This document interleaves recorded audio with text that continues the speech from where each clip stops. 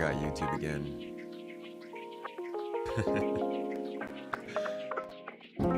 Good to see you though. Welcome in everybody. How you doing? Happy Monday to ya. Hi friends. How have you been? Why am I so small? There we are. Oh, get that streamathon counter off the screen. Nope, we don't need that. Man, we're back. Good to see you everybody. It's been a little minute. It's been a little bit. Holy crap. Hold on, I gotta make sure everything is back up. You know what? You guys really, you brought everything together last week. We had an amazing streamathon, and I appreciate the folks who came out to join us for that.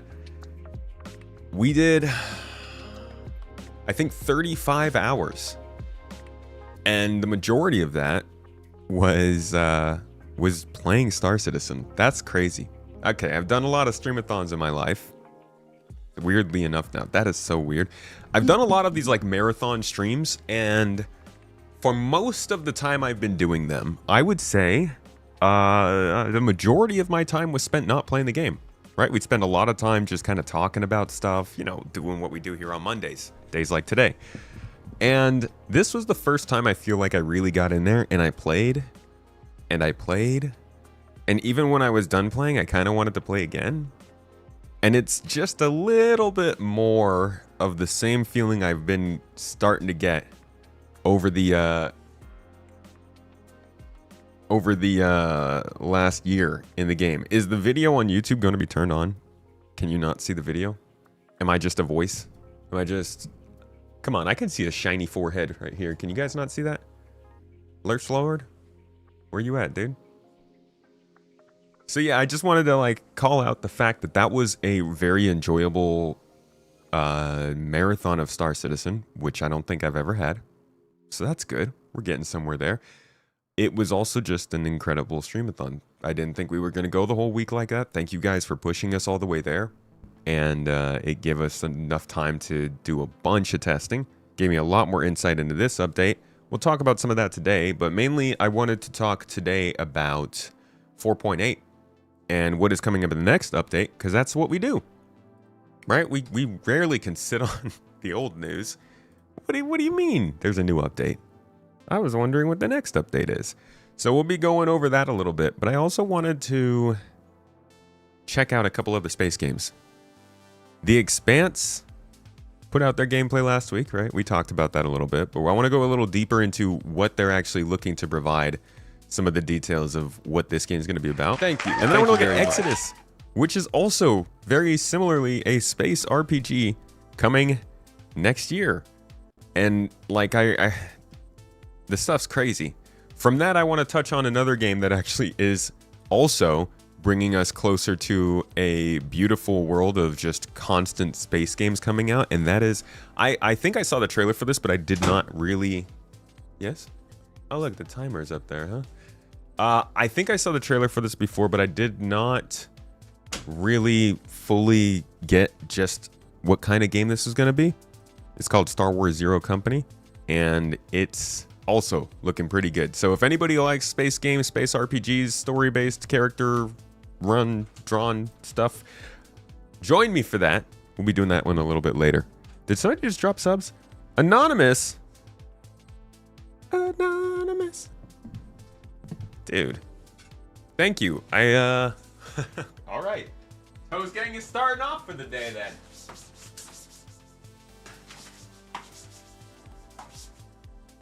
I appreciate you, Anonymous.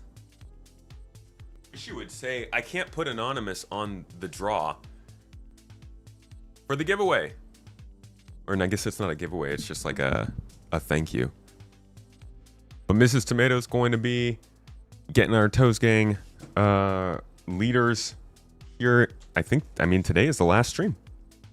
So we counted up today and we'll be with you on Wednesday to tell you who is top of the top. Thank you.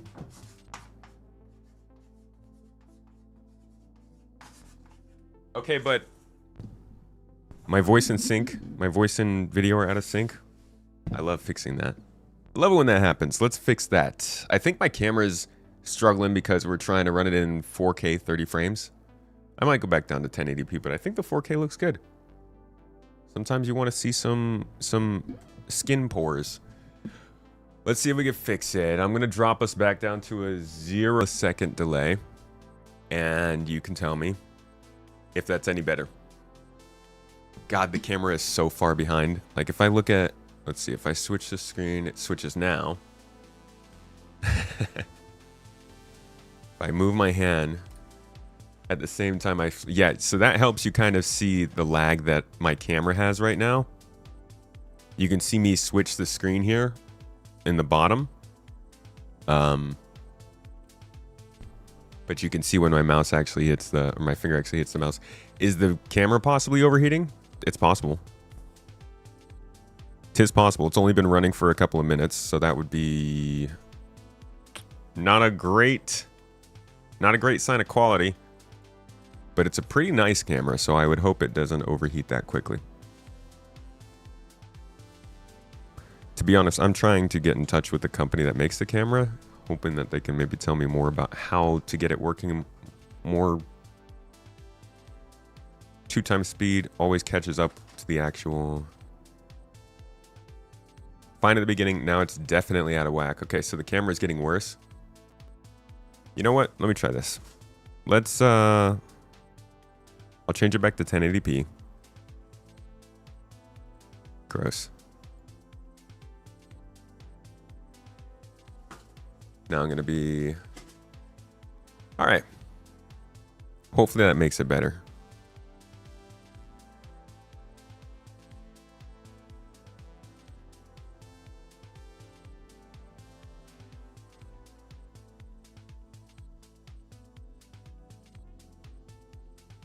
All right. How about now? Looks a little Kung Fu Hustle. Welcome in, by the way, everybody. Twitch, always happy to see you dancing and getting all energetic in the morning. Gotta keep those calves working out, dude. How else you gonna jump onto your spaceship?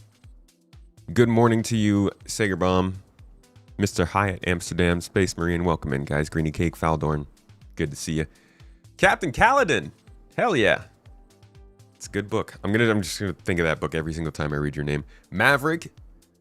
The one and only, bright and early, Lurch Lord the Shiny, Yui, welcome in. Good to see you guys. Sagerbomb, anybody have a particularly good weekend? Good now? Slight delay. Well, if there is still a bit of a delay, I can always put a tiny bit more delay on my mic. Or on the sound coming out, but hopefully that helped. Still trying to make sure that the music is also good for you guys. Let me know if it's too loud.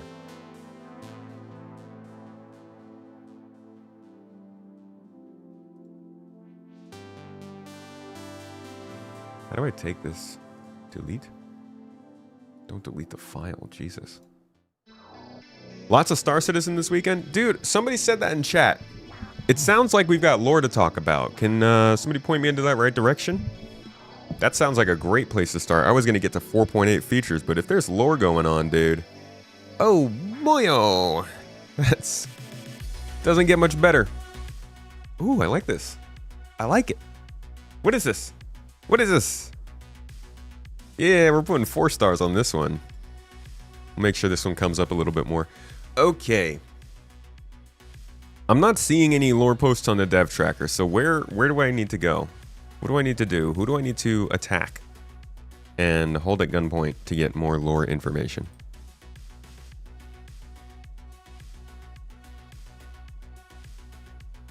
Just game! Nice boop, dude.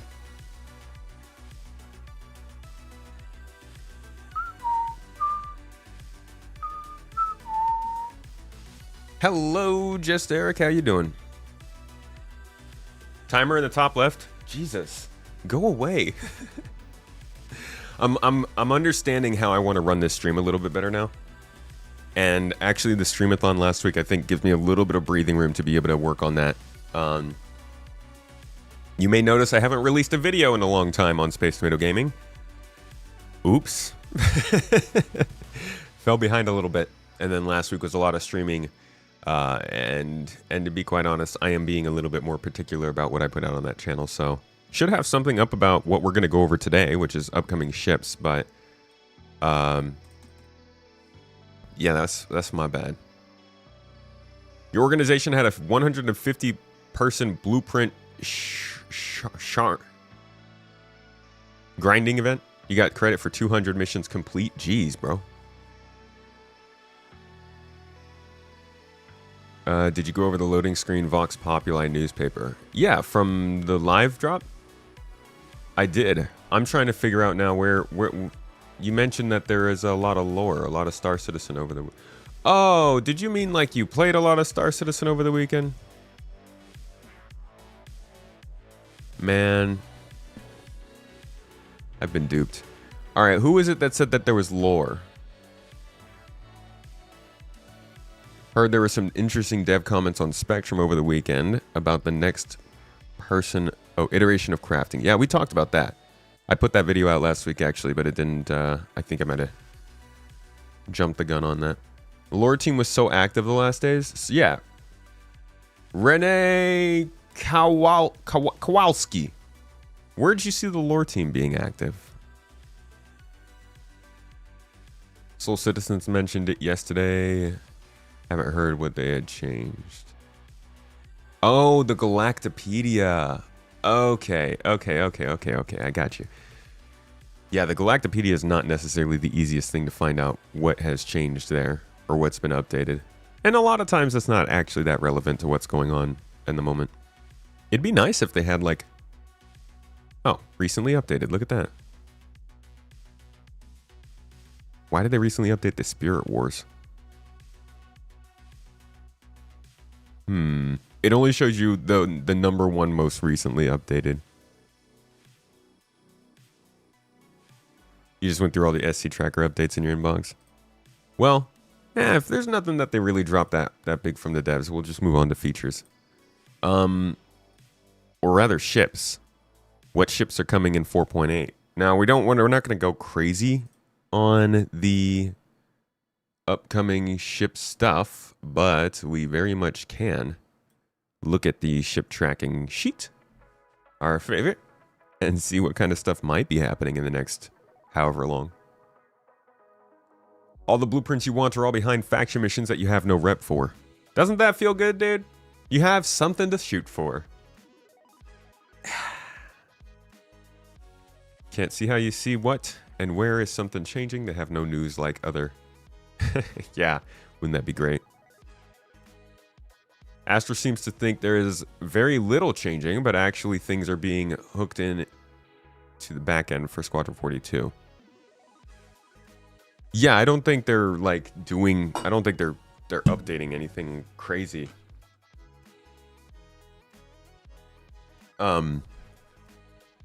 Lore is generally going to drop with updates. Whenever they're doing actual like development updates for us. The lore will be like when Nyx came out. We got a new lore update. Even with this latest patch with Rockcracker coming out, we got a lore update with the new faction coming in and stuff. So I wouldn't necessarily expect them to just do a bunch of lore updates unless, yeah, they're trying to make sure everything is in line and makes sense. There's probably a lot of these Galactopedia things that get dropped on data pads in Squadron 42. But the last time we got like a full-on actual lore update was, it's been a while. No, this is just there.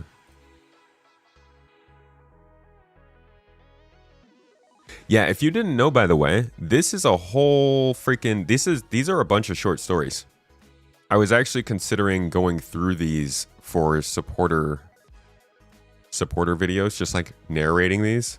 These are just all of like the stories that CIG has officially put out of stuff that happens in Star Citizen. This is why there's so much lore already, because they already have a bunch of these like fictional stories that are official, that have happened across the game world.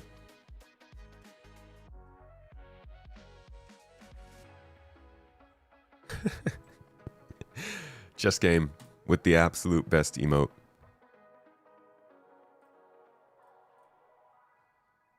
All right. A deep dive into 4.8 stuff. Actually, we're going to do a deep dive into 4.8 ships. Shippies. Shipperoos, that's right. Apparently Vanduul are now the space commies. Yeah, they want us to pay them for their rice. I don't know. Communism stuff. Whatever. You're hoping for a Galactopedia Mobi update app? We need it. Galactopedia has to be on the Mobi Glass. Okay, what's our first most exciting ship? What is this? Game and play? Why is there an N in there? Can you not type? Related to the Hammerhead? Probably. Most interesting ship coming with 4.8. Now, here's the question. Do you guys think that they're going to actually wait for Alien Week? I guess they actually said they were going to wait for Alien Week to drop the Railen, huh? In the February monthly report, I want to say. They said that it was literally coming in June, if I'm not mistaken. If I'm not mistaken, cause I'm not beef. Gatak Railen passed its white box gate review and moved into gray box ahead of its planned release at Alien Week. Yeah, so they're literally, it's not coming in 4.8. It's probably going to be in 4.8.1 because Alien Week, if I'm not mistaken, starts in June.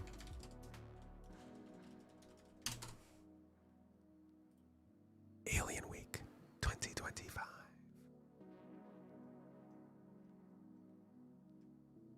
Y'all want a little Star Citizen ASMR session? Yearly in June. They don't even say a date. I'm pretty sure it's going to be first week of June. So how about we start with the Iron Chadatha. The Iron Chadwick Boseman. The Clad of Irons.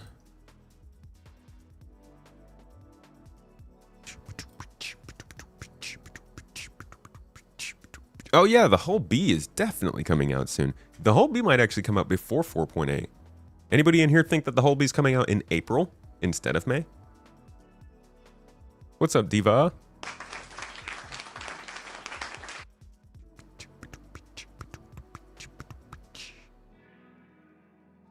Taryn, thank you for the bits, dude.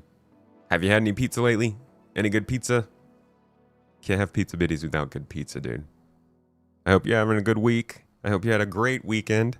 I hope you enjoyed your March. And I hope you're looking forward to a better April. We're gonna have a better April, guys. Okay? Don't look outside. Or read the news. Or think about the future, okay? April's gonna be freaking baller. It's only up from here, folks. You do actually like the sounds of the verse-style ASMR videos. Yeah, the one they did for Pyro was pretty... That was pretty fun. Dude, the Chadwick was so... No, I think I'm way past where they introduced it. Because it was 2024. It was Invictus 2024 that they did the Ironclad. And I cannot find that.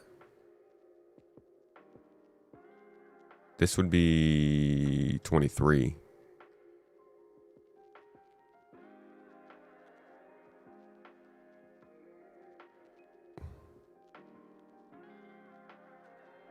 I'm so confused. I don't know what I'm missing, but I'm just going to search for the freaking thing. Hull B sounds like a 4.7.1 kind of ship. I think 4.7.1 might be next week, dude. Hopefully the Hull B works. Is the Hull A working?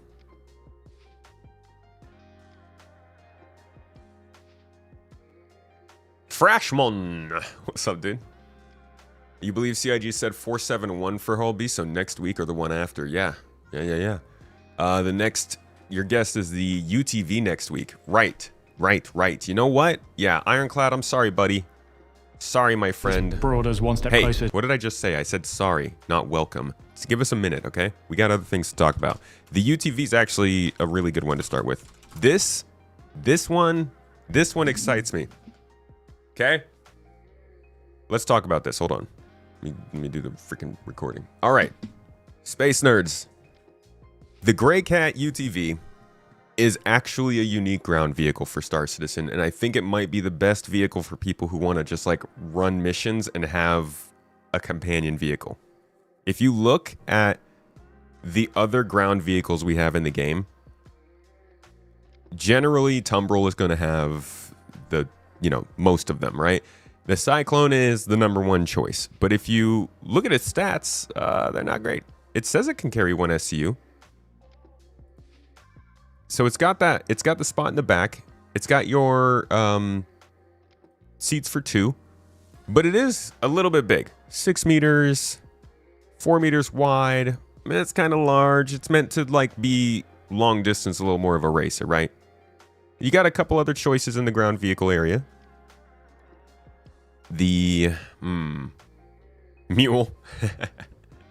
The mule that could. This thing's actually pretty impressive. Watching Leo Nim drive this at Daymar Rally, inspiring. It's a little bit smaller, 3 meters wide, 4 meters long, not bad. It can carry 1 SCU, but you got to put it in the freaking arms in the front, and I don't even know if those are working yet.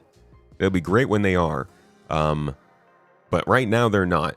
Now, besides that, you still have the 1/8 SCU cargo in the back, which is nice. But overall, I think the mule is a little bit too small and not quite geared towards running missions. What else do you have? You have the Ursa. Let's take a look at that. Where are you? Is it all ground view? Oh, yeah, here we go. The Ursa can carry 0 SCU. This one's weird for me because it's so big. It's the biggest of all of these, but it carries the least. 8 meters long, 6 meters wide. This one's pretty big, but it has a whole interior. So you get, can you move? So you get life support. You have a defensive turret on the top. You have space for other people to join you on the inside and ride around, which is kind of nice. I won't even get into the bigger ground vehicles. I mean, you want to get up into the entire, what is this, the Spartan class? Yeah. I want to say, what is the Atlas platform? The entire Atlas platform is just massive, right? So this isn't really when we're talking about for 1 to 2 people. And then you've got something like the MTC. This was so close to being it. If this thing could carry 1 SCU box, it'd be perfect. It would have the game on lock. It'd be all good. I don't think we'd have anything else to look for. Unfortunately, it doesn't. In order to pack this thing up, you have to split your cargo into 4 1/8 SCU boxes, I think, that come out the back here, which is still cool. I mean, it's nice. You can still put a lot of loot in there. It's just not great because you can't put a ton of loot in there, and you can't put large items into a 1/8 SCU box. So you miss out on that a little bit. It also is 9 meters long and 6 meters wide, which is kind of massive if you think about how big the Ursa is compared to like the Mule or something like that. And then you also have your hover bikes. The hover bikes, where are those? The hover bikes are a different story because they're not really meant for the same sort of thing. They are phenomenal for getting around on the ground, especially if you want to do it quickly. But a lot of people, you will find, you may be included, like to loot. We like to carry some things with us. You like to go into a place, cause some trouble, kill a couple guys, take their hot dogs and pickles, get out of there. So the hovercraft is good for some things, but not necessarily for running missions. And that brings us to this new boy, the UTV. Kind of like the MTC that we saw last time. It does say it has 0 SCU stowage, but I'm pretty sure this thing carries a 1 SCU box in the back, 2 people, gun racks, and it's a new vehicle, so it's probably gonna work. I don't know if it's actually gonna work any better. But it has everything you need except for life support.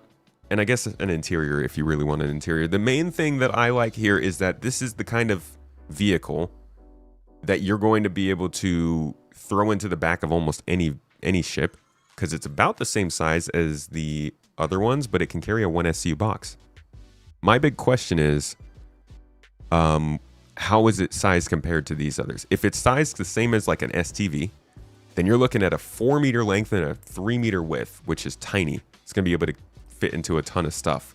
But if it's something more like the MTC and it's going like 9 meters long and 6 meters wide, that'll be more of a problem.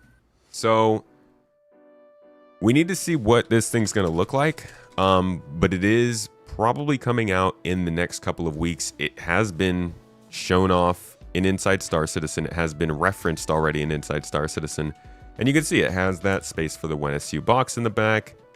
It's got the gun racks on the side. And it has, I think it also was a sneak peek of the week a couple weeks ago. Yeah, here we go. So this is another shot of it here. They're getting ready to drop this. But I don't know what the specific size of it is going to be. A lot of people are going to pick up as an LTI token, for sure. Yes, absolutely. But I think a lot of people also are sleeping on how useful ground vehicles are about to become. Starchitect is going to probably change the way we think about ground vehicles in this game. Because right now, ground vehicles are mainly just used to get to and from locations, rather than going between mission areas, outposts, and stuff. We're going to start to have more situations, I think, where they're going to have us actually want to use ground vehicles for things. And this seems like it's going to be pretty preem for a lot of people. Here it looks like somebody made a all ground vehicles in Star Citizen, I guess. Who's the user? Thank you to Warrior. And you can even see the selection that we have. You got tanks. Here is the original PTV. Or actually, no, I'm sorry. This is the new PTV, the redesigned one. It looks a little more like the UTV now. And it's basically the UTV, but without the storage in the back. So you're missing out on that. You got the Cyclones, Ursa, Lynx, Rangers, the motorcycle, the STV, the Steve, the Rock. This actually does possibly fit into a unique spot. I would love to see a competition between this and the Mule. Actually, this carries 2 people, the Mule carries 1. Yeah, the UTV fits into a nice, unique spot, guys, and I think it's one to keep an eye on as it comes out in a little bit. Probably be, what, 30 bucks? 25 bucks on its own? Where you can wait for it to pop up in the store. That's the UTV.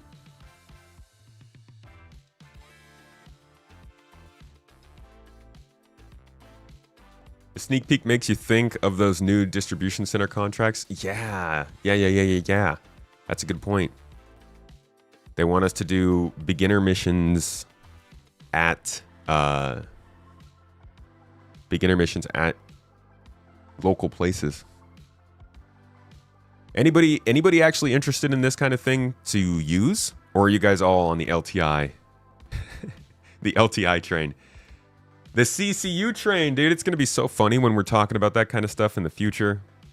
Yeah, dude, I totally CCU'd my LTIs so that I could get a Quanta fix right before the wipe of 4.7. So I'd be like, what the f did you guys used to do in this game, dude? What's today, 9?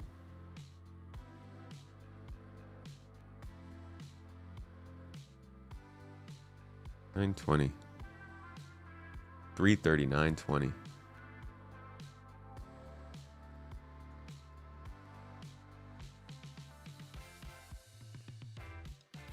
$3:30.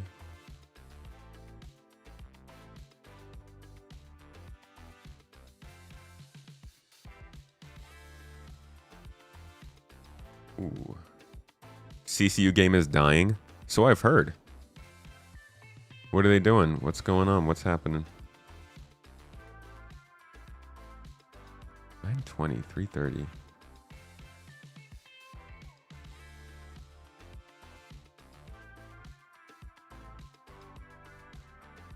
Oh man. Why is that? Why is it doing that? Gameplay.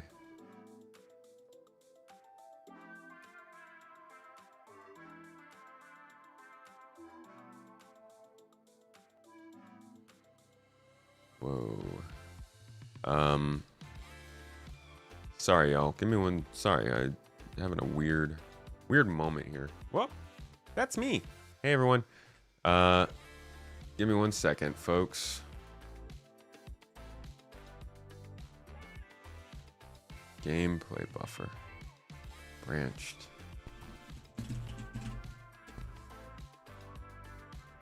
What is going on?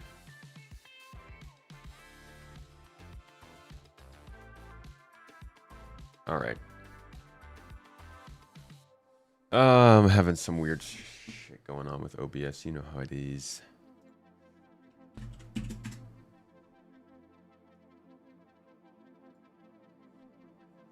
You'll probably get it. It's on the small side. Need to capture the flag event using ground vehicles around Microtech.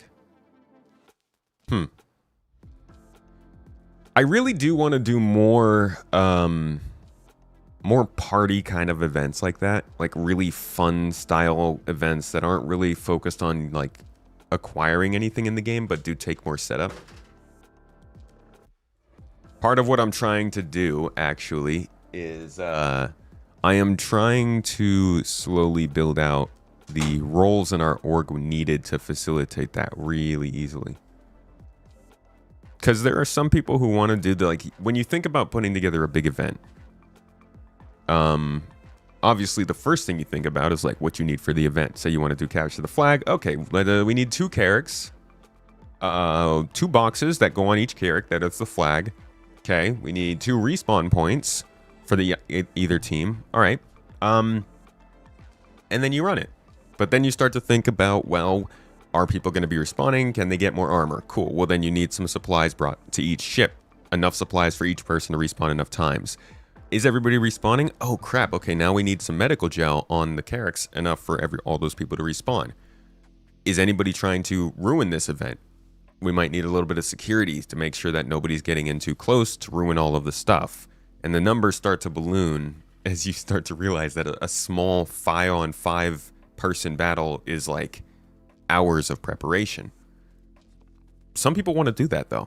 You know, some people want to be the person who's on hand, keeping the medical gel stocked up, making sure people are getting their injuries healed if they come by. Some people want to be in charge of making sure that they've transported all of the armor to a specific spot on a specific planet on a specific day. It's the hard part is finding those people and giving them a reliable system to operate in. That's what we're trying to do right now, because that kind of stuff, that's amazing. One of the biggest lost opportunities in Star Citizen was, what's that guy's name? What is his name? He used to do the big battles with all the people. Rexzilla. I don't know why he like completely about-faced and started doing content and other stuff, because he had a niche, but I think he was definitely onto something with what he was doing, what he was setting up, the hype he was getting people into, and that kind of gameplay for Star Citizen, and nobody's done it since because it's freaking hard. The game's only gotten harder to plan that kind of stuff for. So I'll tell you, the problem I'm having right now, it's really weird. Output, none. No output. I am I'm trying to record this screen here, which obviously to you guys is 1920 by 1080p, right? But when I try to record it,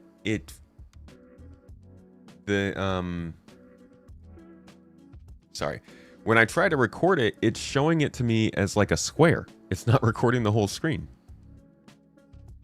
which is new for me. Let me try this. Yeah, branch.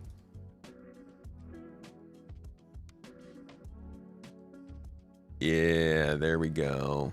This works. This works. Gameplay. Yeah. Okay. All right. I figured it out, guys. You just gotta, if the man doesn't work with you, you just gotta go around the man, you know?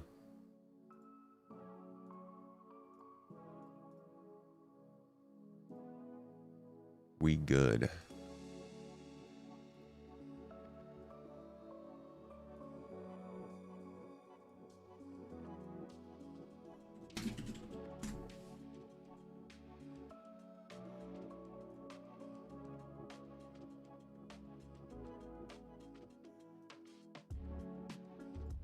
Yay. Okay. All back. Sorry about that, guys. Have I considered making a video on what 5.0 may entail? Release is probably September. It may be close to squadron release. You like to think CIG have plans for PU and squadron release? I'm not convinced we're gonna do a 5.0, to be honest. I just don't know why they would. The only thing I can think would validate a move to 5.0 would be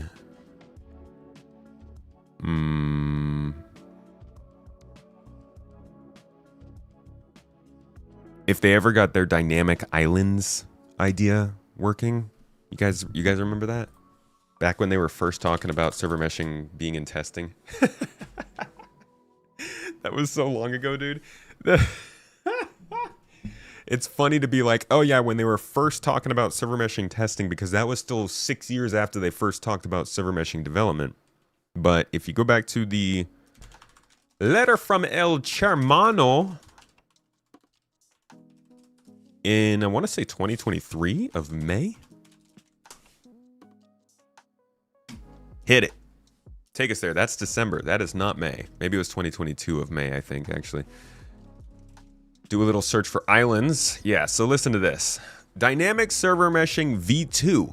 Well, I'll go all the way back. This was their idea of what server meshing would do. Keep in mind, this was back when they thought that server meshing was going to be coming out. Let's see. So they were working towards 3.18. They had 861 employees, 1.8 million. Oh, look at that. 1.8 million backer accounts. And they were definitely looking, okay, here it was. We are aiming to put static server meshing and Pyro into the hands of players in the fourth quarter of 2023. Wah, wah. So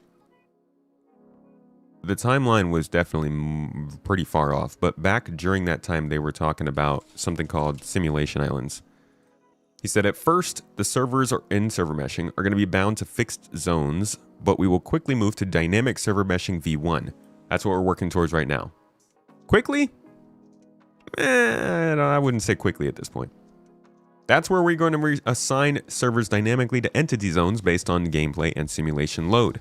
This will be a much more efficient use of the servers in the cloud, as you only need servers where the players are, whereas a static server mesh, you have servers assigned to zones, even if there are no players there. Now, since they talked about this, they've come back and told us they're actually going to do quasi-dynamic server meshing, they've called it, which is basically not actually dynamic server meshing. It is, if I'm not mistaken, it is servers that will God, what is it? Let's see. Let's see if somebody else. Oh, yeah, maybe Unobtainium updated his website for this.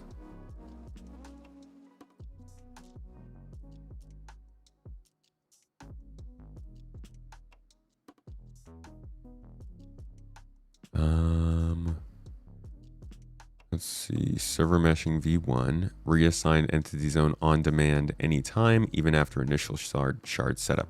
So I believe this is quasi-dynamic server meshing they're working on. Some game servers might be underutilized, others might be overloaded.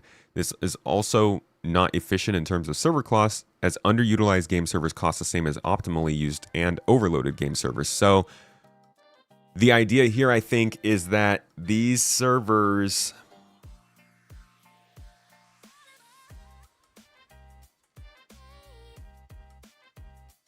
use the entity zone introduced with static server meshing, have an algorithm check the load with each game server, then split the game world up into sections on the fly and reassign the different entity zones across the game servers of a mesh. Okay, so this is quasi-server meshing, which is just allowing for multiple servers to take the space of what an originally single server would, but it does not allow servers to resize themselves and move around as needed to account for people moving around.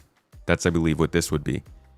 An entity zone can be further subdivided. The entities within the zone are organized into different groups based on which objects can interact or collide with each other. These additional groups are called simulation islands. Nah, I'm just getting myself confused now. I need to go back to... I can't just leave you guys with this. Let's go back and find what Benoit said about quasi-dynamic server meshing so we can put this record straight. Because that's important. Now I got you all confused, right?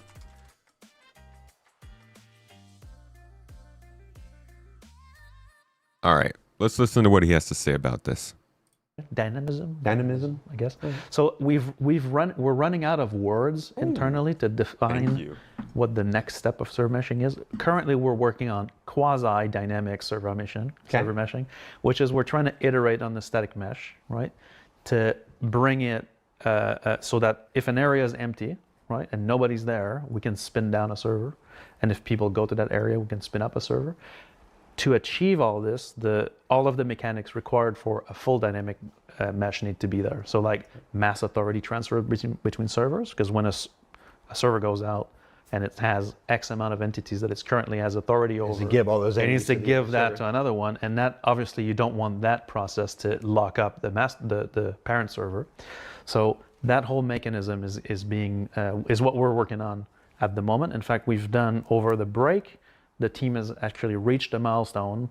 We were able to run with our internal testers a test of quasi-dynamic server meshing internally. So that's good. I mean, it's the first test, so, it's a bit rough, but it basically requested, I think, 200 servers to run the mesh. That was a little bit of a but that's not good. Yeah, our ops teams, Ahmed specifically, got a call from Ahmed immediately. But anyway, so wait. Damn, you've been calling it quasi-dynamic, and I've been trying to workshop a new name for you, and I've just got a little bit of dynamism. But so you did your first test of this quasi-dynamic, like, hey server, you try to determine how much you need, and the first thing it did was ask for 200 more servers. Yeah, exactly. Well, yeah. A little bug in the assignment system, but that sounds like human nature. Correct.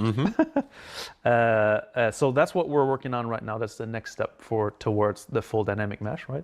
Obviously, the goal with the dynamic mesh, just to recap it, is that instead of having a subdivision that we pre-make in advance, like currently, every patch we look at the territory assignment, is what we call it, of like what's coming, like, oh, we have an event at this place, and most players are going to go to this system, and so we adjust the mesh, right? And sometimes we get it wrong, and it's a very manually intensive process, and we don't want to keep doing that. So the goal with the dynamic mesh is to be able to just adapt to where the players are, the cost of the location they're in, to be able to provision compute dynamically up and down. So there's also the unfortunate cost equation in this, right? The current static mesh will always provision a server for every territory that's configured, and so there's a little bit of savings we can go and get there. But more importantly, the dynamic aspect of it is to be able to always make sure that the proper compute is available for players when they're in an area doing something, right? So that's the goal. Yeah. So that's kind of that's the goal. I don't really hear much of a difference between the quasi-dynamic and dynamic, which I guess is why they're choosing to be that ambiguous about it. But essentially, it is a step towards the ability for the servers to self-assign themselves, which would be huge. I don't think any other game's ever done that. Static server meshing, good tech. It helps the game optimize, but it's the kind of tech that has been done in its own various different ways by other companies. Breaking up a world into servers is a thing. Dynamically having them resize themselves, though, in an MMO, I don't think that is I think that's a new one. And it'll be cool if they can figure it out. Sounds like the areas are statically configured beforehand versus dynamic that will allow you to figure out these areas on the fly on its own.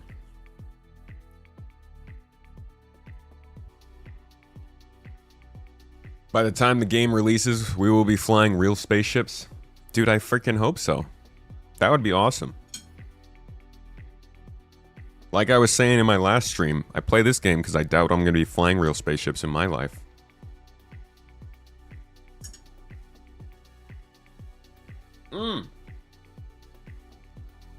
Summon the wizard Grollo? To be honest, I would give him a call if we were going to be talking about this the whole time, but we're going to get back to ships. I just want to finish talking about dynamic, this simulation island stuff they talk about. So they say Dynamic Meshing V2 will take this dynamic assignment of servers one step further by subdividing entity zones into simulation islands, allowing these islands to be distributed between servers to again help balance simulation load.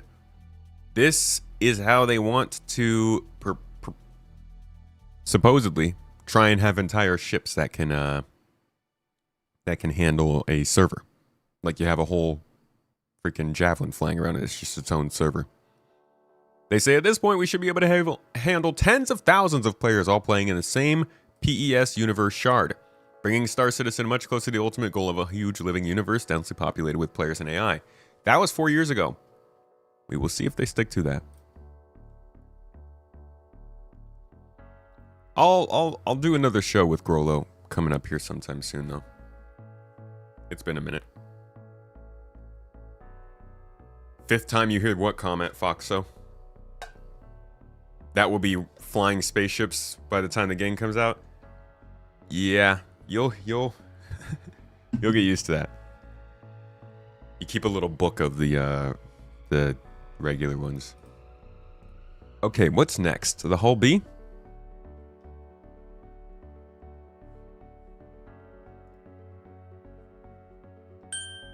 Let's talk Hull B. What is the Hull B? First, you have to think about what is the Hull C, which means you have to think about what is the Hull A. And then you have to think about what really is the alphabet to you. No, it's really not that complicated. The Hull B is just a smaller Hull C. The most interesting thing about the Hull series of ships is that there were originally only two. There was the Hull A and the Hull C. One was made to be the large truck.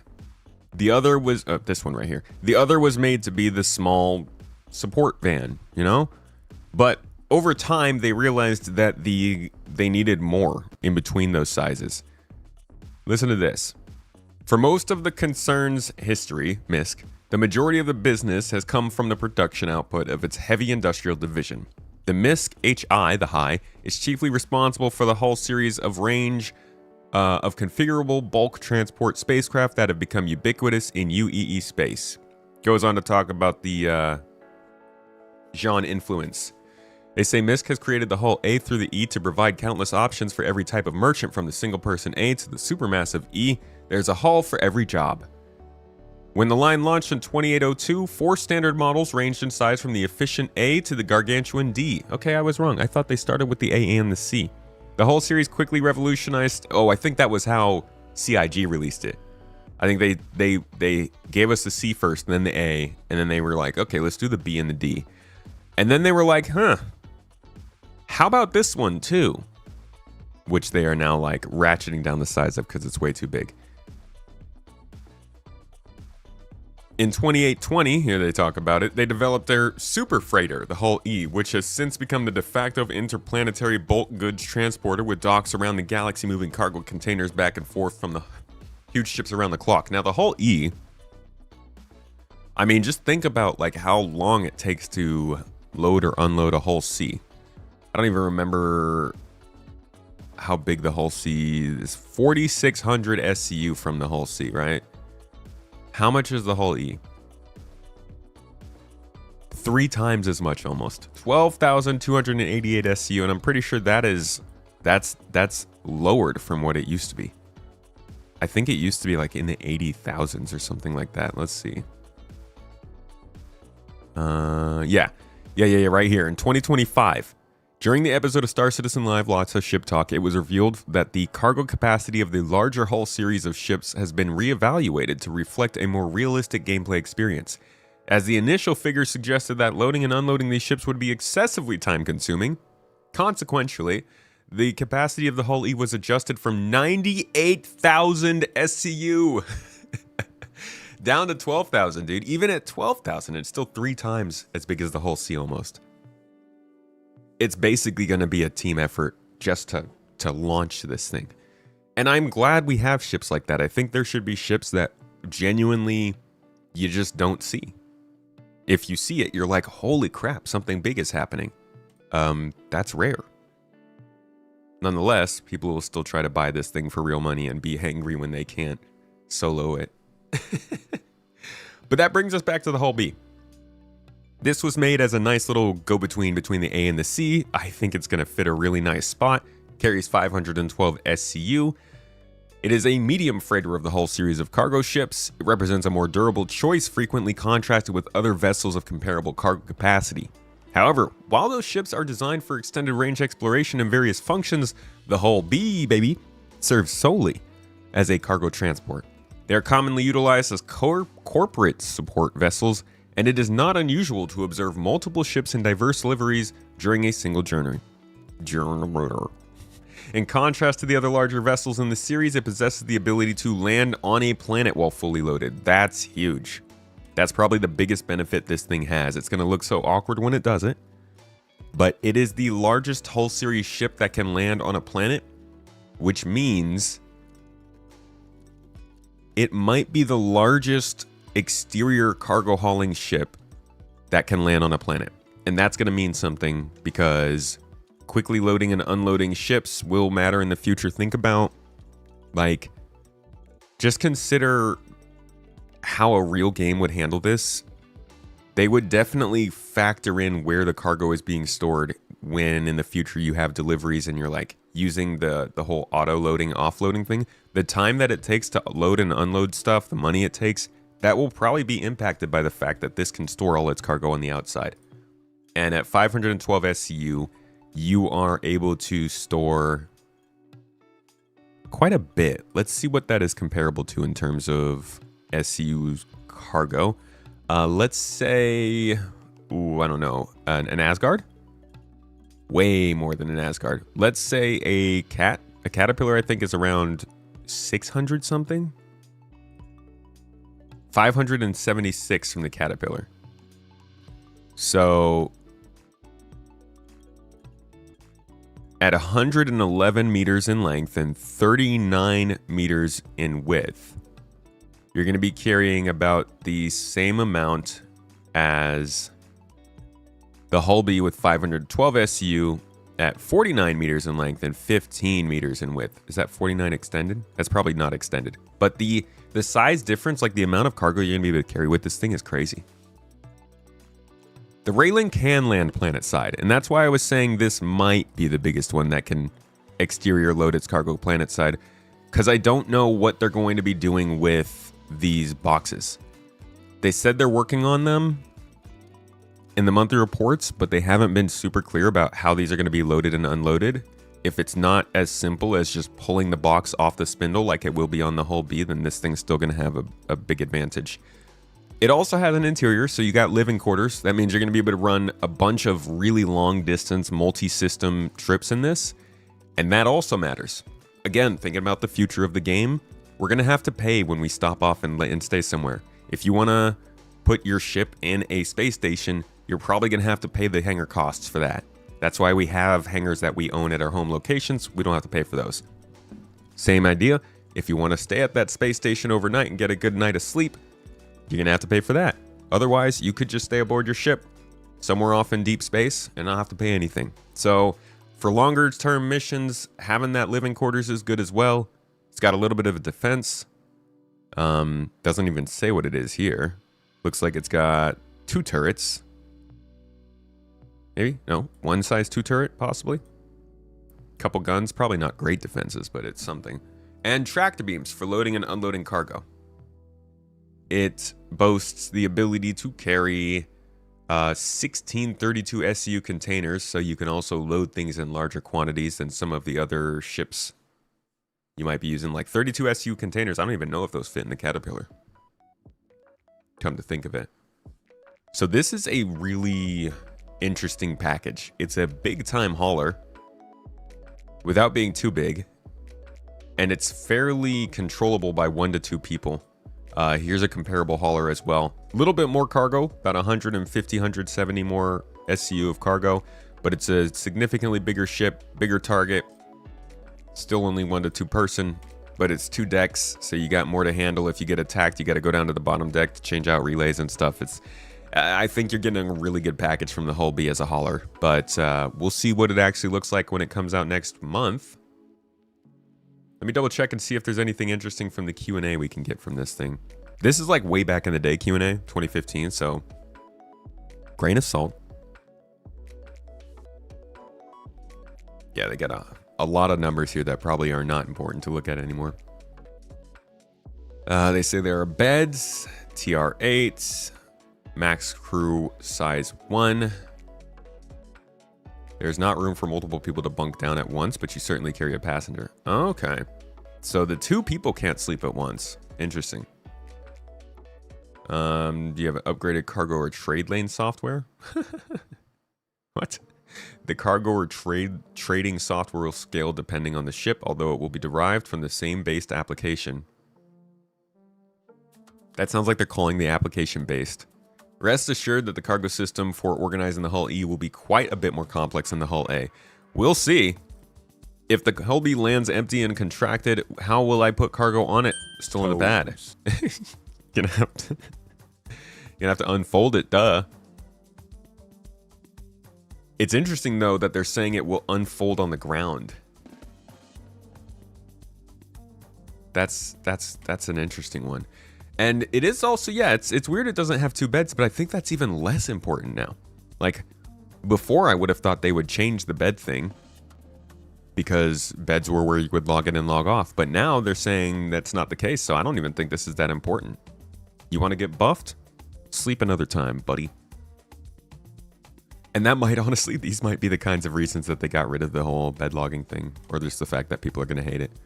All right, the design for jump point limitations is still being developed, so there is no definitive answer. What does that say? The beam defension are larger. Does that mean it fits through smaller jump points? Ah, yeah.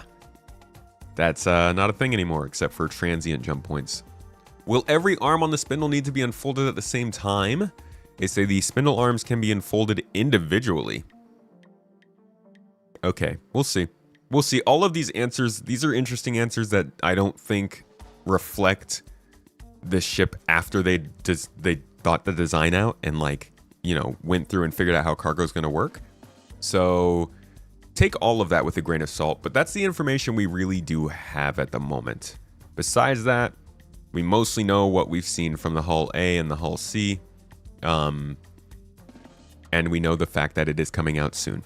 It's on our ship tracking ship sheet somewhere around here. We get a very high confidence, confidence? Come on now, man. A very high confidence that it is coming out soon. Our last update had it going through tech art, finalizing intricate spindle deployments. It was in Graybox in November. Interestingly, we haven't been told too much else about where it's actually at right now, but we have it in Lot 0. So this is, yeah, this is like for sure going to be a... I have it at May Invictus Week. But I'm thinking it's going to be an April thing. We'll see. That's the Hull B. What's up, Migs? How you doing, brother?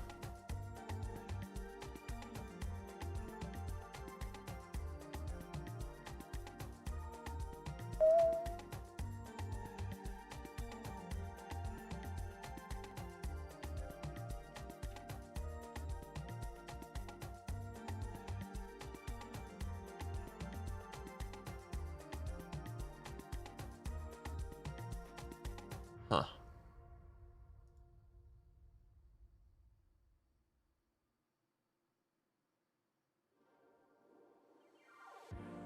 Interesting. April 30, 940.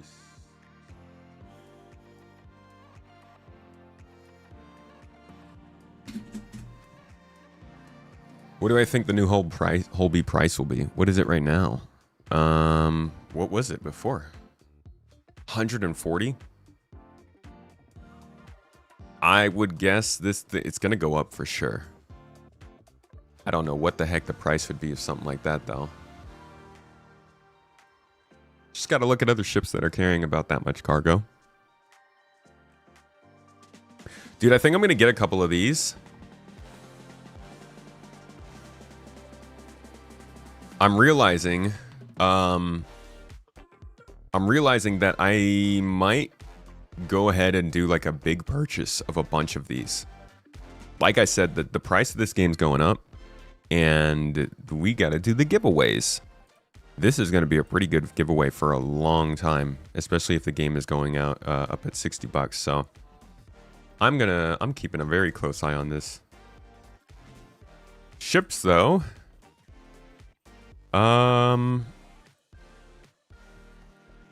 So look at like, oh geez, the PTV's $15. Yeah, I guess the UTV is probably gonna be like $20. Why is a Dragonfly 40? Bro, these ground vehicles are such a ripoff. That's crazy. The Mule is $45? Dude, the Mule is the same price as the Cutter is so weird. Are they limited one per account? Ah. Shame. Yeah, let's keep jumping forward here. So I'm thinking the Hull B is probably gonna be around here somewhere. Cause it's got the, I mean, shoot, even if it's around here, it's a pretty dang good deal. And I don't mean that from the perspective of you should be buying ships. This is, I don't, my stance is don't buy ships, okay? I believe everybody who is watching should be trying to get the ships in game. The only reason you should be buying the ships is, I mean, I don't like telling people how to spend their money. You might be hella rich, dude. If you could throw your money at whatever the heck you want. This is for the people who are like, you know, you gotta pick and choose where your money goes. I don't think it's worth it. I think it builds resentment in people. I think it builds disappointment in people when ships don't go the way they want, when ships get nerfed, when things happen that you just didn't sign up for. Those things aren't on this ship page. You buy this because you see what's on the picture and what's in the text, and that's not always true. But from a pure money standpoint, the Hull B is a stupid good deal right now. And even if it goes up in price to be around here, I think it still would be pretty good functionality-wise. But we'll see. You got your Carrack, just hoping in November you can pledge the Endeavor. The Endeavor, dude. You're going for the long game, huh?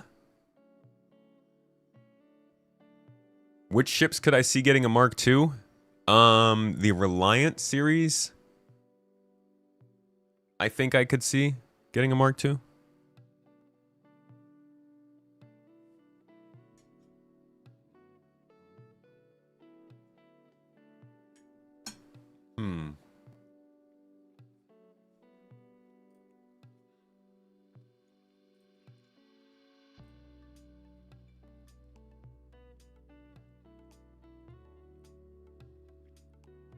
I don't know if I see any others.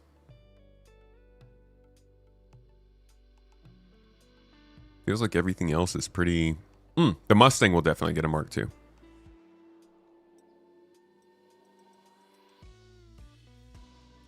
This is an interesting situation. I don't know what the heck's going to happen with the MSR. Because... normally they're doing Mark IIs because they feel like they need to change the ship away from what the concept art was and what people kind of bought it for.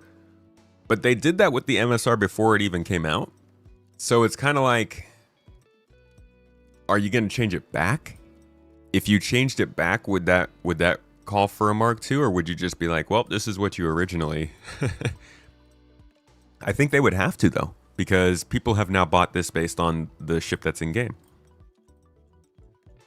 I don't know about the Connie. I know people really want the Connie to get a Mark II, but it's a pretty... I think it's a pretty malleable ship. I think it'll grow in size, but I don't think they need to change it so much it gets a Mark II. What's going on, Belaine? We're talking ships, dude. Upcoming ships and features. How you doing? You know what? I should probably make sure. Do I have any tags for... Yes, I do. We won't know until data running. Even if the original use case is a mess and you don't use it in a conventional way, you love your MSR.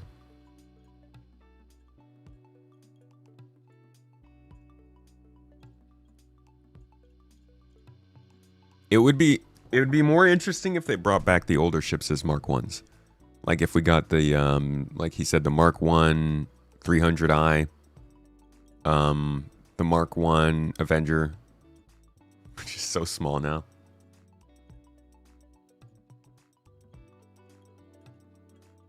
MSR needs to lose the turrets. Sir, I love that thing having turrets on the top and bottom.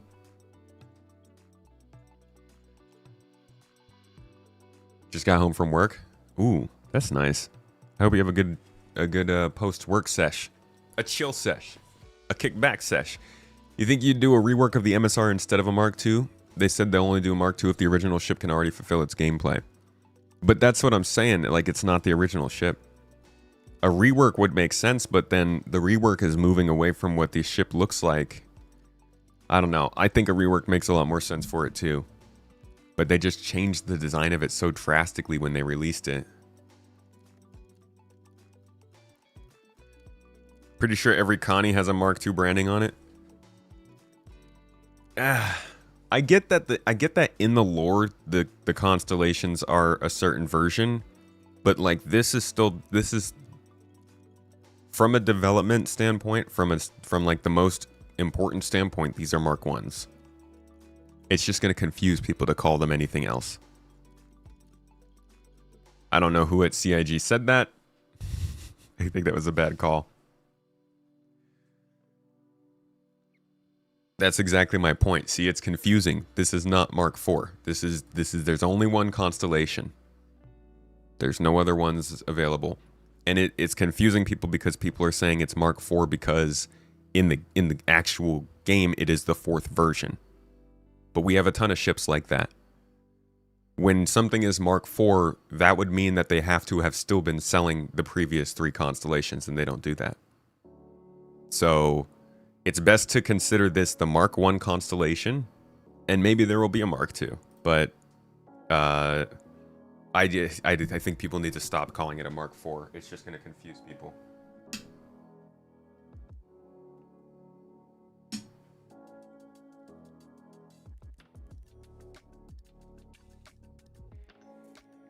I don't know. It's almost like coming up with a system called Quantum and then telling everybody it's called Quanta.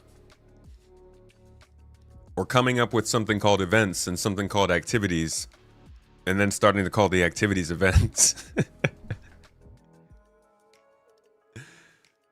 That's Mark IV. You can see the Mark IV in that picture, like looking just below the airlock. Are you guys genuinely, no offense, but are you guys like just ignoring what I say? I'm acknowledging that it is a Mark IV. I'm saying that calling it Mark IV is just gonna confuse people because it's not actually a Mark IV. The only thing that gets people to do is go on the store and start looking for another constellation to buy. Because if you see the Hornet Mark II here, then you're like, oh, there's another Hornet to go buy. And you go look for it. If somebody tells you that this constellation's a Mark IV, then they're just going to be all over the shop going, where's the Mark III constellation? I want to check that one out.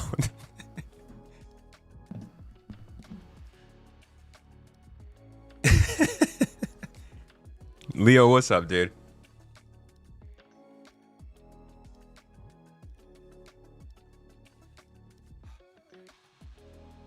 Listen to you now, hear you later. Hear me now. See me now. Weaponized. Hey, dude.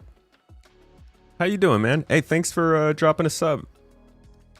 Dropping the toes. Also, Bilko. Bilko. I appreciate you, dude.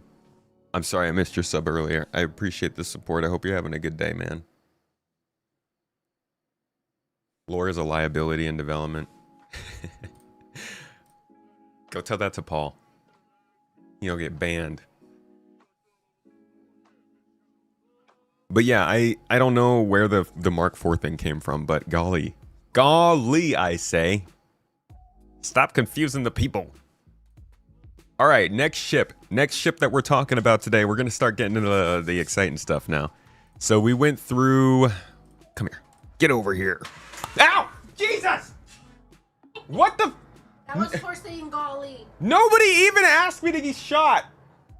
No. Chat, she should get in trouble for that, right? Me? You can't just shoot me when no one requests it. I requested. Wonderful. Makes sense. You still kind of miss the old original Connie and think we need one in a museum in the game. The old Connie. Let's look it up. I don't actually know. I always thought they looked pretty similar. Let's see. Star Citizen original Constellation.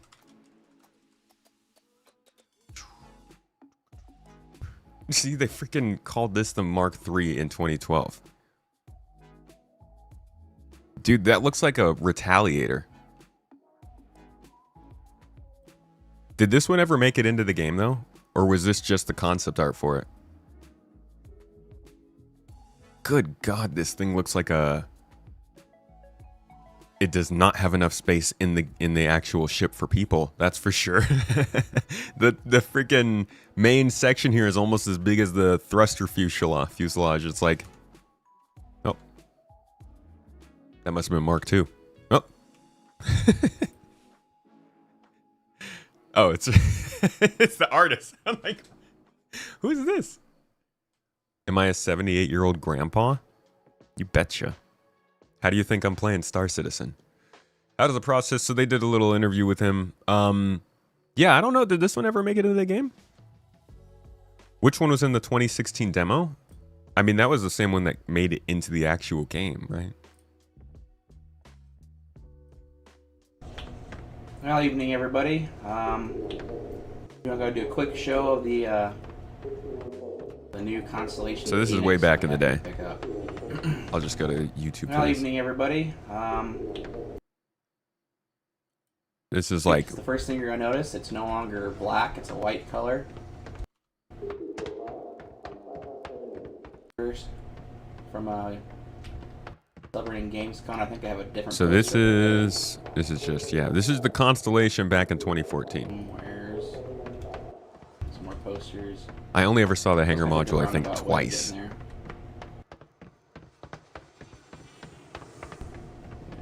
Ryan Church Mark III. So I think maybe I'll just call my son Space Tomato Mark II. It is white. It's the first thing you're gonna notice. It's no longer black. It's a white color. Like, it's not that far from the Connie we have. This is the luxurious command and control version, and also the most heavily armed variant of the Constellations. It basically got the same kind of an update that the Cutlass did, that the Freelancer did. Everything that was in this version of the game got updated to the new version of the game around 2016 to 2018. Right now, very clean looking. But you don't really call those Mark IIs because it's still the same ship, you know? We have one Dang. turret, not two. Don't you wish Star Citizen had came out during this? And turret does not work. I don't know. I actually obviously this is alpha level graphics and everything. I consistently wonder what would happen if Star Citizen had come out around this time. Different. Would we be on Star Citizen 3 by now? Chairs. Squadron 46? It matters a whole hell of a lot, but I hope they add some kind of a difference between this screen is supposed to be an HD screen. I don't know what the difference between HD. I know is this one's blue, and the one that comes in the rear Constellation, and all the other constellations is black. I don't know if that makes a difference. Let's let's turn around. We're gonna show our kids these graphics, and they're gonna be like, "Ew!" Ew! That's them. That's the kids. So that was the old Connie. I mean, I say old Connie, but it really, it hasn't changed too much. Same general shape. Definitely not the same, as much of a change as the Aurora to the Mark II Aurora. But the Hornet's not really that big of a change either. The only reason the Hornet really works out is because they planned that from the very, very beginning. So it's different enough, but it's not crazy different. I don't know why we're on this tangent. What's our next ship? So we talked about the Hull B, the UTV. The Moth is already out. We got the Clipper. Okay, let's look at the Ironclad. Why not? Gonna have to happen. The old Connie you were thinking of had a huge walk-in shower in the back and cargo bay. Had the weird 2-stage drop-down mechanic. Is that the old Phoenix?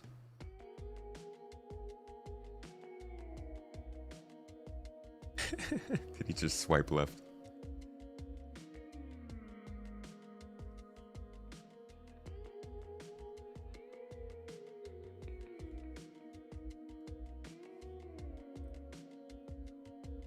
Iron Chad. Chadmonius. Iron Chadwick Boseman. Cladominus. The Fatterpillar. Whatever you want to call it. This is likely to be the most hyped ship release in Star Citizen in 2026. For good reason. Cargo hauling is actually kind of fun. And there are quite a few... What's going on in chat? Jesus. Friggin' Fola. Alan. The Toes Gang double duo over on YouTube. Y'all just dropped membership so hard it moved my chat. Hey, thank you guys. Mr. Velasquez. I really love saying your name, dude. I hope you don't mind. And Fola. Ah! Toes Gang royalty, Mr. Fola. Thank you guys. Thank you so much for supporting the stream. Appreciate you. If you just got a membership, y'all, I should have a member exclusive video coming out in the next couple days that might be a day late. I'm sorry. Don't kill me. It might come out on April 1st instead of March 31st. That's not an April Fool's. Last week sent me back. But I will have a new exclusive video for you in a couple days. So if you just got that membership, give a shout out to those boys, say thanks, and tune in for that. All right, back to the Ironclad, Mr. Chatty. So there's a reason this is such a hyped ship. It has huge amount of storage on the inside. It has a protected storage area that you can actually lock down, which is a new feature. Protected storage is something that I would appreciate. I don't know about you guys, but there, like a lot of times to let people on your ship, sometimes you just don't want people to touch something, and it can be very, very tempting to touch something. Trust me, I know. You leave a fire extinguisher out, I'll grab it. If you're a friend of mine, keep your fire extinguisher in the protected storage, okay? But that's going to be useful. Another really, really, really big part of this ship that people love is this open ceiling. No other ship in the game has this so far. And it really shows a focus on what actually matters for cargo hauling. We just talked about the Hull B. The whole series is focused on external freight so that you can more quickly load and unload it. But one of the biggest problems with a lot of these ships is like you can't easily get stuff out of the ship when you're trying to transport it. This makes it very easy. You can have a Argo ship over the top, tractor beaming stuff off and over to the side. As long as you got a crew, the Ironclad's going to be very good for you. But that's not all. No, my friends, that's not all. There's also a really, really big feature being worked on for this thing called the command module. We saw this talked about. It's actually planned for the 4.8 roadmap already. We know it's coming in 4.8. That's why we know that the Ironclad is coming at that same time. The command module is actually what is essentially a detachable ship that can connect to either the Caterpillar or the Ironclad. And if I could find, here we go. It docks or undocks to your ship. It can come and go. It has quantum travel, life support. I don't know if it has any weapons, but it's got thrusters. It can head down to the planet side to land. Obviously, in a big ship like the Ironclad, you don't always want to waste your fuel on going down and landing on the planet. Having a little runabout already attached to your ship is beautiful for that. Besides that, though, it also has got the ability to transport things to and from the ground. It's got I think a repair. The repair deck might be on the Ironclad Assault, which is a variant that's meant more for attacky pew pew. Fight. All you violent folks out there, they got a variant for you on this. We'll get to that too. Carries 2,200 SCU. Crews 1 to 6 people. That means you're going to have beds so you can get some buffs. 120 meters in length. This is a home in space, dude. You could literally have this be your space station out in space, your home base, for you and your friends. You can have small ships that come in and land and allow you to drop off your loot or your cargo or the things that you're finding, salvage, whatever it might be. Take off and go out and do more stuff. Another friend comes by, does the same thing over and over. With persistence, this is going to be crazy cool for like a group of 6. I would say if you've got you and a couple friends, you could probably pool your resources together and grab one of these in game when they come out and not have to go back to cities or space stations anymore. Let's look at what they had to say about it, though, because there's actually the devs were pretty excited about it. Ships, it kind of builds on what the Caterpillar brings, but in a much larger form. The Drake Ironclad is a 6-person multi-crew armored freighter. A large proportion of the ship is dedicated to the cargo bay at the front of it, which has both a front ramp for loading and unloading cargo and small vehicles on the ground, as well as a retractable roof for doing that in space with EVA as well. Little tight entrances to cargo ships doesn't necessarily lend itself to when you're out in deep space and you're trying to quickly move some cargo from one person's ship into your ship. Really, you want as much kind of access to be able to do that as you possibly can. So by having this kind of much larger opening on top of the ship, it allows us to kind of bring cargo in much easier. So its role being a sort of armoured freighter comes from 2 distinct ways. One, the cargo itself is more protected. It's within the cargo bay that has the armoured roof section that covers it. So unlike, say, a Hull C where the cargo's on the outside, you can load it from the outside but then protect it with the Ironclad. It's also more heavily armoured than the Caterpillar, so it kind of gives a little bit more I also security. want to point out here, this was, I think, the very first video CIG ever did where they literally went and made animated concept art with visuals, with audio, with the whole shebang. Like this was a marketing blitz for this ship, and it worked.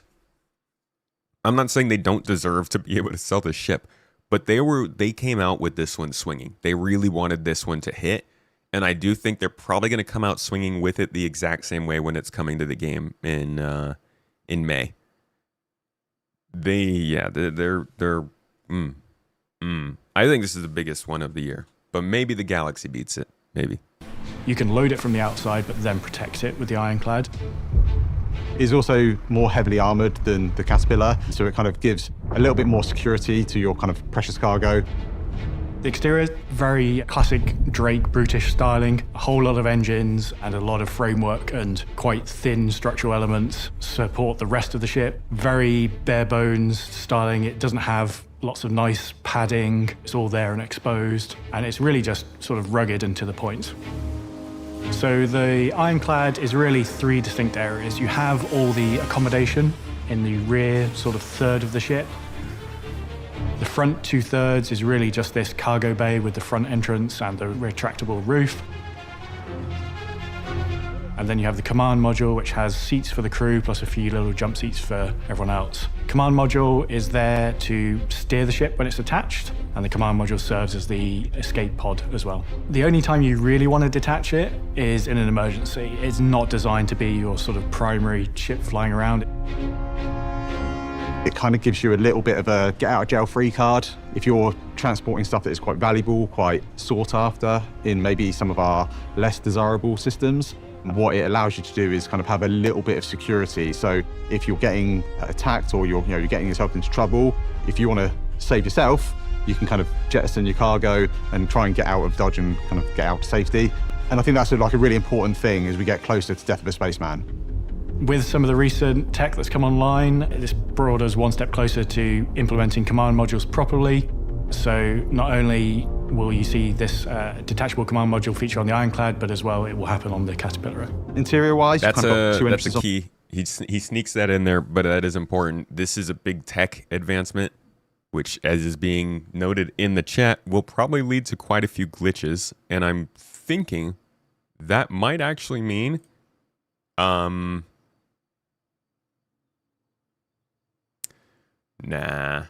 I was going to say maybe they would test out the command module in the tech preview, but I don't think they want to ruin the surprise of the Ironclad with that. I think they'd be I think the tech preview is probably only going to be used for anything that can like break the game fully, and this would just be a problem mainly with these ships.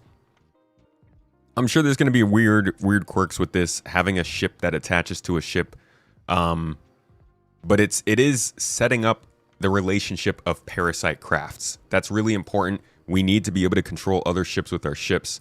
If you look at something like, say, the Crucible coming out, these sorts of abilities for a ship to be docked and kind of serviced and controlled by other ships, I think is a big tech hurdle that they want to get over. And I imagine this command module stuff is going to help with that.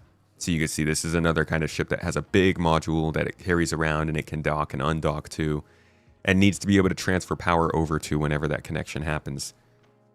So I'm sure this is the kind of thing that they needed to make sure was working after resource networks, after physics grids transformations, after docking, after all kinds of stuff. And it's probably not a coincidence that with this change, we are also seeing the docking improvements that are assisting refueling.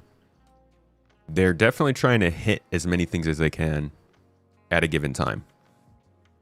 Working on the Ironclad obviously gives them a chance to do some more tech stuff.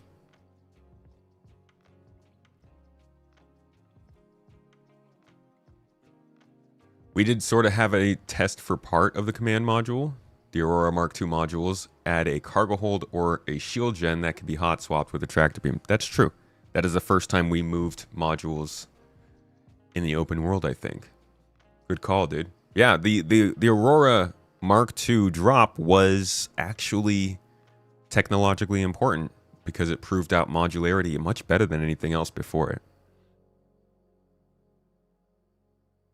That's actually really key. I want to do a video on the Aurora Mark II. I think I was originally wanting to do it to explain why there was a Mark II and why other Mark IIs might happen because of it. But I also do want to do a slight review of it because it's a solid ship. It represents a pretty cool thing for Star Citizen. The modularity is unique. And oh my gosh, we could get so many cinematic shots of that thing flying around Daymar on Wednesday, right? You guys want to do that? You want to join me for that? I think it's going to be fun. I hope we can do it. I wanted to do it last week. You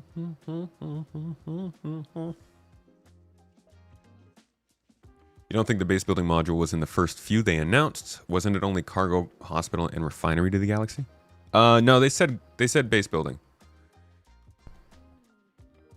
Maybe not when the galaxy was announced, but when they announced base building at least. They couldn't talk about base building for the galaxy when it was first announced because base building didn't exist yet. And I don't think they wanted to give that up just yet. If there's some sort of org level persistence, what about shared zones that are already buried by derelict player ships?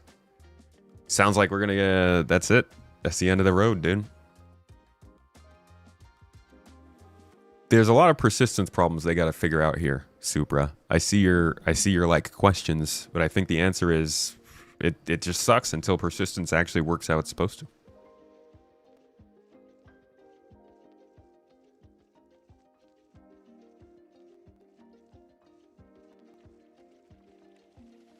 Base building tier 0 with that Ironclad. Whoop. Whoa, I just jumped way forward in chat. Ironclad owners dropping their main modules for other planet side in space. Dude, how crazy would it be if Drake was actually starting a series of ships that's based off the command module? Like, what if the Caterpillar was the first and then like the Ironclad is just the second? What if they keep making more ships and instead of it being different ships, suddenly you're a baller if you got a command module because you can just connect to all kinds of really useful Drake ships. Like imagine a large scale space combat focused ship. I think this is still a little bit, this feels like it's a little focused on ground stuff, you know, ground assaults and things. Imagine a more space-focused Drake ship that's meant to combat like the Perseus or something, and it also has a command module attachment. That'd be sick. Redeemer modules? I don't think we could change out the Redeemer modules. I don't think we've been able to change out any modules before. That's why I think the Aurora does something a little special. It's the first time we actually have the ability to do that. You think it uses the same tech as weapons and components? It seems like it's somewhat related to components, but that does mean that it is a step ahead of the rest of the modularity in the game.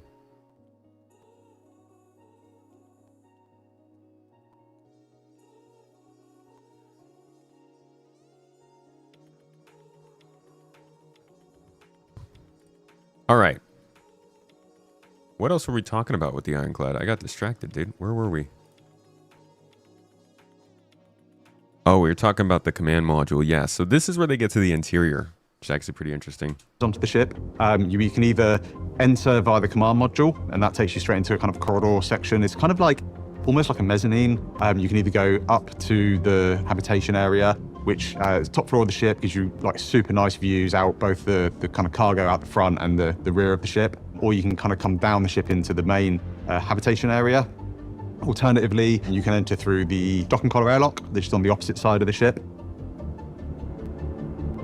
At the rear of the interior of the ship, we've kind of got the heart of the engines. It's the big kind of engineering area where we've got all of the kind of main functional components needed for moving such a large ship. And then if you kind of come slightly further forward, got we call it the kind of like the command deck. It's not a bridge, you can't fly the ship from it, but it's where you operate the tractor beams. It's where it kind of gives you good views out over the front and into space. You've got the tractor beam turrets, but also, visually you can kind of stand in this area or sit in this area and look out over the front and over the bow of the ship and kind of really see what you're trying to pull in or what you're trying to capture. Dude, I love that. I really enjoy the camaraderie feel of multi-crew ships in Star Citizen. I don't even have to really be doing too much. Just seeing other people working in vicinity of me really gives such a sense of like constructiveness, there's something to working on a bigger goal with other people and having these sorts of almost, I want to call it level design. Let's be honest, this is a level. The Ironclad is no doubt going to be used as some sort of a boarding mission. We're going to have to fight pirates, probably steal stuff off of ships like this. Every ship that releases to us is also an NPC ship that acts as a level, that acts as a set piece and a mission, an objective to get to for a meeting, even something we could find in Squadron 42. So even besides just the teamwork stuff, I love how much interesting, diverse space there is in these spaceships to explore and experience. Into your cargo hold. As we come downstairs, we've got a little kind of covered area at the rear of the cargo hold, and that is where you can store a couple of small ground vehicles or some of your equipment for moving vehicles and cargo around. And then you're into the main cargo hold of the ship, and this takes up the majority of the interior space, is this large cargo hold. One of the things that we were kind of really keen to do was give lots of different views and different angles down into this cargo hold. Again, as we're exploring slightly less lawful systems, we wanted to give the players as much opportunities as we can to kind of be safe aboard their own ship. So either side of the cargo hold, we've got these gantries that run completely front to rear on the ship, and they give great view down into your cargo bay. They also give that opportunity of if there's someone tries to board you via the cargo bay, it gives you some nice cover opportunities. I always like that in the Reclaimer missions you can run. We've also got a few little windows that kind of look down into it as well. As you move to the kind of like the very front, the very nose of the ship, those gantries lead into a kind of secure cargo area. It's somewhere that's a little bit more difficult to get to when you kind of enter the ship. The big thing we were referencing when we were looking at it was this idea of police evidence rooms. So these kind of individual cages where you could put your most secure cargo, whatever it might be, in this area, and it would make it quite difficult to try and breach in or out of that area. So it gives us just somewhere a little bit more secure for kind of smaller cargo items. Finally, at the very front, we've got access to one of the main turrets and the tractor beam turret. The biggest attraction for me with it is just the versatility of the cargo space. From a good citizen law it's standpoint, a cool ship. It is. And then there's the assault, huh? The Drake Ironclad assault. Compared to the base ship, this has been... Right, they didn't have the name for it before. At the time of recording, we're also exploring a more military-themed variant of the Ironclad. It doesn't have the name yet, so we'll just call it the Drake. Ironclad Assault. Compared to the base ship, this has been developed to support ground assault operations. It has additional turrets covering the upper and lower surfaces to provide more fire support. And the front section of the cargo area has been redesigned to enable our largest vehicles in game to be deployed from it, such as the tank. In addition, Yeah, the definitely cargo more bay ground-oriented. has been reduced in size to facilitate a onboard repair facility. So for those of you who want The to repair have facility a is journey gonna be of cargo key, though. profession, traditionally you would start out in something, say like a Hull A. The next step up from there really is sort of into Drake Caterpillar territory. Or Hull B. So you're doing roughly an 8 to 10 times jump in cargo capacity. From there, the Ironclad sits nicely between those smaller ships and the much larger bulk carriers such as the Hull C, and then ultimately you get to things like the Hull D, E, and Kraken at the end of the cargo career. We're not even touching on that today. We're not even touching on that, but the Kraken's next year. We've got that on the ship tracking list right here. Probably, maybe we'll see it updated at the monthly report this week. We shall see. But yeah, that's the Ironclad. Probably one of the biggest releases this year, but not the only one. Let's talk about the Railen. Mr. Railen. But first, I gotta catch up on chat real quick. Mr. Otter said, I realize my previous comment may have given the wrong impression. I spoke too soon on this topic. Regrouped with the larger teams to ensure we're all fully aligned on the galaxy's future. Larger teams of what? Are you speaking from a CIG perspective, or do you have large teams of Star Citizen brainstorming and speculation? Is like a Star Citizen think tank? Because like,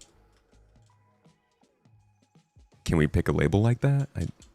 I feel like we got one of those here. While there's no base building module currently in active development for the Galaxy, we're fully committed to enabling a large base building drone module for it down the line. Yeah, that's kind of how it seemed it was going. I mean, base building clearly turned from being not fully drone operated to fully drone operated in the space of the year between CitizenCon 23 and 24, it seems. I might be wrong about that. Fully committed to enabling a large base building drone module for it down the line. The Galaxy won't be the first ship for building large scale structures when base building launches. Also got that idea.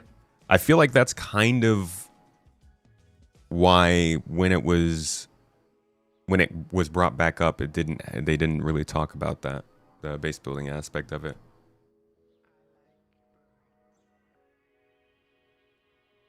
It was a copy paste from John Crew regarding the Galaxy. Okay, yeah. Exactly. So that was like when John seemed to have changed that up. What's up, Martin?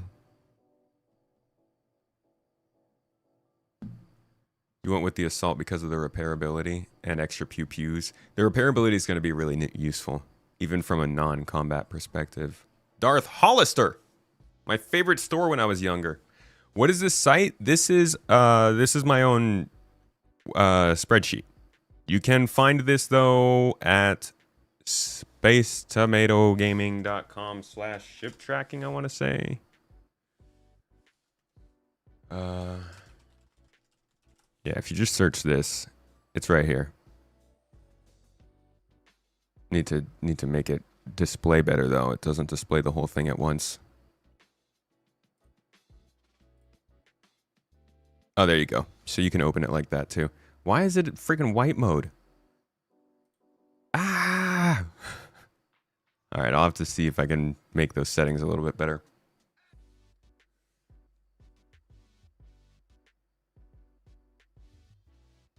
Still dreaming of your Liberator. Oh.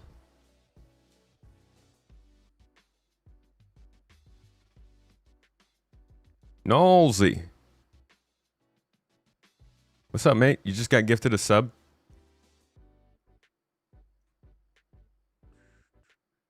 Didn't know we were alive. Got something to listen to while at work. Welcome, dude. We're just talking spaceships. Yeah, it's Notion. Okay, the Railen. The Railen, dude. Yeah, this is an interesting one. Okay. For the Railen, I'm going to bring up some old footage.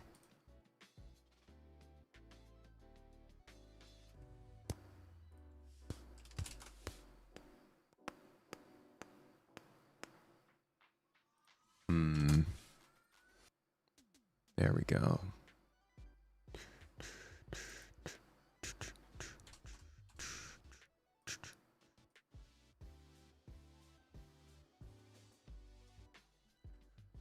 Aside from player refining, do I feel the expanse needs to be expanded to handle larger mining loads?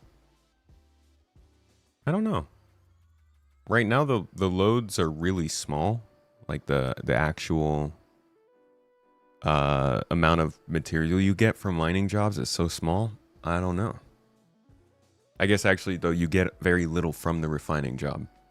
Refining's actually changing, though. You know, the idea of refining's changing, so we'll see what the heck they're trying to do there. I'm a little bit distraught by the fact that they're not allowing us to like do anything to existing materials through refining. It's just another version of crafting.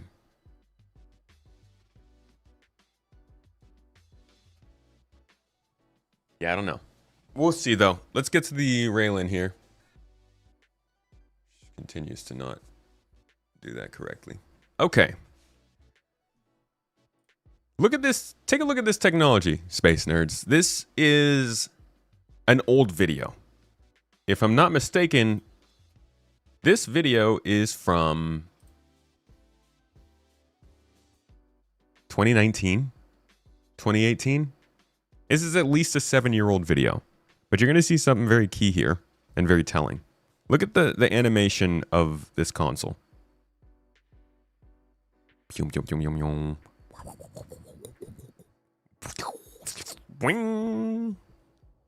Those were original sound effects.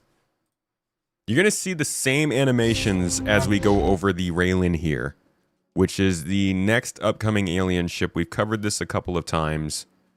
Will also, but like we're doing a little bit of a review of every ship that's upcoming right now. Angle, so you see this right here?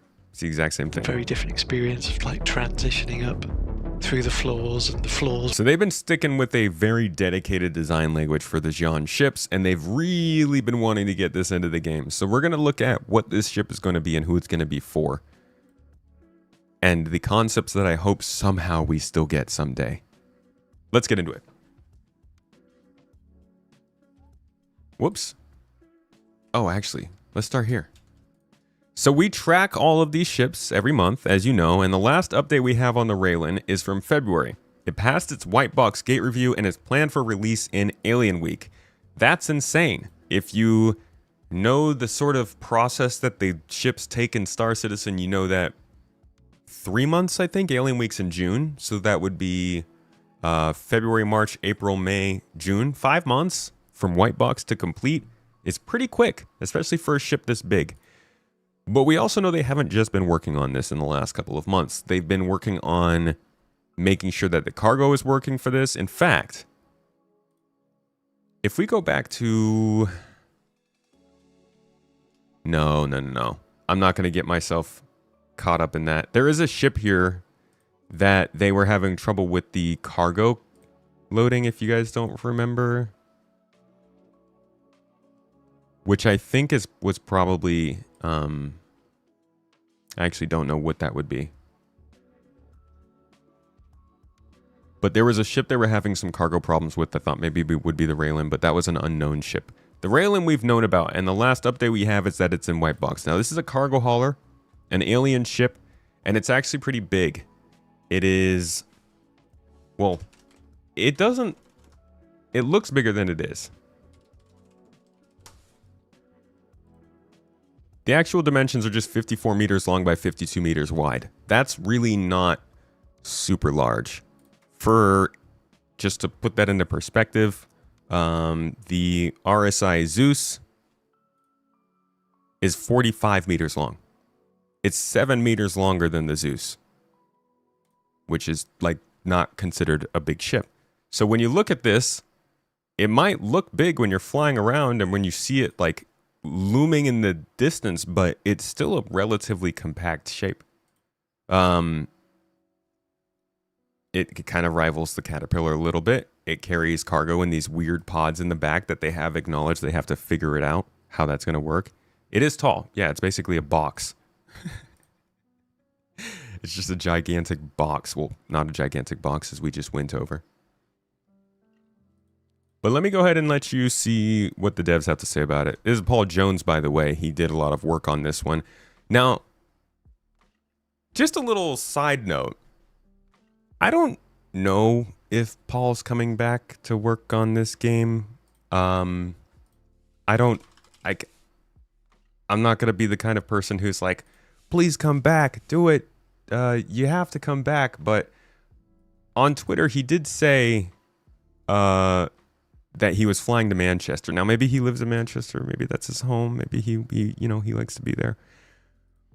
But I would love if he could come back and do some more ship stuff. That would be pretty cool. Anyways, just looking at the concepts they were coming up with for this Sort of really branding. makes me want to look at that. We came up with 3 sort of strong candidates to give to Chris to have a look at. And from there, people will see that I want to see very this in early game. on, it was almost locked in. It was like, okay, this is what we're doing. We're a lot more confident in how we approach these things now.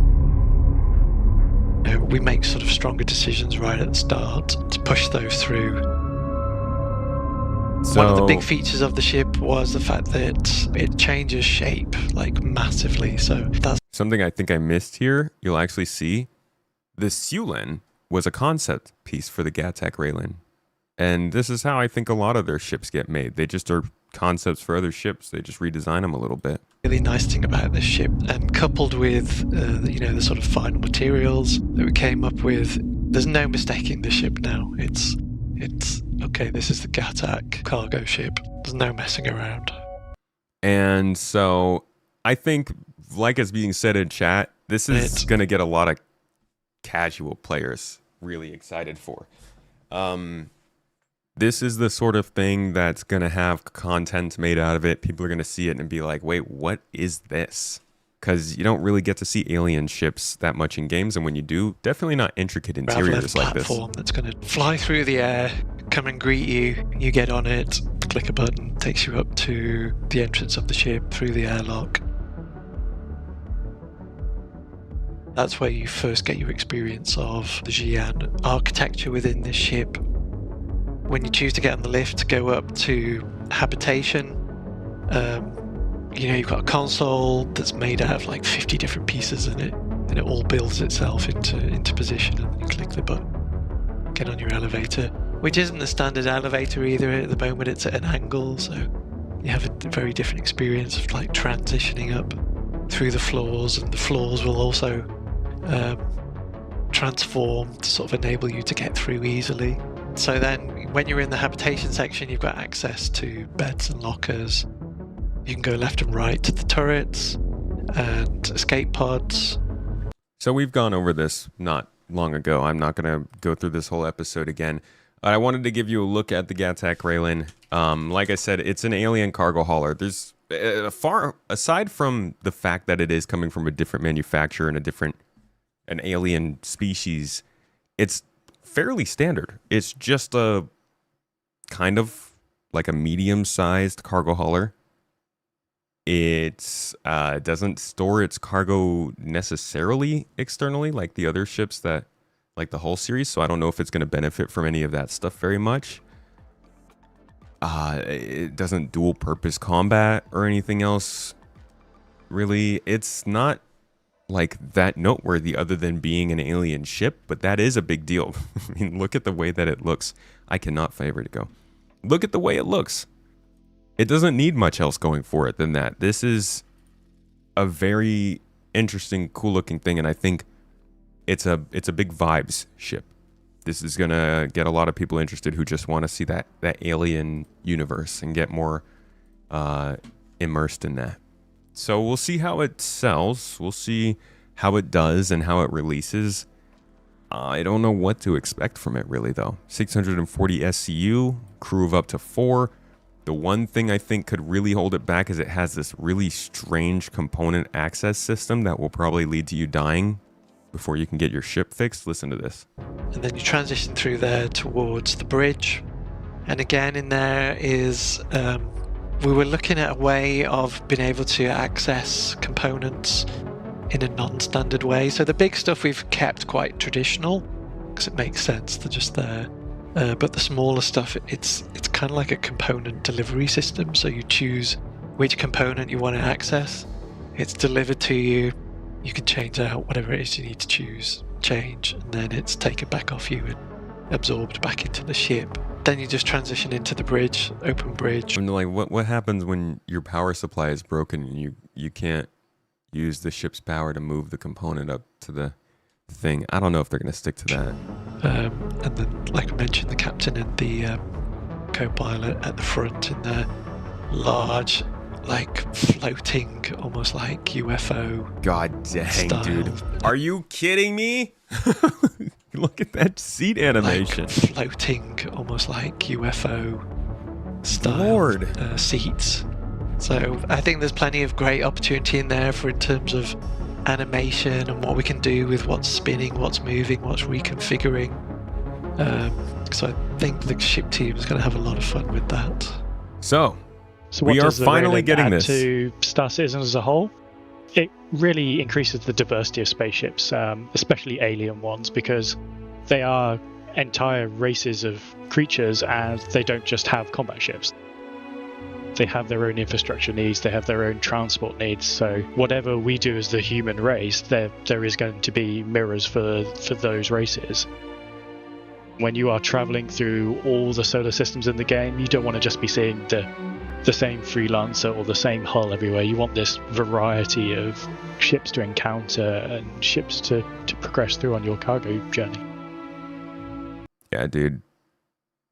The pictures When get you me. fly, This picture, this freaking cockpit, They have dude. their own transport needs, so what This looks it's just so good. And now that I've seen that these seats have a cool animation, and again, just like the Ironclad, I could care less about getting this ship for myself. It's going to just be cool to encounter this ship on missions and in set pieces and in small objectives. But this one's not coming out till June, so we'll probably do one more checkup on it before then in the next couple of months. Either way, this has been the Gatak Railen. Hopefully you got something from the update. Are you sure this is related to the Hulin? Yeah, they're made by the same company. Gatak. Plan of Gatak. Yeah, maybe batteries would help, but still, it's the kind of thing that you might not think about as a downside, but if you want a really simple ship that doesn't have extra little bits and bobs. Okay. Did my voice just glitch for all of you, or are you guys hearing? Are you all good?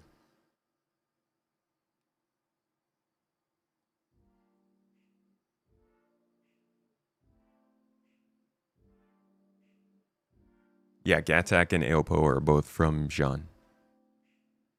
I just had like a weird glitch. It was basically just my voice, like a quarter second of my voice repeating on really, really fast. That was weird. Technology's weird, man. Yeah, if you want a simple ship, though, like this is going to not be the kind of ship, right? And people should know that.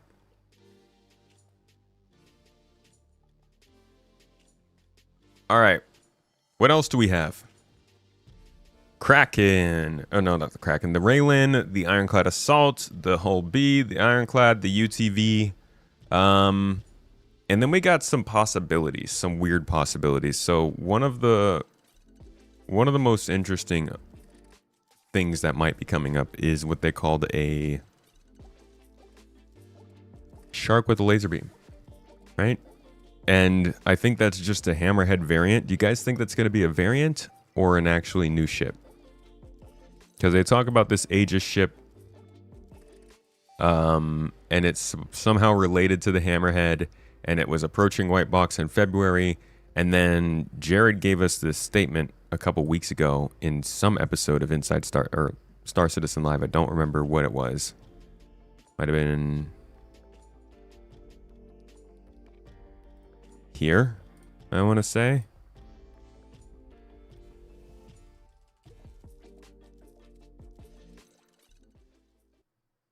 You're working on an Aegis. Yeah, very fun. Oh, right. I'm having a lot of fun with this one, particularly this one. You know, it's a shark with a freaking laser beam on it. Nice. So what is that? Cool.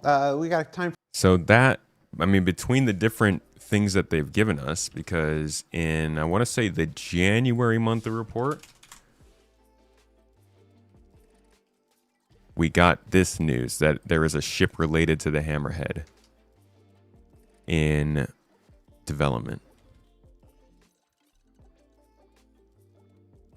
Following the completion of Hammerhead Gold Standard, some of the team began laying the groundwork for a second new vehicle while the third passed its white box. It didn't necessarily say.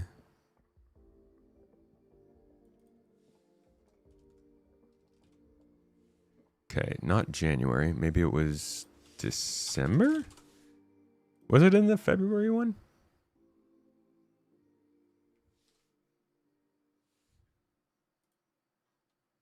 Gold Standard work on the Drake Hammerhead, or the Aegis Hammerhead, continued. Areas were refined around the ship, as well as breaking out various parts for use across ships. No.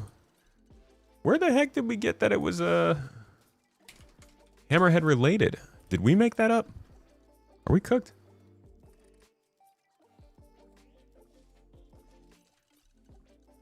Ship moving to downstream teams for a closeout. They then moved on to a related ship. Okay. Okay, so it was the February one. So they moved on to a related ship in February, working on something freaking February related to the Hammerhead, and then they say this. Particularly this You one. know, it's a shark with a freaking laser beam on it. So it's got to be a laser beam mounted on a Hammerhead? Is that it? I don't know. Is This Week in Star Citizen out? That it is. 7 minutes ago. Shame. Shametha. Shame on me.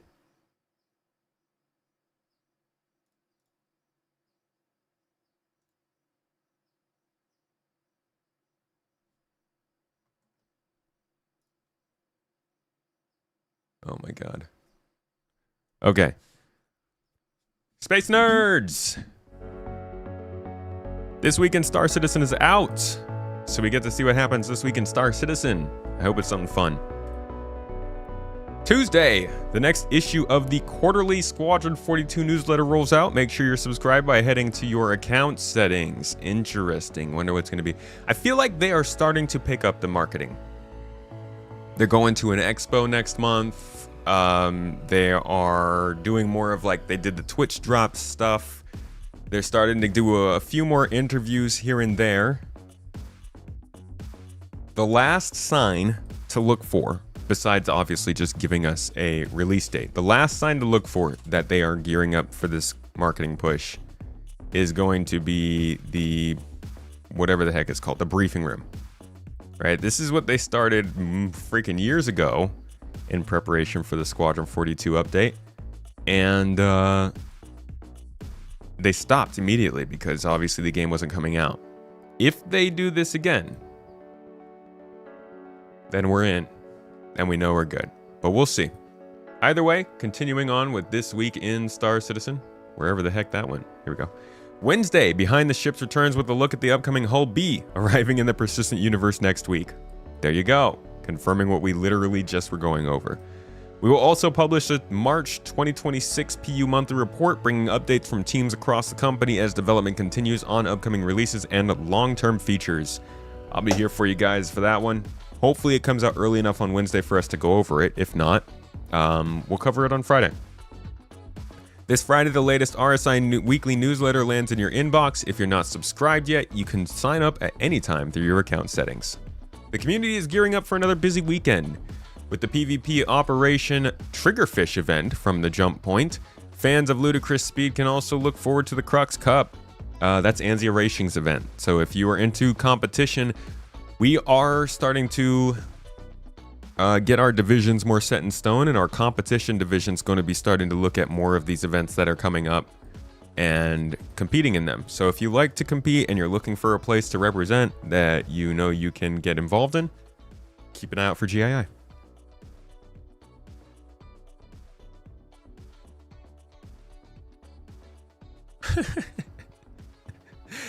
They're not...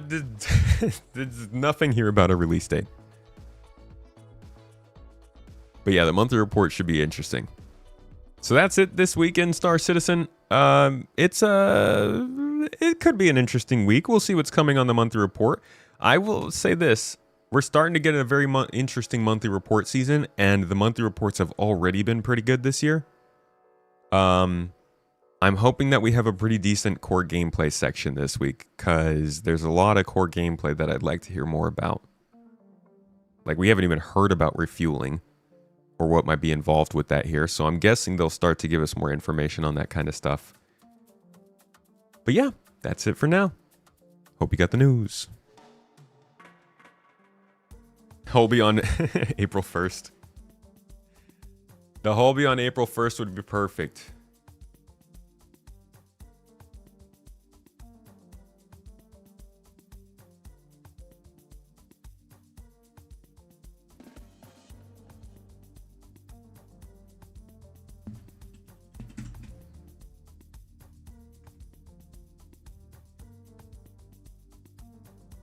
Man.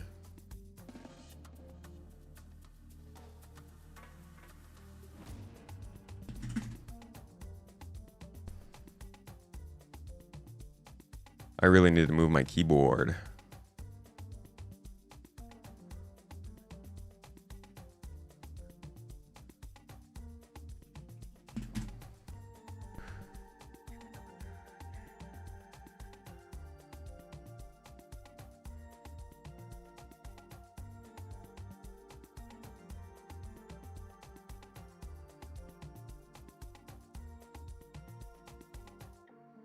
Refueling is going to be announced, implemented. It will break and be removed, then forgotten about and sataballed for another 2 years. Or maybe it'll actually be something for people to do. Maybe. We get info on 4.8? Yeah. I mean, last week, the roadmap roundup, that's what we were going over earlier today. And I think we've covered most of the ships that we were thinking would be coming, right? Besides that Hammerhead one.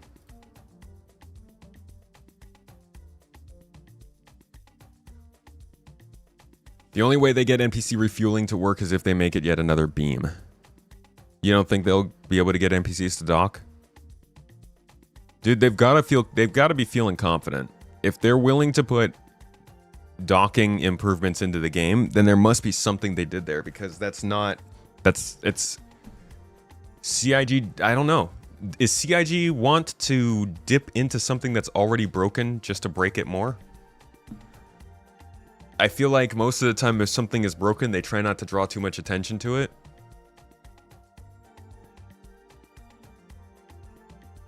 They just like ignore it, basically. Like they didn't even acknowledge the fact that we don't have racing missions when they did their racing celebration recently. Why the RSI chair not have stick mounts? Bro. Can we celebrate Realm Drifter for a second? Holy crap, thank you so much for reminding me.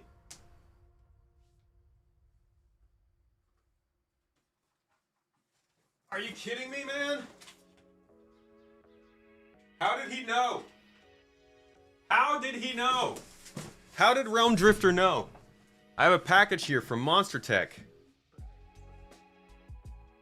Space Tomato Gaming. Let's pop it open. See what's in there. This guy out here, I just completely forgot.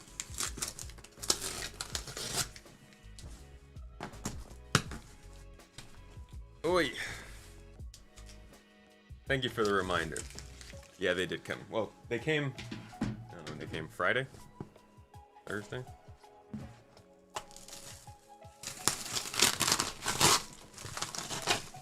Don't look at these details. These aren't for you. Do we have a size estimate for the Railen? Like compared to other ships?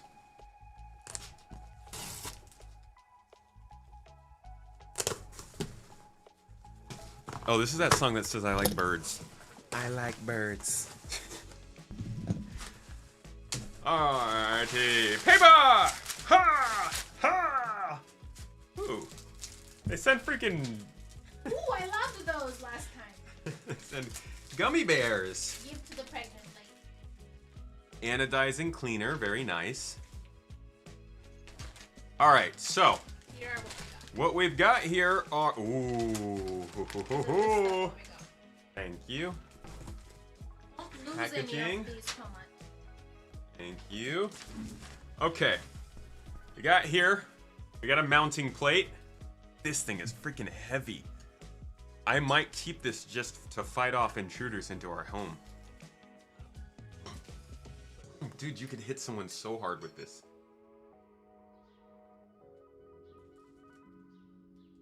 Sorry, I got some pent-up frustration. Release Squadron 42, okay? Then I won't think about hitting people. Oh my god, are you thinking of hitting Chris Roberts with this? No, he has to finish the game. Alright. And then we've got here, I believe these are... Yes, so. This, my friend, is the conversion kit. The conversion kit we needed. So when I first got these mounts for the VKBs, we got the table mounts, if you guys don't remember. Now, we're getting the conversion kit to the table mounts. So these will now allow me to mount to my chair. And then we can actually start with this VKB stuff and getting good, I think. I think they said getting good. I don't know.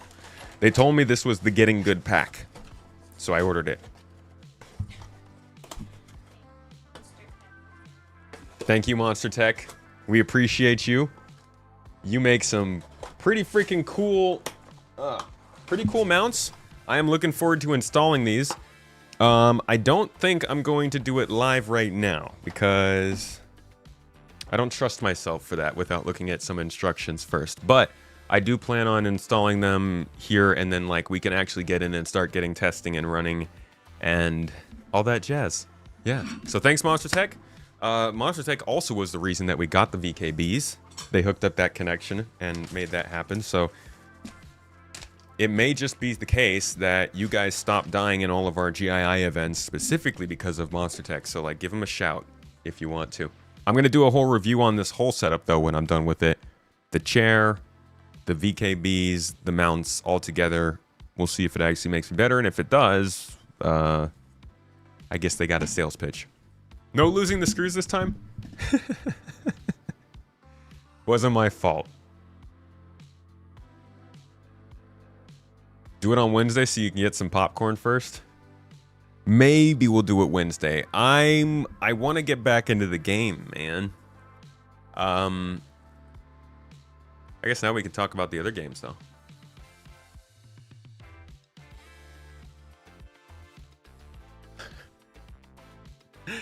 The Gummy Bears. Cyber Bob, what's up, dude?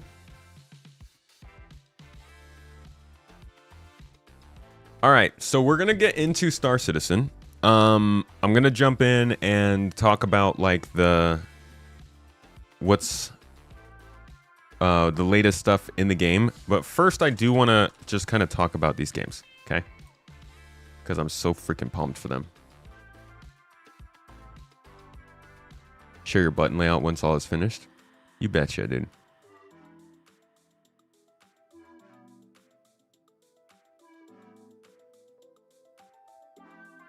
Alrighty.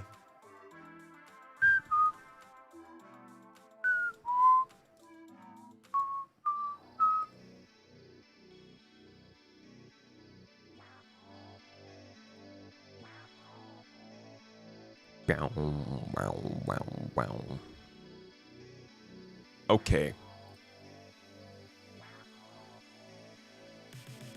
Space nerds. I actually can't believe this is happening, but it's a good time to be a space nerd. It's a really nice time, okay? No Man's Sky is having some great updates lately. Star Citizen obviously is doing its stuff. Elite Dangerous is still going. Empyrean, X4, Space Engineers. Like, the usuals are there, okay? But we haven't had the big RPGs to keep bringing people in. The mainstream hits that hit consoles, that hit PC, developing relationships, following characters, running storylines, missions, all that stuff. The Mass Effect kind of thing, right? But in the last 3 weeks, I want to say 3-4 weeks, we have gotten gameplay reveals for 2 different games that are shooting for that Mass Effect spiritual successor title. Owlcat Games has literally invoked the Mass Effect name to describe the Expanse Osiris Reborn and where it's going. And, well, I mean, Exodus has actual lead developers from the Mass Effect team working on it. So we've got some cool stuff to look at. I'm going to show you both of the gameplay trailers we've seen so far. Actually, one of them, this trailer was just released 2 days ago by IGN. I haven't seen this one yet. But then I'm also going to show you another game that has kind of slipped under the radar, but probably is going to interest a lot of the same people who are interested in games like this. Star Wars Zero Company is a Star Wars game through and through, and it's exploring a different kind of Star Wars gameplay than a lot of people do. It's more of a tactics kind of game. If you've played XCOM, then you know how small-scale squad tactics can work. Generally, it's more of like a chess match, consequences and choices throughout every conflict. The difference with this game is that they're actually going to give you a third-person kind of RPG element in between the battles. So it feels more like a character-driven, third-person Star Wars adventure game than a kind of like isometric strategy game that I think a lot of people get pushed away from. So we're going to talk about these 3 space games today, starting with the Expanse gameplay trailer. We've already watched this through and through, so we're just going to jump through it and just kind of highlight some of the cool bits. Ah, man, but it's feeling good. Let's take a look. It was like another life. Everything made sense to you. Definitely got that Expanse grittiness here, which is nice. Already? Wait, so you flew in on that? Now, every voice a tight beam. Protegen will easily turn this into a massacre if they want. We need him alive! Locked on to you, like a torpedo. Do not interfere. The universe never tells us if we did right or wrong. I'm actually, I gotta say, I think that I think that Osiris Reborn is actually like standing up pretty solidly to Exodus in terms of like giving itself some space in the industry. A lot of people are really excited for this, just for the fact that it's the Expanse IP. That's a really great starting point. Even though the gameplay can look a little, I'm still out on the gameplay. I think overall the different environments and the fact that they seem like they're focusing on like space aspects a lot in this game, this might be the more interesting space RPG when you think about the complications you have to deal with gameplay wise.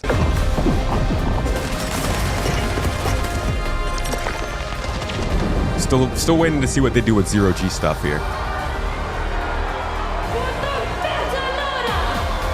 Series belongs to Belters. Music's also great.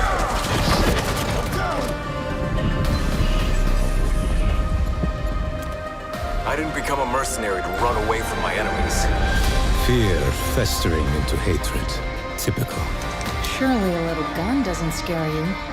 A Trojan horse. Protegen let its own enemies in. An enemy of my enemy. So I think the first comment that Mrs. Tomato made while we were watching this, a Trojan horse. Protegen let was in this scene. She's like, "That's a nice butt." So we know what Mrs. Tomato will be doing in the Expanse. An enemy of my enemy. They actually, to jump forward, like they emphasize this is very much a Mass Effect game. Trust. They've got their relationship stuff in here. And guys, this is such a big part. Like the amount of time I spend on on the internet looking into these games and like the news and the things that people are talking about with these games, so many times it is the relationships with the characters. It is like literally hooking up with the characters that people are looking out for. A lot of folks are like, yo, look at what Baldur's Gate 3 did. Do it like that. Like it's a big part of how people feel about these sorts of games. And I think Owlcat recognizes that. I mean, they make these a lot. They make these kinds of games all the time. Not in third person, but these character-driven, story-driven games. The combat part of this is that's the question. Everybody that I've talked to says that an Owlcat game is good to go when it comes to story and characters, which is good for the Expanse. It's the gameplay that we're looking for here because they don't usually do third-person action games. We have to find our own answer. I also think there is an aspect of the Expanse that's kind of horror-focused that I'm hoping they focus. Like, I hate the horror part, okay, but I want to be scared by the proto-molecule. That stuff's scary. Now, moving on to Exodus, this is a different kind of game, but you'll see there is a lot of similarities in the gameplay, also looking quite Mass Effect-esque. This one itself is actually made by 2 Mass Effect veterans. Look it up real quick just so I make sure I don't get it wrong. Yeah, James Olen and Chad Robertson are both on the team. They worked on Mass Effect, Baldur's Gate, Knights of the Old Republic, Dragon Age games. However, Olen, yeah, he stepped down at the end of last year. He made a public statement about it, seemingly saying it wasn't about disagreements and stuff, but you never really know. That's been the one kind of worry sign in the development, that the big name from Mass Effect did step down, but there are still other developers who've come from those games, and obviously it's not like you have to work on Mass Effect to be a good dev or anything. That's just what a lot of people have latched onto, because that's such a loved series. Take a look at some of the gameplay, though. I think the sound in this one is fantastic. One thing I'm noticing just straight from here is, like, if you look at the character animations in this, that's probably the roughest thing, specifically right here. This scene, the way that this girl moves, it feels very 2000s AI. It's like the slow sliding walk. There's not really much like weight to the way she's moving. And I think that's the difference between something like that and the way these characters are animating. They look like they're a little more weighty. But you never know, it's all alpha footage.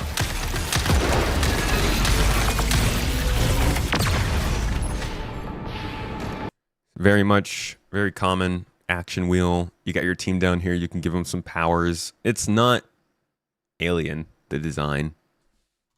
I like the sound design.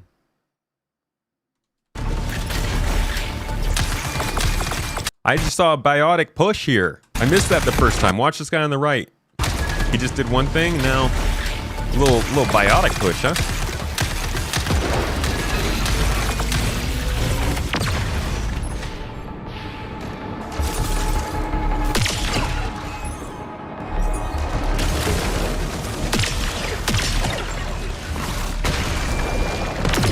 Ooh. What was that? It's like some special ability. The sounds are enjoyable. Very pretty noises. So they're I think it actually they're dropping another gameplay reveal here. Not long before their other game or after their other gameplay reveal. I do think that maybe that's a response to the fact that the Expanse dropped their gameplay last week. Maybe not, because Exodus actually had already dropped some gameplay earlier, about a month ago.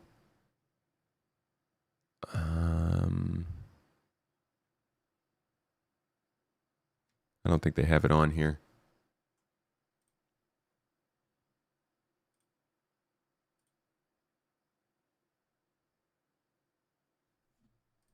Really?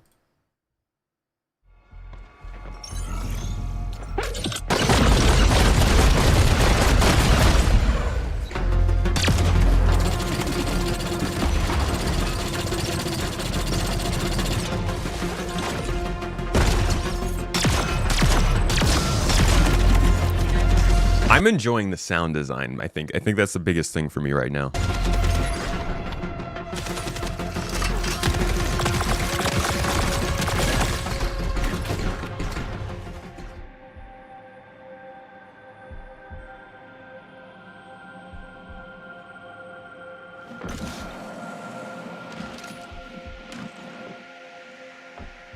In this gameplay, both of these games, I think I'm kind of there with you in terms of the combat. It's not what's bringing me to the game. What's bringing me to the game is the environment, the story, the characters, the complications of space. And so far, Exodus hasn't really proven that for me. The Expanse, they've already done a lot of that work, just being an IP like that. I haven't read the book for Exodus yet. I haven't gotten really into the other fiction, but it certainly interests me as an IP. I'm just blown away by the fact that they haven't done any marketing through their whole time dilation feature. I thought that was going to be the biggest part of this game. I thought it was Fable 2.0 and everything took time and all the time changed the stuff, but so far the advertising makes it look mainly just like another sci-fi action RPG. So we'll see where Exodus goes, but I do think that as of right now, the Expanse offers something a little more interesting to casual onlookers. Let's not write the Expanse off though, because they've got something special going on now. The third game I wanted to talk about is Star Wars Zero Company. I'm going to let you see the trailer, and then I want to show you a video where they talk a little bit about how this game's going to work, because this one is out of left field. It's a bit of a surprise, and it's sneaking under the radar, I think.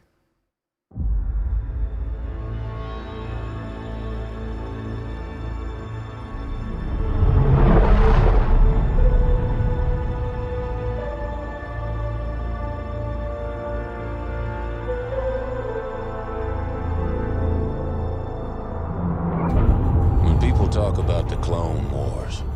They talk about the big moments, the crisis points, planetary invasions, all-out assaults, cities bombed to rubble. Truth is, there's a war you don't see. Becoming an on, get yourselves ready. Reaching atmosphere in 3, 2, 1. The one fought in the shadows. The war beneath the war. A war that's won with the right strategy. Surveillance, ciphers, good old-fashioned sabotage.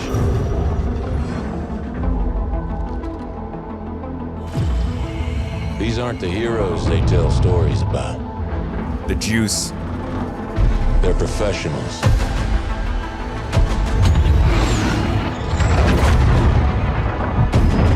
Bro's got a cutter. Setting aside their differences to take on the impossible.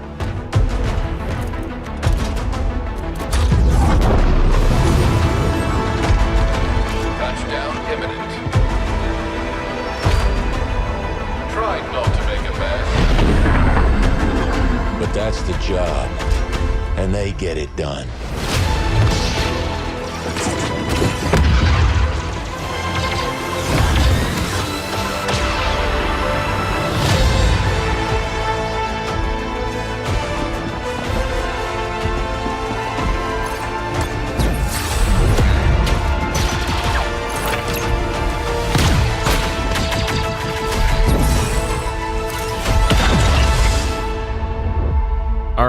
So, I know that last part, you see the gameplay and it kind of is like, oh, it's a strategy game. Hold on a second. I'm also feeling that way, and I'm not quite decided yet here.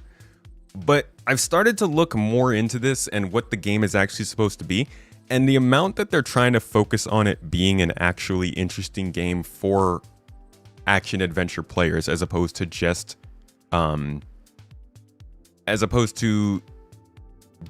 the what's it called? Just strategy game players. It's notable. I'm gonna let you. I don't want to steal all of PC Gamer's video here. You should watch this. I would give it a look up and check it out if you can. But there's something good here. I'm gonna let them talk about it a little bit. I'll jump around here so you can hear some of the bits that I thought were interesting. But I'd keep an eye on it. Era. And so what is really fun about this game is having different perspectives, having the Republic perspective from Bennick, having the Separatist perspective from Runa, having someone like Nish who's from the underworld who's just here to make a quick credit, you know? Having them be introduced into the story of Zero Company and recruited in the squad one by one provides us a lot of momentum to kind of like carry you through the game. And there's, you know, as they come into the squad, they bring their own personal conflicts and traumas with them. Even just like these snippets of these characters, like it was not hammy, you know, superhero stuff. It was genuinely funny moments. The characters really were kind of coming off the screen a little bit. It was exciting. I also want to emphasize this dude. I'm pretty sure he's the guy who started the studio. This guy is a 20-year veteran at Firaxis. He was a technical artist, I believe, for the Civilization games. He worked on XCOM, if I'm not mistaken. I can actually just look him up. So I'm pretty sure. I see some people pointing out the EA connection, and I think folks really gotta try and separate the studio from the publisher. There are plenty of studios that can make great work under crappy publishers, and I think a lot of great games get shafted because of the publisher that made it as opposed to the studio that actually built it. I've been playing Star Wars Outlaws, and that game got absolutely shat on for being from Ubisoft, and it is a fun game. It's a good game. And I really hope we don't see yet another Star Wars game that's actually pretty decent that people miss because Ubisoft or EA or something. Now Star Wars, let's see, Star Wars Zero Company founder. Greg Forsch, that's right. So CEO of BitReactor, former art director of Firaxis. He worked on XCOM, founded BitReactor after that. Yeah, that's right. He was hired to make this game by Vince Zampella. That's right. That was one of the big tells, was like, this game is coming from a really interesting place. It's got some talent behind it, and it seems to have a decent draw and reason to exist. You know, a strategy game is pretty good. I saw the Gears of War strategy game did really well. XCOM is also obviously pretty good. People love 4X. Whoa. Haha. I am interested in seeing what people think of something like this in the Star Wars universe. Rewards you for the squad that you put together, and it rewards the way that you play. Yeah, we hope you care about these characters, and I know I do, especially as I'm building bonds with them and they start to become more and more powerful in my play sessions. So when I walk by, I want to see what they're decorating their desk with, or who they're hanging out with between missions. It was really critical that we allowed for bonds to decay and fracture as well due to your actions, because that's part of the fantasy of being a leader. So it is kind of, it gets a little bit more into the character building part. And you'll have like a third-person action camera, like it looks like Jedi Survivor or something, and you'll be, you know, walking around as if it were an action game, and it's like amazing, you know, AAA production values. Really, that immersion into these different planets that you get to go down was what, you know, drove that desire to have those kind of free roam moments. And we often sometimes call them on team like our deep breath moments. It's kind of that chance for someone who just had their tactical combat experience, and then they get a minute to kind of collect themselves, take in the environment, take in the world, take in the visuals, and kind of prep for kind of that next tactical engagement where then your kind of heart gets pumping again. And then you reach a fight and it zooms all the way out to like the XCOM strategic view. This one's actually doing it, and it looks really good, and it played really good. So that's a quick look at that one as well. I think it's a cool time to be a freaking space nerd, man. No Man's Sky is doing something cool. Actually, Deep Rock Galactic is already also releasing something, right? I think they have a new game coming out. Not as much spacey, but still sci-fi. Still fun. No Man's Sky is doing their updates. Verse Project is still, I think, going. Like, it's just nice to be into space games right now. And I wanted to offer you a couple more looks into some additional RPGs and adventure games that are going on. Ones that are driven by choice, consequence, characters, story, all that jazz. Falling Frontier also, yes. Falling Frontier is actually a big one we're also watching. So if you're interested in more of these, I'll be covering as many space games as I can that I'm interested in, at least, on this channel throughout the year, and leading you towards their release. Hopefully they do well. Either way, that's the news. If you don't wanna support it because of EA's connections, I get that. I'm more coming from the perspective of people think that if EA is connected to it, that means it's gonna be a bad game, and that's not always true.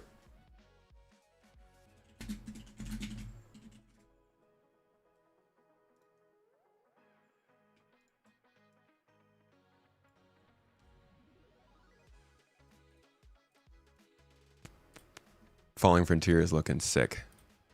Falling Frontier is looking awesome. And the DRG, the Deep Rock Galactic game, I still don't know. I'm not, so it's a roguelike, right? Is it like a early access release trailer? Can you tell me how this is different? Okay, Deep Rock Galactic is an evolution of Left 4 Dead 4. Left 4 Dead, the focus is on completing a mission and the enemies are designed to be more like an obstacle. They fight more like zombies. You explore a complex cave. Rogue Core is going to be like a roguelike shooter. So think games like Gunfire Reborn. There's a heavy focus on gunfighting with enemies designed more like traditional shooters. There's mostly a linear golden path.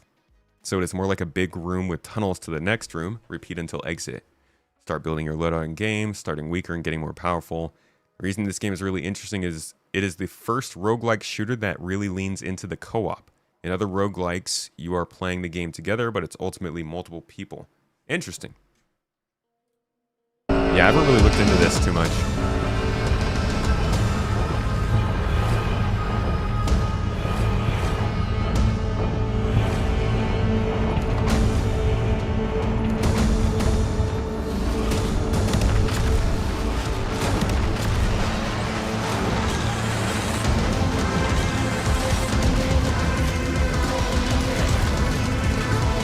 Do I lag like that?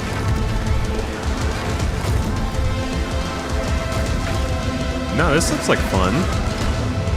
It looks like the levels are a lot more intricate.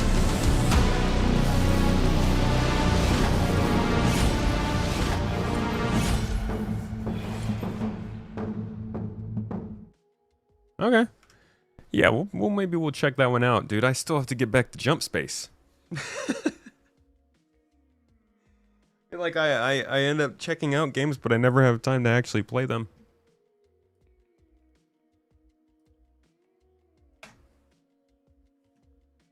You will say that Star Wars, The Old Republic, when EA got a hold of it, really screwed it up, but it's been getting better as the years progress. You still wish they didn't get their grubby hands on it, but it could have been worse. Yeah, I've got plenty of hate for EA. They've ruined a lot of games I love. Mirror's Edge, Spore, Mass Effect, Anthem. I mean, but I never really know how much of that was on them versus the studio.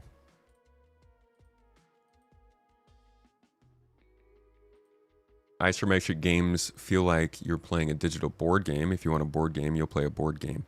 Yeah, that's why I don't like isometric games either. That's why this strategy game got me a little bit. EA will stuff it with it by its money grab tactics like many other games. Look, like I said, I've been playing Star Wars Outlaws. I literally have not come across a method of spending money yet. I don't know how to access the store there. I haven't really tried, but I don't find a lot of efforts to make me spend money in that game. And I think it's done okay.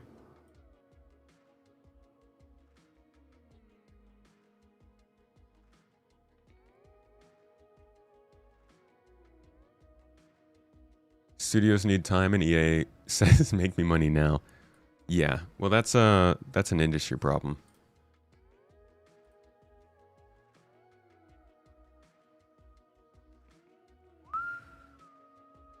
Ah, yes. Classic.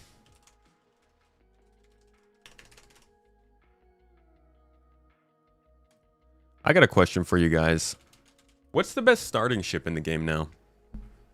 Did the Mark II take it, or is it still the Avenger?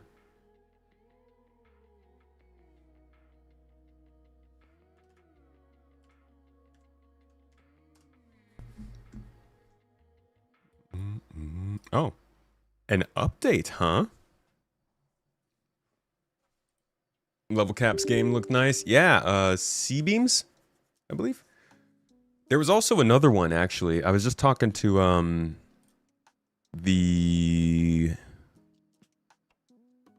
guy who's working on Falling Frontier, and he was suggesting this one as well from somebody he knows. This actually sounds really cool too. It reads, save humanity from the brink of extinction in this sci-fi strategy game of survival. Travel among the stars to seek out resources, establish and develop colonies to sustain civilization, and grow your military might to push back against an overwhelming threat. It kind of reminds me of Dyson Sphere Project, but a little more military oriented.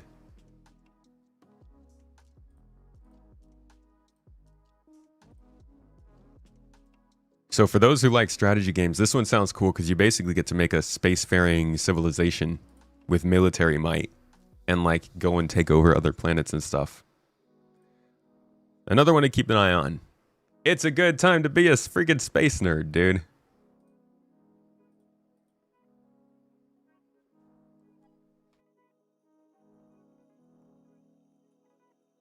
Whew. Bless me. Is there a Mark II game package? Yeah, the Citizen Starter package. You would say Avenger still? You'd say Cutter? Aurora? For the potential of modules alone? Yeah, that's actually a really good point. The modularity of the Aurora kind of gives it a lot more capabilities than the others.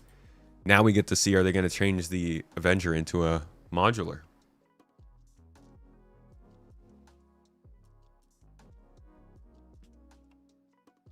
Cartoony planet sizes are a little disappointing.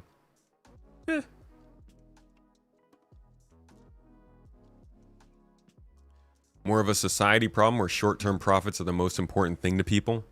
But like, society is just trained by whatever is released. It's like advertising. People don't think they need something until they're advertised about it, and then suddenly it's the only thing you could possibly think of getting. I know. I am people. At the end of the day, player expectations are only going so high because companies continue to put out sales pitches that are so high.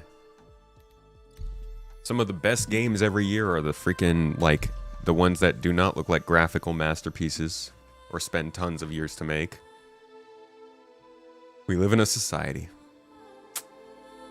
Who would have thought, man?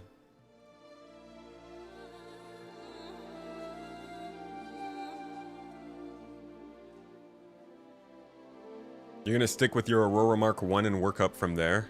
Not bad. Not bad. I think next week I'm gonna start a new player run. And we'll start with the Aurora Mark 2, see how it goes.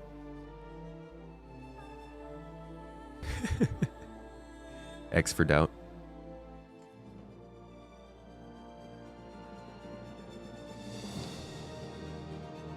I keep the people guessing, dude. Who knows what kind of being I am? Maybe I'm actually an onion in disguise. Maybe I'm just trying to give tomatoes a bad name. We're going to go grab the Aurora, though, and the Avenger. We're going to get them out and put them next to each other. I want to see how they compare.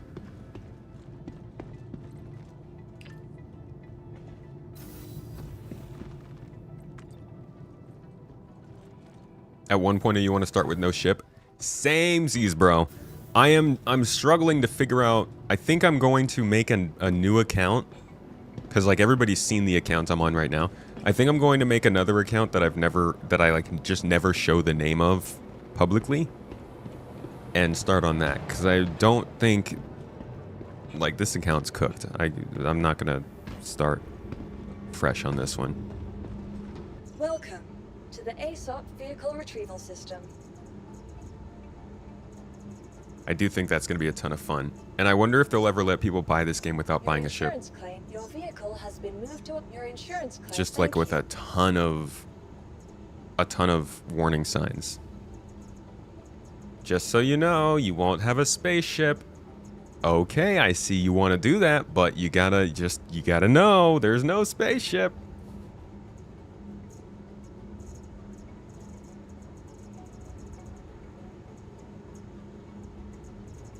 I wish I had the Avenger Titan.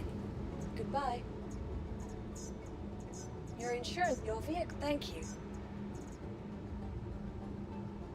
We live in a sophisticated society, social society that sometimes lacks sincerity when it's sarcastic spoofs on spaceships.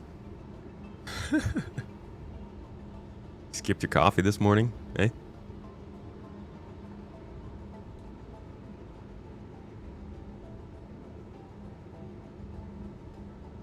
Never showing the account means never using chat. They did say they're working on some kind of a streaming mode. I hope that it just hides everything. But I don't think I'm ever going to stream on that account. I think that would be like the account that I just play with in my own free time, sort of anonymously.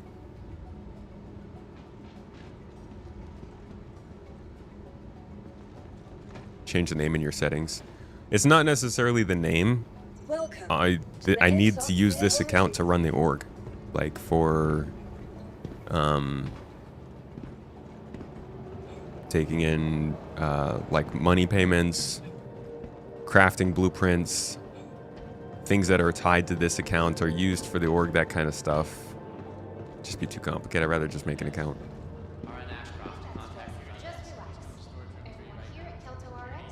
YouTube chat not showing up again? Oh my god, dude.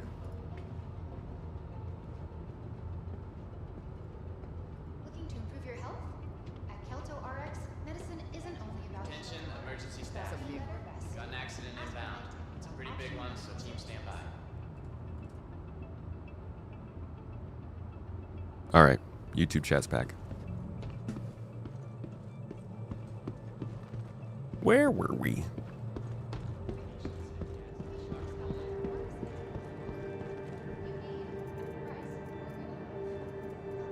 Oh, that's right. Were you guys here when we did all of our crafting?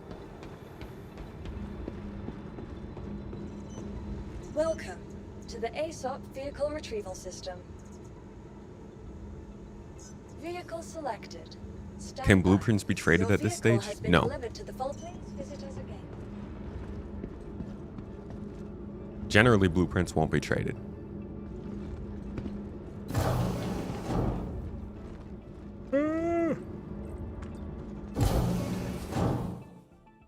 Dismantle it to get the blueprint. I think you'd have to dismantle a lot of them to get the blueprint.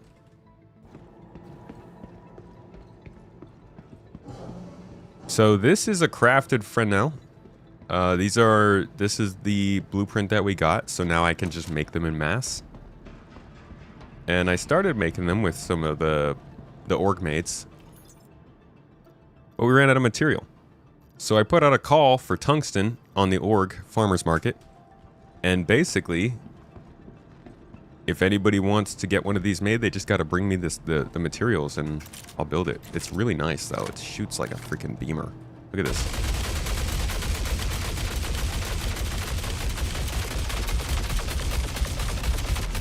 Like you can take a LMG and shoot the same spot over and over again. And this thing's strong.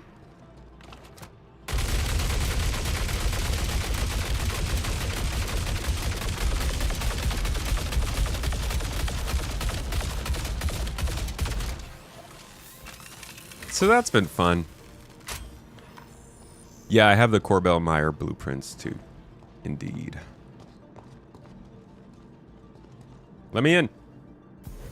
You got a new account to start fresh with the Mark II. You sold a medal to a guy and he overpaid you by 100 million thinking you were new. Feel bad for new players getting their progression ladder ruined. Yeah, and I mean, it's like people, these new players will post on the subreddit and be like, what do I do? And people are like, find somebody to give the money to. But that's, oh man. Like we already have enough hoops to jump through. It sucks now that people have to jump through the hoop of knowing what to do with their money. In a game where there's already not enough money sinks, getting a ton of money is kind of, it gives you like this, that same feeling of choice fatigue. Too many things to do so you don't know what to do. Getting a bunch of money is suddenly like, well, okay, what do I do? It's like becoming rich in life without working for it. You gotta actually find stuff to do with your money rather than use it for the things you needed it for. Where is my hairbrush?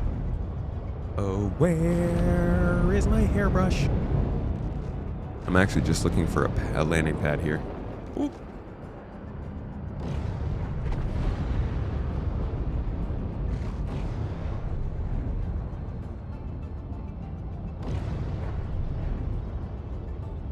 Where are the landing pads here?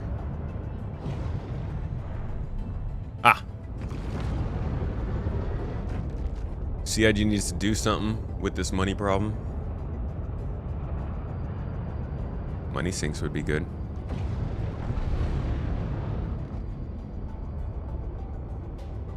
No, those are still hangars.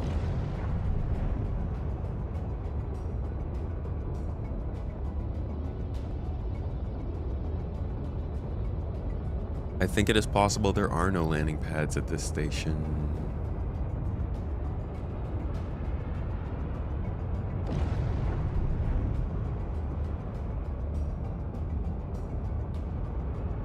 Aha.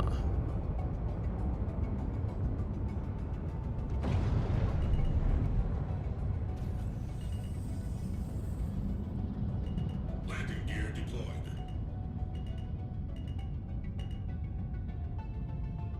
Landing complete. Engines offline. Love a way to check what blueprints you have without needing a fabricator. That'd be sick. Sick.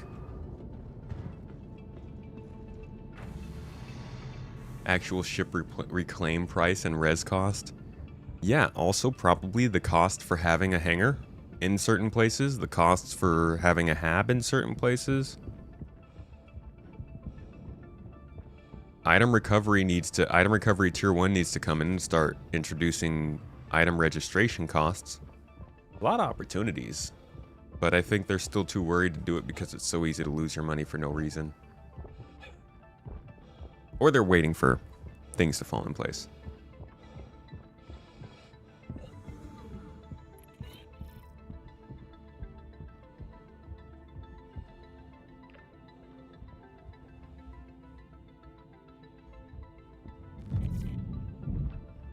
Aren't we supposed to have mining missions?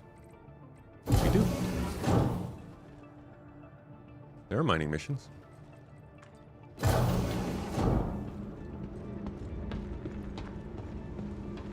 Welcome to the ASOP Vehicle Retrieval System.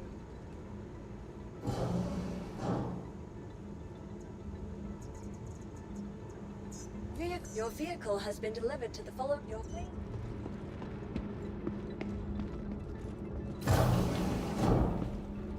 I thought tier 1 was waiting for for crafting, to be honest. I hope. You don't see any mining missions since 4.7's release?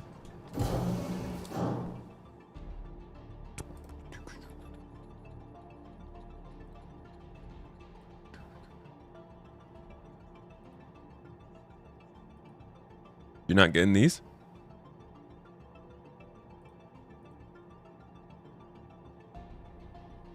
I gotta take a few more of these. Maybe we run a couple of these today. Do some hand mining. Some hand mining!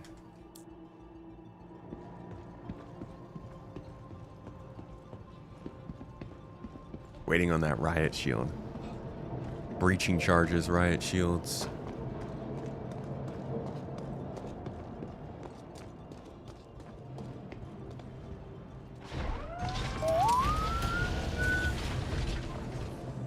What's the problem with money? Are you going to lose what you've built up? You think you have about 80K. No problem with money. We were just talking about a lot of people are giving a lot of other people a lot of money. So it's making their progression less clear.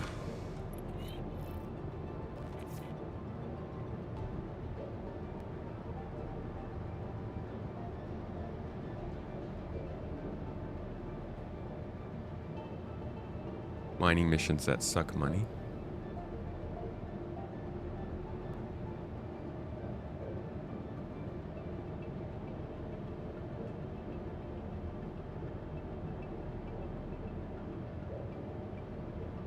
You don't see half of those? That's weird. I guess just gotta get some more rep. Or maybe do the first one first. I mean, I did a hand mining mission, so I have another one. Maybe that's why I could see the ship mining mission now.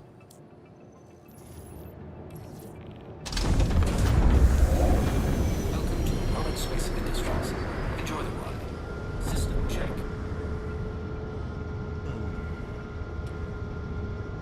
Oh, how long until I think that they nerf this group reward stuff? Like people getting rewards for working together? I don't know. I imagine it'll change throughout the patches.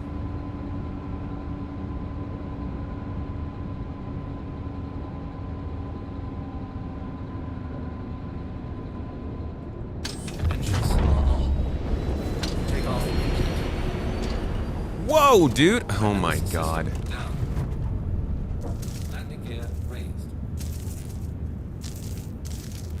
See, this is why I don't think the wings should transform without you transforming them. I'm out here thinking I'm flying a freaking Aurora, only to then remember that there are wings on top of my ship. I lifted off too heavily anyways. I wish that the wings didn't flip out on their own, though.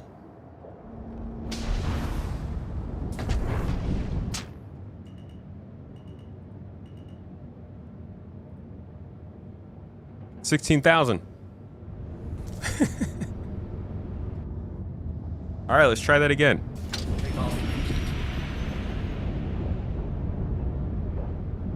Put my wings back in.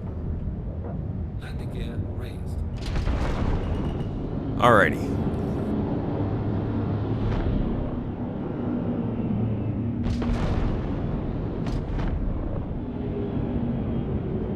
People getting rewards for doing nothing is what you mean. 60 people groups are speedrunning all the blueprints in the game. That's fair. Yeah, I don't know. They need to reward people for doing work, but also getting rewarded for doing nothing is going to skew how much everything is even worth.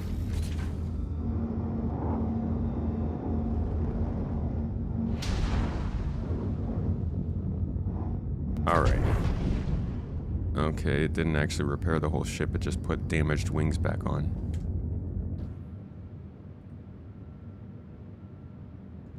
Damn it. They let you toggle the wings manually, it's just that they also toggle them automatically.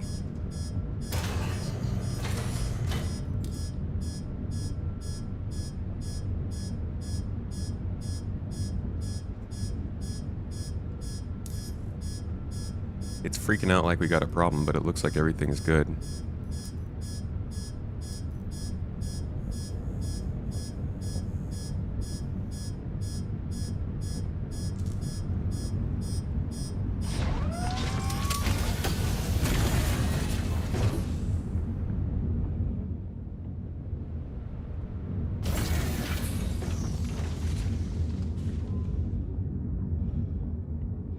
The Avenger's also just not a fun experience.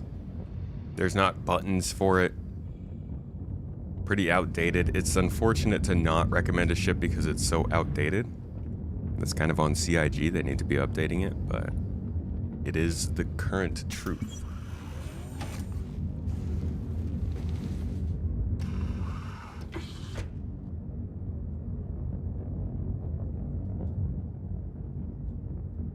Oh yeah, I agree. It shouldn't be automatic ever.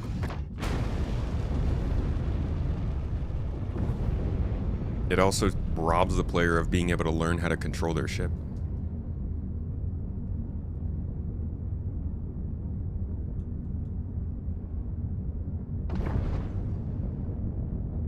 So it's pretty much equal, right?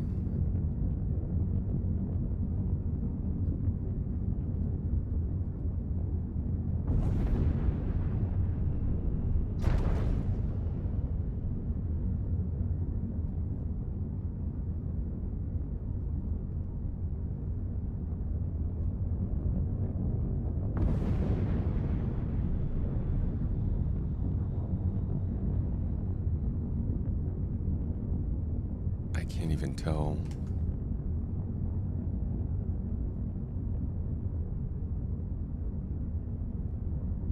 There we go. That's pretty straight, right? And I want to say like that. No, right there. That's about straight. Close enough. Okay. Now we can move the Mark II.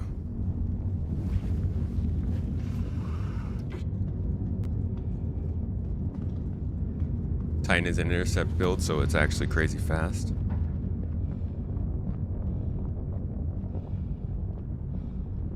Unfortunately, I only have the stock right here.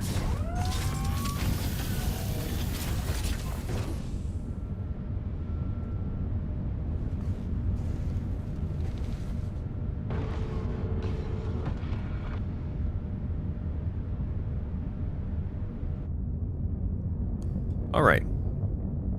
Now we straighten this guy out.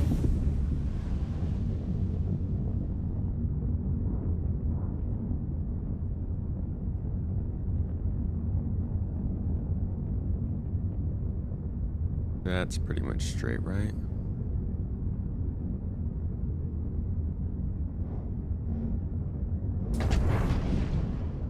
Yeah, I think this is, we're pretty equal here.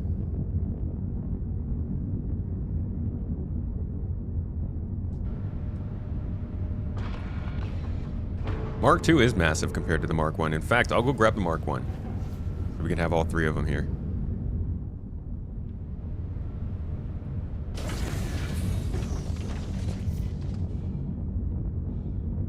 You can't land with wings open, no.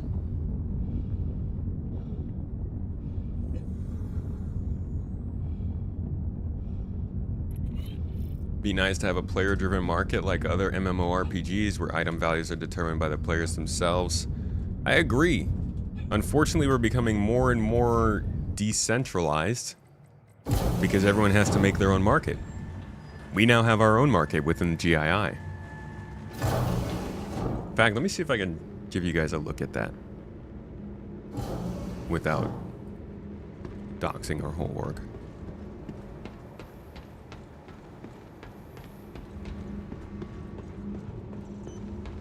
Welcome to the ASOP Vehicle Retrieval System.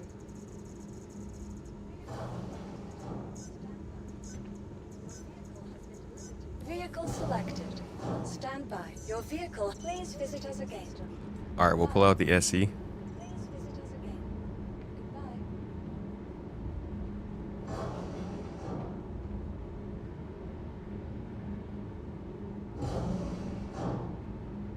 I don't think there's anything on here that I can't show you.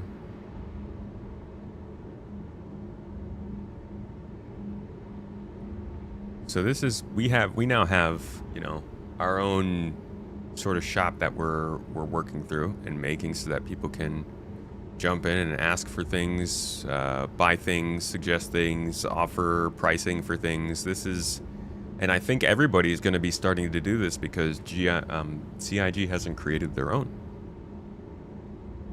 So if you guys do want to get into that, you want to go on to a market, you want to ask somebody to get some stuff, we have an org where a lot of people are looking to mine for certain reasons. You can put in those orders and we will continue to pump them up so you can get the actual stuff you need.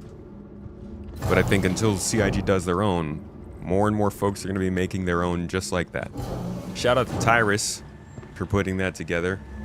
He has been absolutely smashing away our org app over the last year, and it just reached a level of support that I think everybody in the org is going to start to enjoy it a lot more.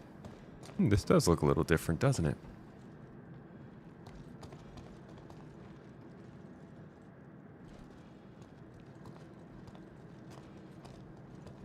It's so goofy, dude. Even the legs on the Aurora just look like little frog legs.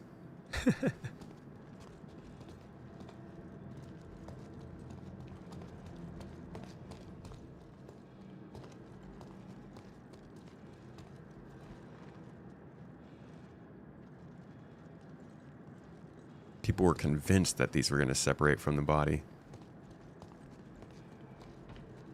I don't know. I never viewed those as wings. And I thought it was crazy to even suggest a design like that. I was surprised when CIG took it and ran with it. The market is currently intra-org, yes. For the first version, it is. Obviously, over time, I want people to be able to throw in orders from outside of the org, so that we can fulfill stuff for other people, but early days, as Chris would say. Beam Polaris. Yeah, this is the Aurora SE, so this is the Aurora that they are settling with. The OG design.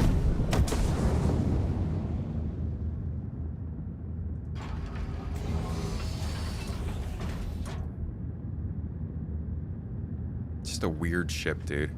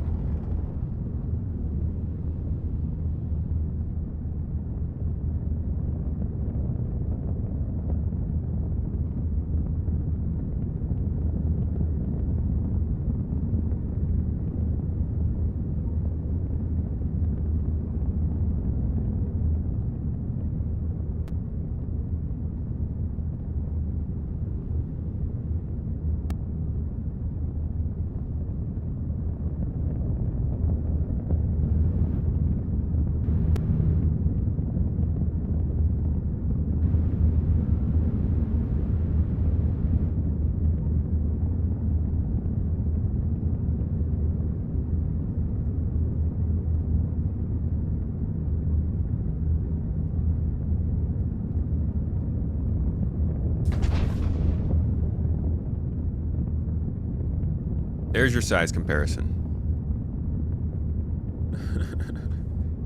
I didn't land perfectly straight, sue me.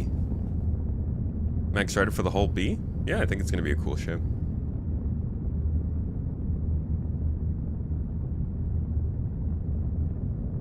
Dude, the Mark 1 is so small. Give me 1 second, I need to close this window. Crickets!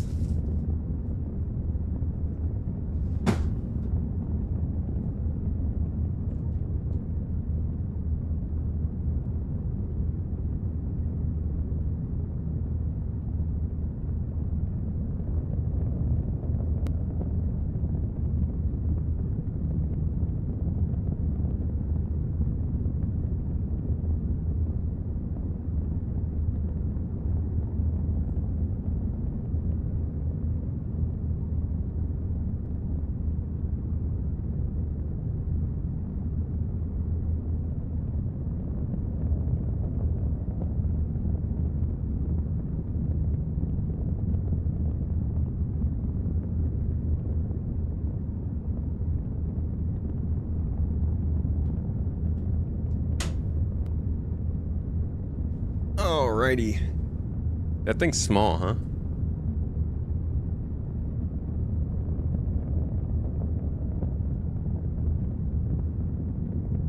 So, this is the Aurora Mark II next to the Aurora Mark I, next to the Avenger.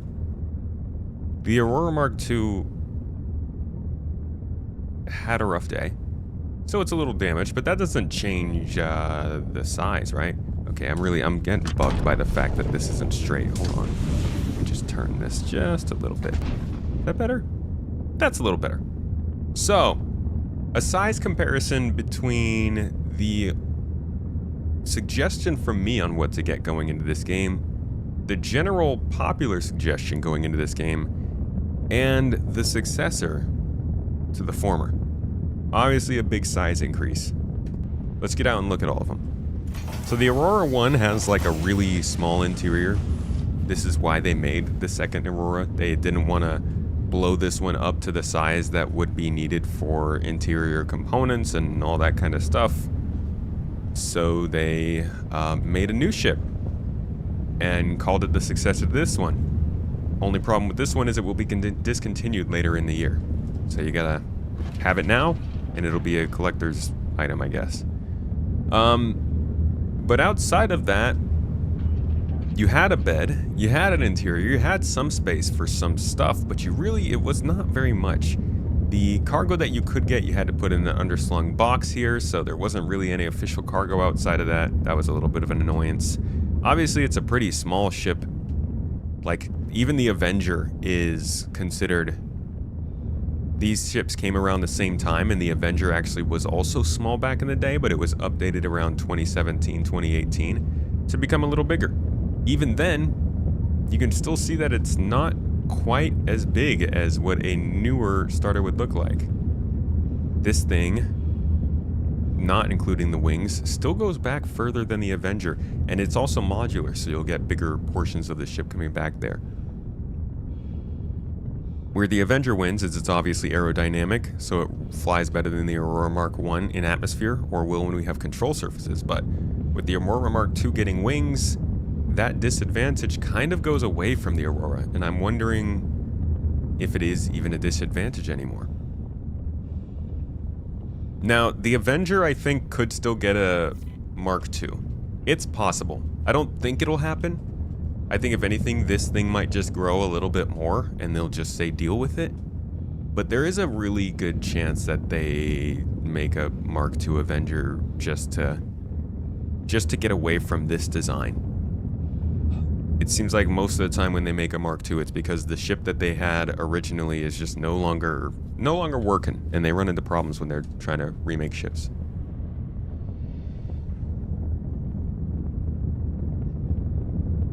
Now, the Aurora Mark II interior is pretty similar. It's basically just a hallway. It's like a mix between the Avenger and the old Aurora, really. You got the Aurora seat in the front. It actually turns around now. And then you got the hallway to the back with the bed here. But this space has obviously been extended a little bit so that they could add in space for a weapon rack, a couple of components, a little bit extra storage, and a fire extinguisher, as well as an engineering terminal. All things that they've added to the game since the Mark I version was made. That's why you had to make the ship bigger. Make the ship bigger, it changes the whole design of the Aurora. You change the whole design of the Aurora, suddenly you're selling a different ship than what people bought. So you just make this one.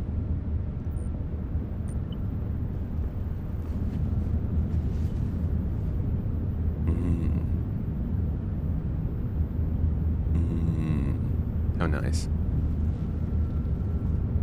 The Avenger already is a Mark II, so they have it used to have a pooper. Anything that was reworked is not a Mark II. A Mark II is a completely different ship. It can only be a Mark II if you can buy the first version and that ship separately. I don't think they ever did that with the Avenger.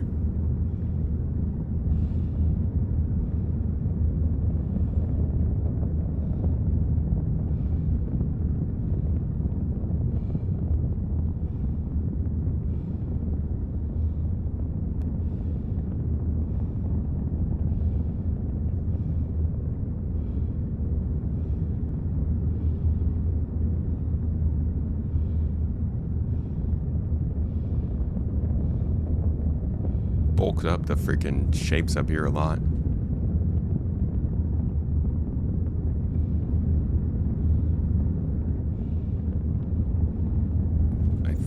I want to say there's more maneuvering thrusters on the Mark II down here. Don't know where you would be maneuvering thrusters from on the bottom of the Mark I. Maybe it's this. Smaller though.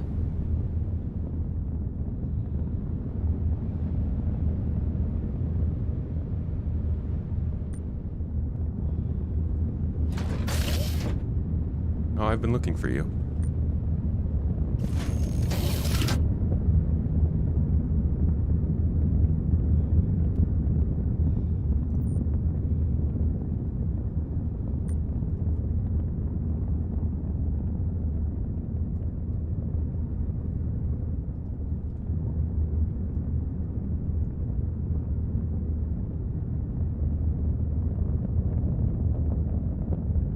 They made it more angular for sure. But you can see the lines. The diagonal cuts here, they kind of tried to hold on to. The shape of the landing gear, the way it sticks forward like that. Obviously the door was a holdover that they wanted to keep. Couldn't not do the struts, of course. And it looks like the maneuvering thrusters have mostly translated over, but they definitely added more to the Mark II. You got this extra one right here.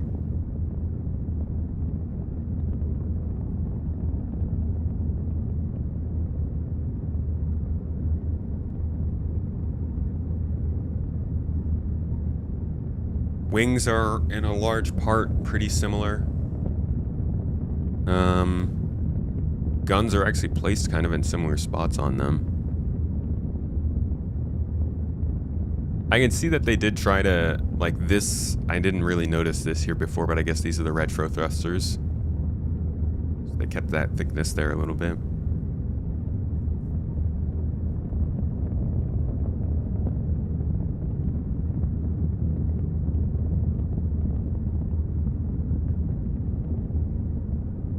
Front part of the Mark II reminds you of the Zeus. Yeah, I doubt that's a mistake. Probably the same asset. Just moved around a little bit. No doors on either side of the new Aurora is an interesting choice, but definitely keeps the size of the ship down. I think having two doors on a ship as small as the Aurora, you're really losing a lot of your capacity to put stuff in there.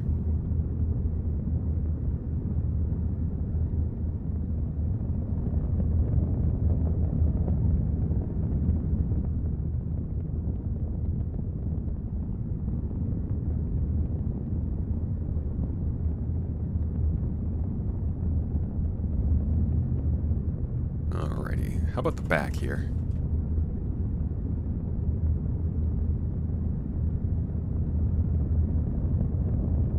Obviously, these wings stick out way further. Got the maneuvering thrusters in the back. Looks like the original Aurora had 3 over there. This one's got 2 on the sides.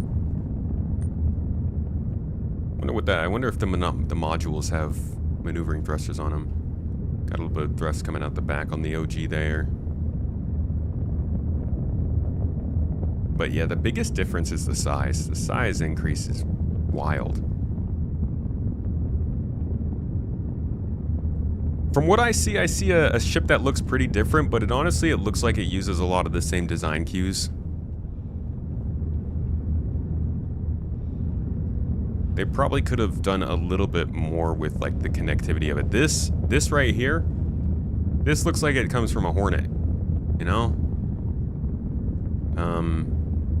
As opposed to the back of the Aurora, which was a little more angular.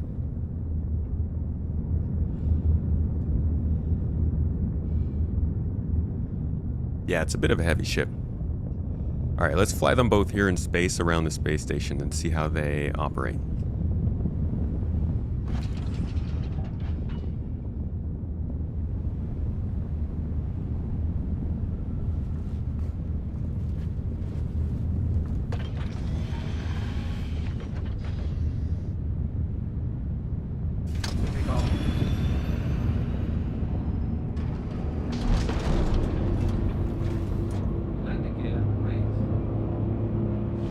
Still pretty zippy.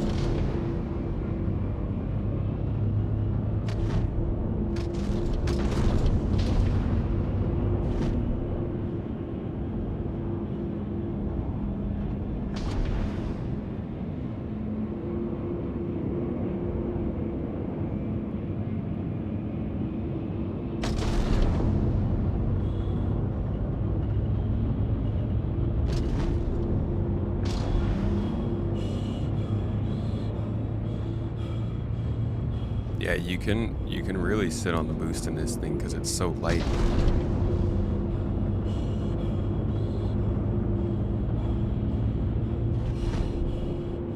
One of the biggest things that I noticed with the new one though is it's actually kind of hard to stay on target.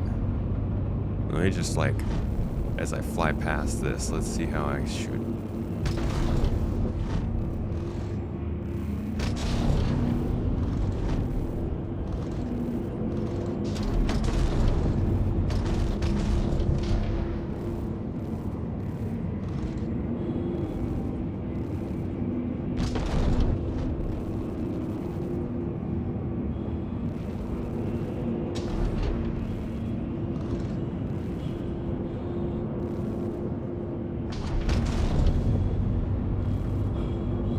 it's not too hard for me to go high speed strafes and stay on target here. Let's go get the Mark II and see how that is. Yeah, this is the SE.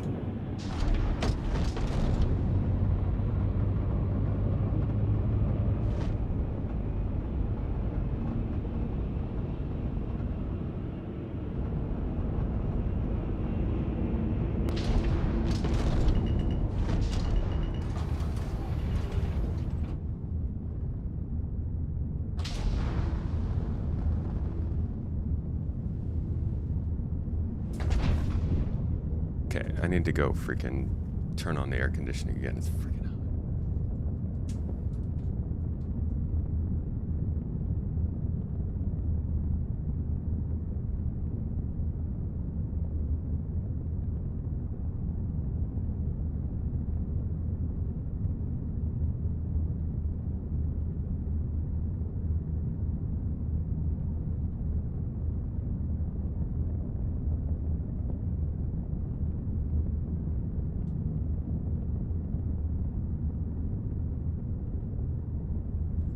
It's hot. All right, Mark II. You don't get why they had to make a Mark II? So, looking at the Mark I, there's no space in here for component access, for engineering terminal, for fire extinguisher. Actually, I guess you could put the fire extinguisher over here. Yeah, there's enough space for one here. But there's not enough space for the things that are inside of what a starter ship counts for Star Citizen today. In order for there to have been enough space, they would have needed to get rid of this door, push back this bed, extend forward this cockpit, do something. Yeah, I have my face cam off right now. They would have had to do something to that changed the actual ship. I do not know if this is a legal thing or not, but I do imagine that there is some precedent for people to start suing the company if they start changing ships too much after having already sold them and allowing people to use them in game. So they made a ship that had a big enough interior to match what a starter ship was, and they couldn't call it the Aurora. They could have made a new ship, to be quite honest, but it is taking the place of the Aurora starter, since they had to get rid of the Aurora.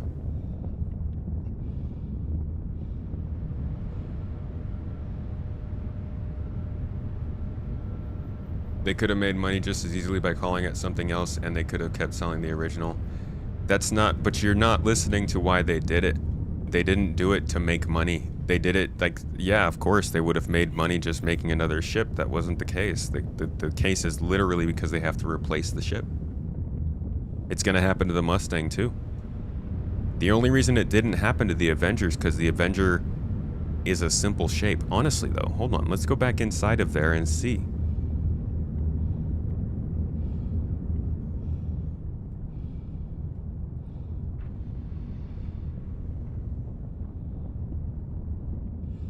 So this is the Stalker, so it doesn't work the same, but this is a module basically back here. So in here, they need to have enough space for everything. They need to have relay access, an engineering terminal. There's space for the fire extinguisher here. So like the Avenger, I don't think is gonna need one. They've got the bed. You've got component access up here already, it looks like. Yeah, those are shields. They just have to make these accessible. So I don't think the Avenger will need to have a Mark II. I think the Mustang does, but this ship seems okay. Why does the Mark II have better lighting? Well, that's just because they hate you old Mark I owners. Whoa! Yeah, the Reliant series might need one.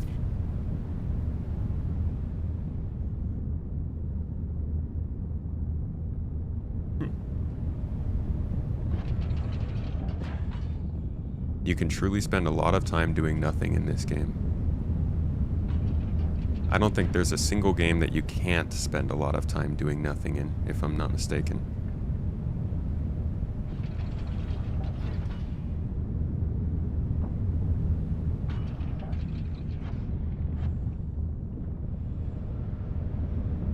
Watching this episode makes you think 50% of this game is ship collecting. Well, stick around for the next patch. That'll have you thinking 50% of the game is mining. After that, I'll make you think 50% of the game is shooting people. And to be quite honest, depending on who you ask in the community, they'll tell you that. It's feelings be like that. Alrighty. Landing gear up. Let's see how this thing flies in space. Landing gear raised. Yeah, this is definitely heavier. This is so much heavier, dude. It's so much slower. I mean, I don't know if I'm hitting slow speeds, but I definitely feel like I'm maneuvering more sluggish. So it fits, tracks. You would have assumed with the Mark 1 they would have gone with the Gladius route in terms of putting components on the top area. The Gladius doesn't have a interior, so it kind of gets that excuse. You can't have a ship with an interior and then put the components on the exterior, at least not all of them, because then that kind of kills the point of having an interior, you know?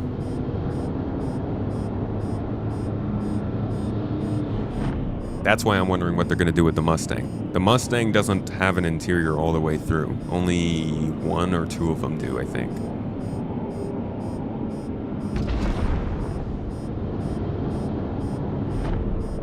.95% ship collecting.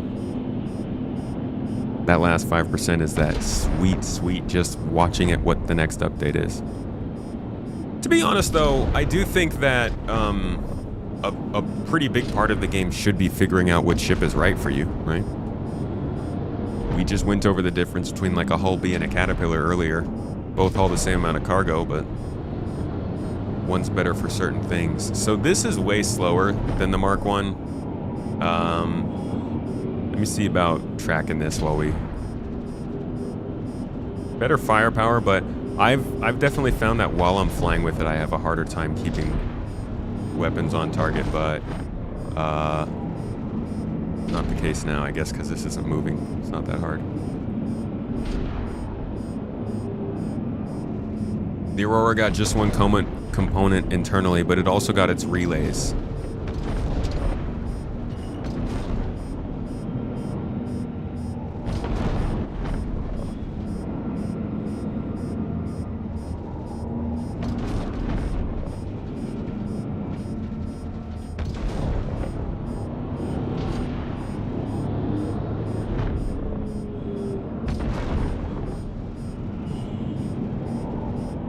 No, I don't even seem to have that problem. The terms when make the purchase even tells you it's funding for the development of the game, since legally still considered a crowdfunding game. I know, but I think, I mean, like, I don't think that they can just do whatever they want. I think they're still trying to be careful about how much they change stuff that people have already bought and used. They got a shitstorm when they updated the 300 series.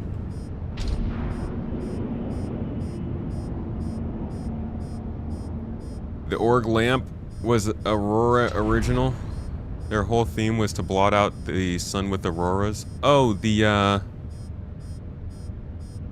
thought Test Squadron would talked about that. Now they can blot out the sun with classic cars. Or essentially what is a classic car. Shall we go do some of that hand mining?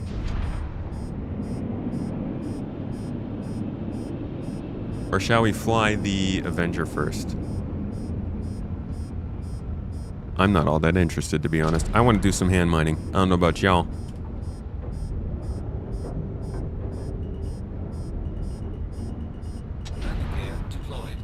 Spent a lot of time picking the starter package based on what you thought would be doing a lot in the beginning of the SC career, so hauling crates it is. Wait, what starter did you get, Patch Up?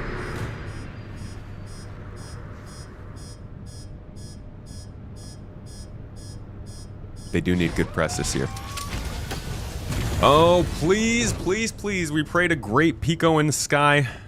Allow CIG to avoid any PR blunders this Invictus. Please. 15 members. Y'all, you guys beat the YouTube goal today? That's right, Fola and Alan, the homes. Yeehaw, partner, let's find some minerals. What do you say we try and go sneak into a Hathor site? Is that insane? I don't even think that's going to be possible. A hover bike? No, it's not even going to be possible because people are just... People will get into that cave and lock it down. That's the thing, though, is like there's... In Star Citizen, there is a normal cave where you're probably just going to find Aphorite. And then there's the Hathor caves where you can find the good stuff. We need in-betweens, man. We need stuff to look for that's not just the most valuable thing in the game, but isn't also the most unvaluable thing in the game. I want to find more Janelite.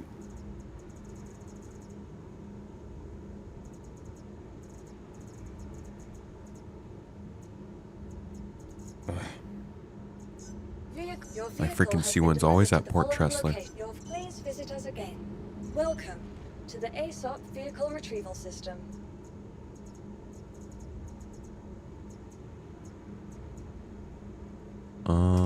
In the small hangar. Do we even have stuff to do mining?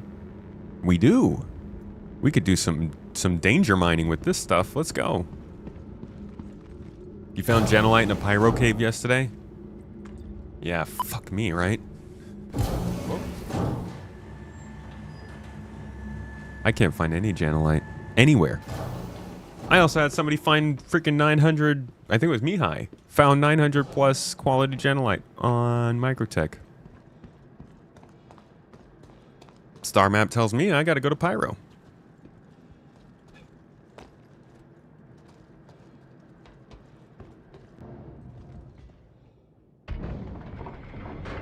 See, look at this starter ship, dude. Imagine getting an Aurora starter ship and then looking at the cutter and being like, wait a second. Why did I get the Aurora? They kind of needed to grow it a little bit to be able to compete with starter ships like this. This is freaking crazy compared to the Aurora in terms of starting out. Whoops. Honestly, I would say this is still better than the Aurora. The Aurora has the modularity, which is amazing, but this thing's got so much space.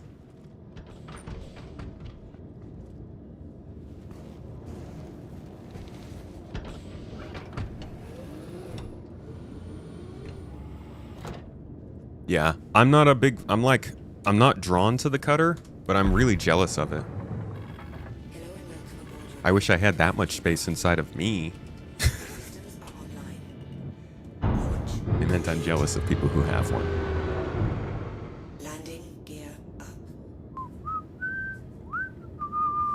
That's the thing, though. You don't start at 45 bucks anymore. That's what I'm saying. I mean, you even look at the Aurora Mark II, I would say still doesn't compare to the interior on this. So you're giving up that modularity for a great interior. What's more important to you? I would probably guess most casual starters don't care for modularity. Nah, I can't make that statement. Modularity is pretty nice if it's easy to do. You think the cutter only has 2 size 1 guns? Yeah, I don't actually know. What you got in here, cutter? You got cutter? It's got two CF 227 Badgers. I don't know if those are size 1 or 2. The cutter's why you think the Titan might get a Mark II? Okay, I'll be honest, if they're able to make a Titan that is the same as the cutter, I'd probably use that as a starter. But that would feel like not a starter, right? The Avenger already feels a bit more than a starter. Then again, the cutter feels a bit more than a starter too. Are we power creeping starters? Are we lost?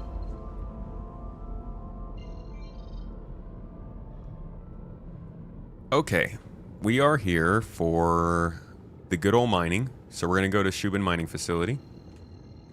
Actually, why don't we take a mining contract?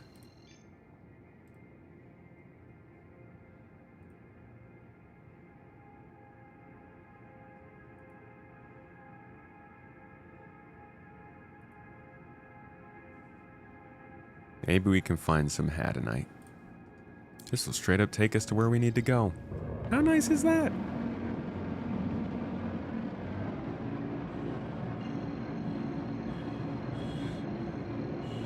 Aurora Mark 1 was 35. I'm talking about game package pricing. Is the cutter game package not 60? Jake Brogan from Shubin here. Glad to see you picked up another contract. Yeah. Yeah, Aurora was always more than a starter. Preparation, action, and thoroughness. Good luck. But doesn't the cutter compare to the Aurora? In terms of its capabilities? I think they'll sell game packages that cost $10 and only give you a pair of clothes. I think they'll probably do, yeah, like $15, $20 game package with no ship, maybe.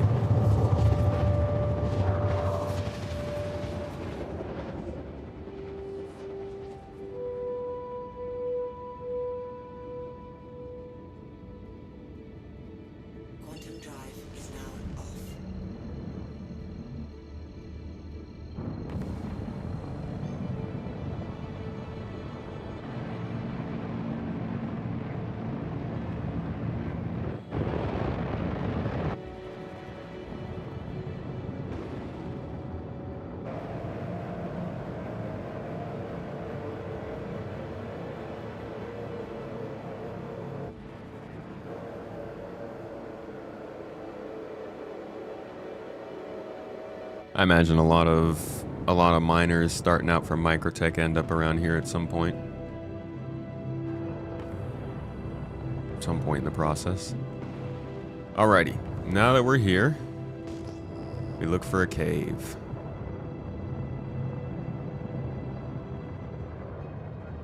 Damn, it's foggy here.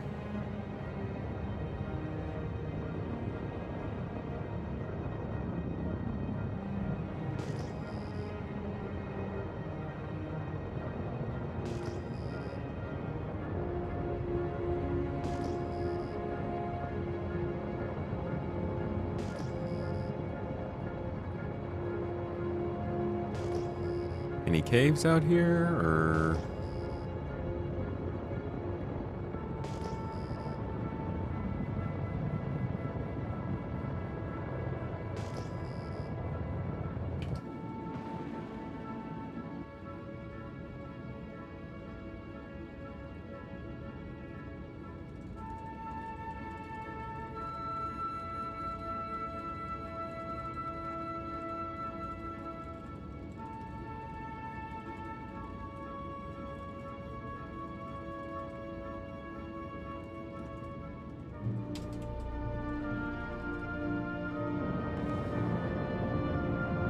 Caves. Apparently planning on rolling out the client hotfix onto the live patch this morning. What are they doing? What a hotfix? For what?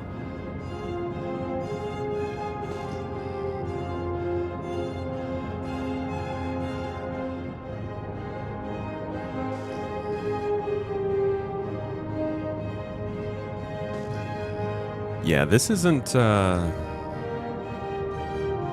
exactly an ideal, like, I feel like there should be caves around here.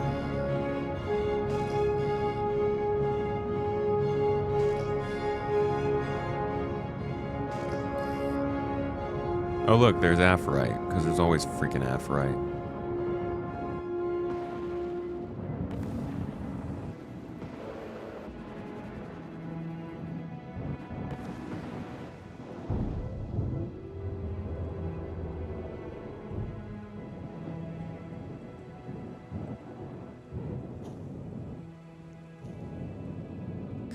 I want Janelite, bro. Janelite. For all the Onyx missions that didn't work. That's fair. I'm out here asking what the hotfix is for. There's like a list of possibilities, huh? Stupid freaking Aphorite. Hate this stuff.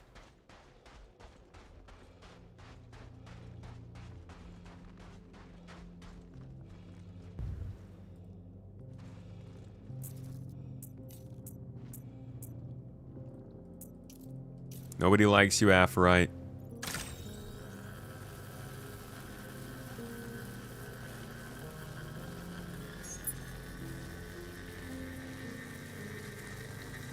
And we're mining. And we're rolling. Getting rich.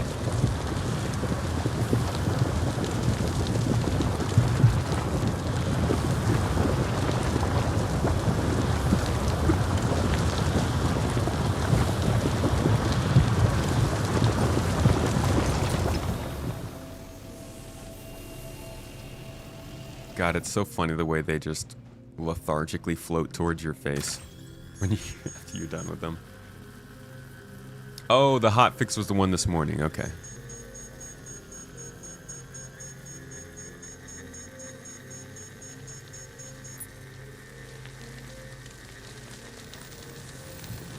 Terminus has good quality Janelite, but you froze to... Oh, Terminus. I was thinking Pyro 1. Where'd you find it? On the surface?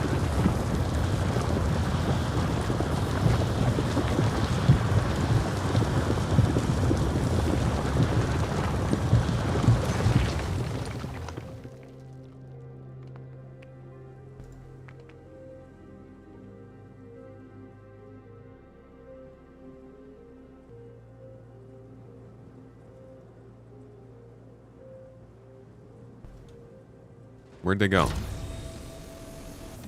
They all go down the hill? Where did it all go? Did it fall through the freaking planet? Nope, here it is.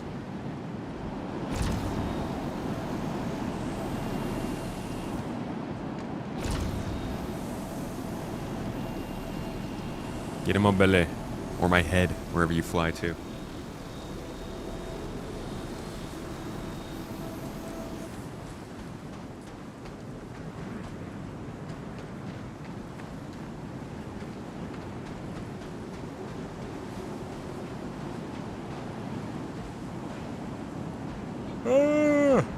Next one.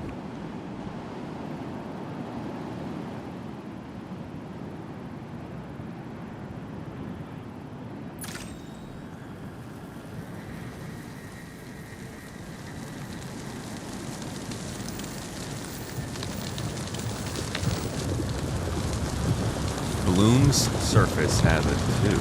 Okay.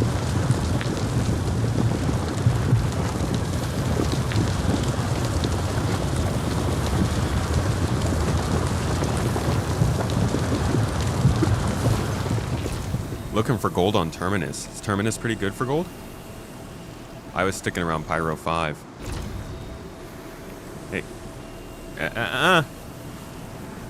Come back here.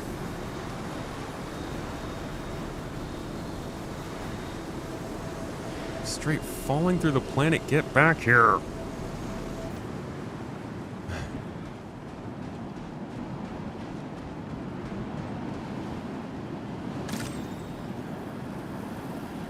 Found it in a cave, okay. Patchup, you got the cutter? Thought you'd be hauling crates at the start. The cutter's pretty solid though. What are you more into though, fighting?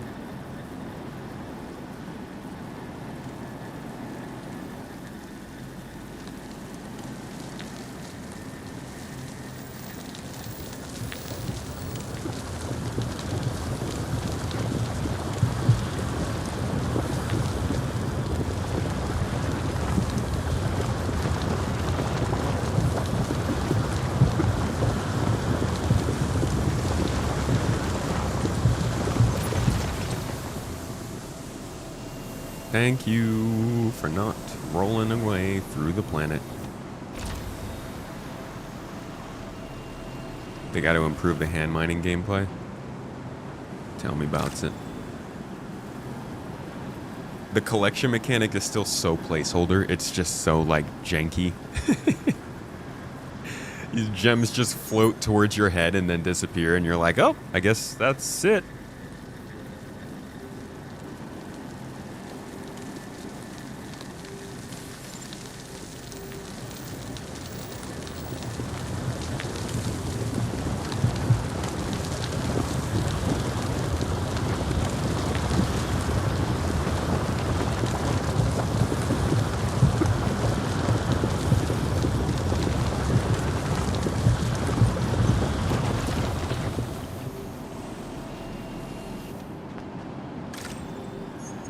My Geo?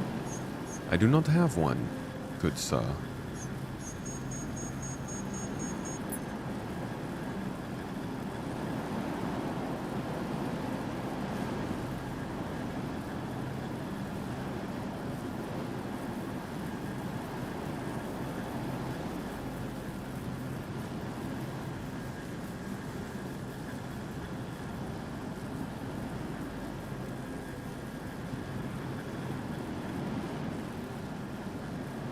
Whoops.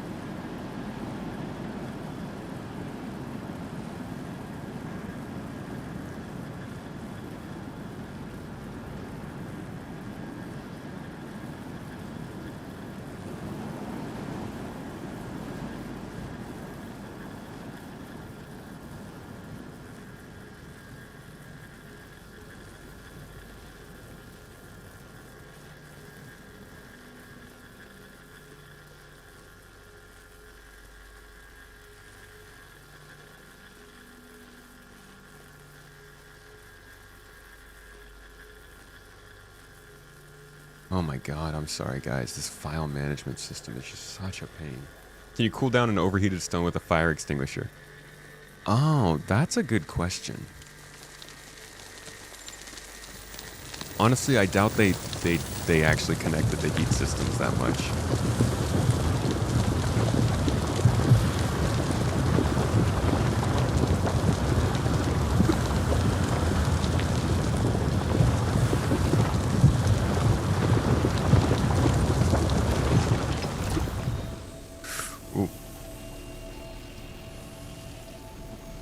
Response to every beam loop, fire the gun at it.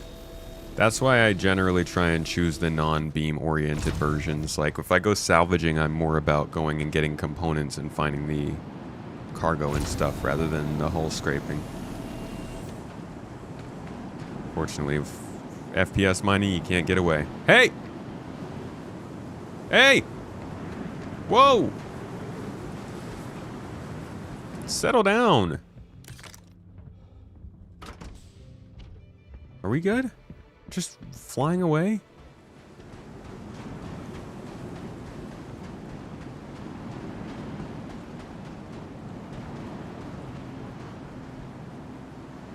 Huh.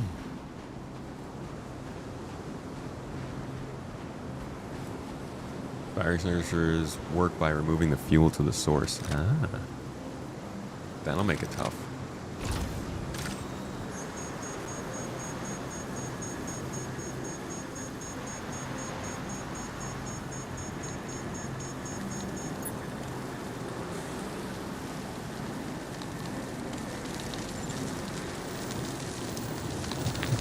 Hey guys, look, I can't overheat this rock. Oh, okay, yeah, I can.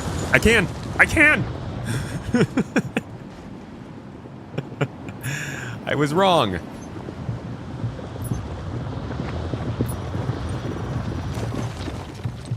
Sorry, rock.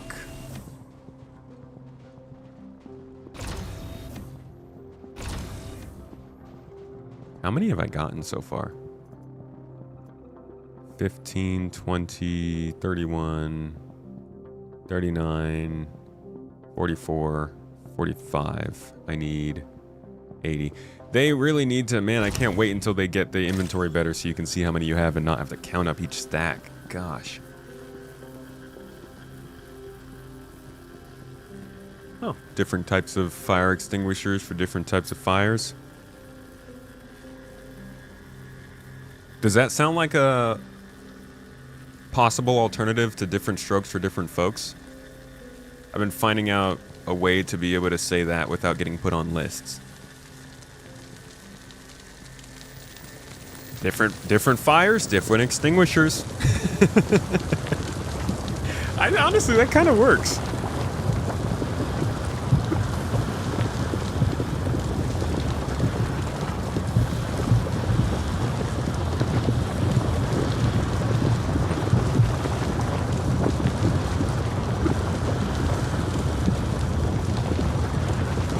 Are we done here? Thank you. Whoop, no you don't. Come back here. Nope, nope, no. Get in here. Thank you. Whatever floats your boat. Too old person sounding. I already say golly. I gotta be careful.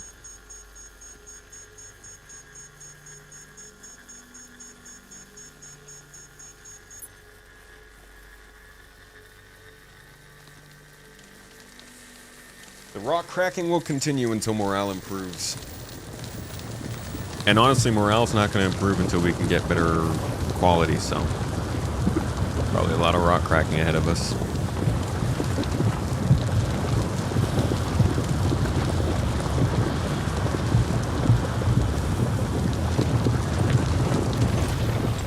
Whoa, whoa, whoa. Hey, hey, hey! No!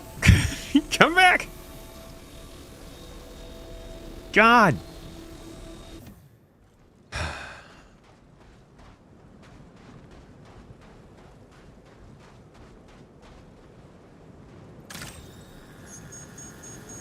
Mine on the side of a hill. They said it's gonna be so much fun.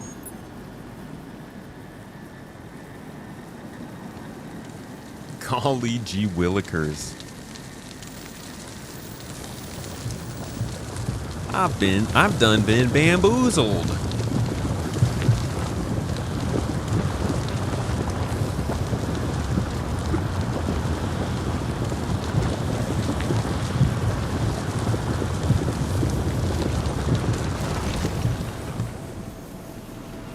Oh, don't you fucking dare. Stop. Come back. We're friends. Wait.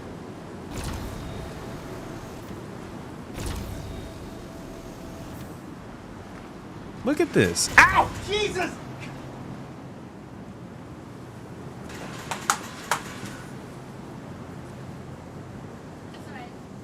Every time you say golly. It's not me, it's chat. Stop, guys. You're getting me in trouble.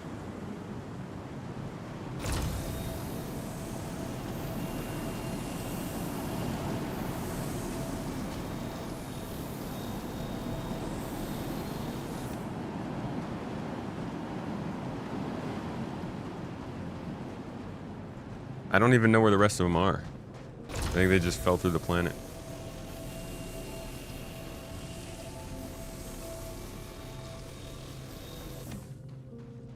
Oh! You f***ing kidding me, dude? Are you serious? They're hiding down here from me.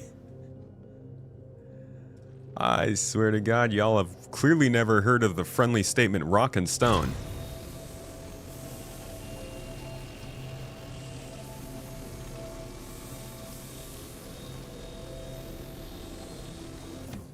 And just like that, I think we're good. I think that was enough to finish the mission.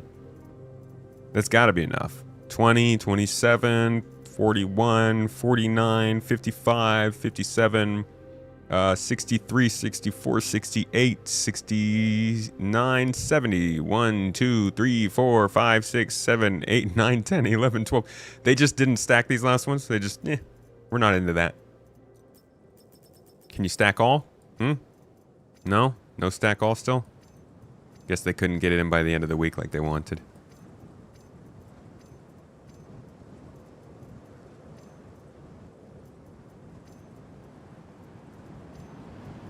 Yeah, these just all stopped stacking for some reason.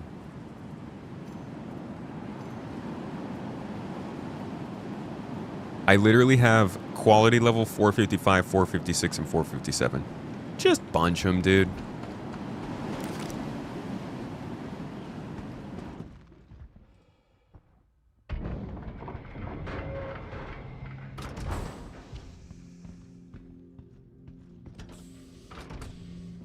That was such a Star Citizen moment, dude. It's like, oh, the minerals are just hiding underneath the mesh of the planet so that you can't finish your mission.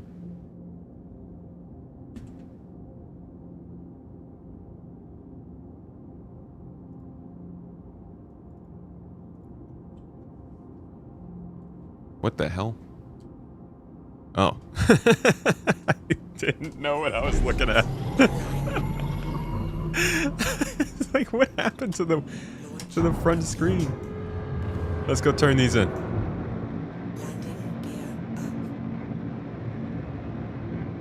Yeah, Stack All is not working. They said they wanted to get it back into the game by the end of the week, but I guess they did not.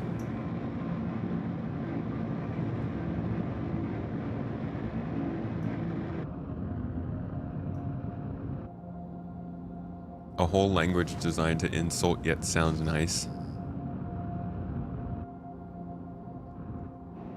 Bless your heart is such a... You know what? No, my heart. Don't bless it.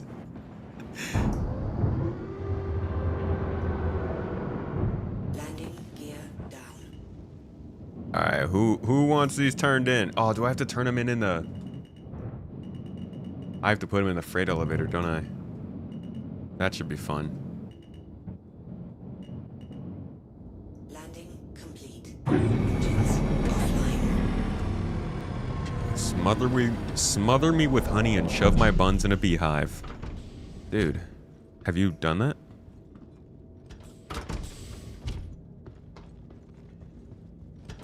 I would suggest actually trying that out before telling somebody else to do it for you, because you might end up in a situation that you don't like, you know?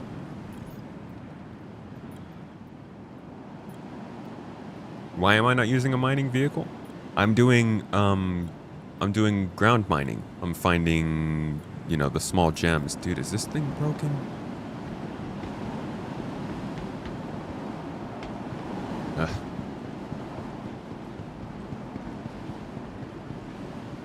Put him in a box. Where's the box? What do I put in the box? I don't think there is a box I can use, unfortunately.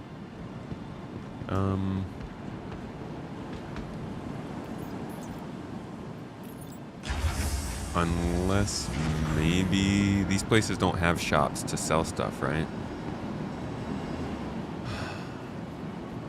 Could use the backpack. Yeah, is this basically you need to have a box for this? Hope your day is as pleasant as you.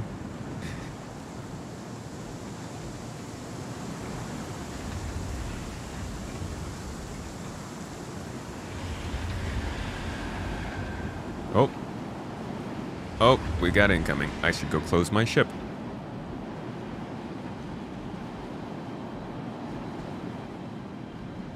If the planetary elevators look like that, activate twice? Okay.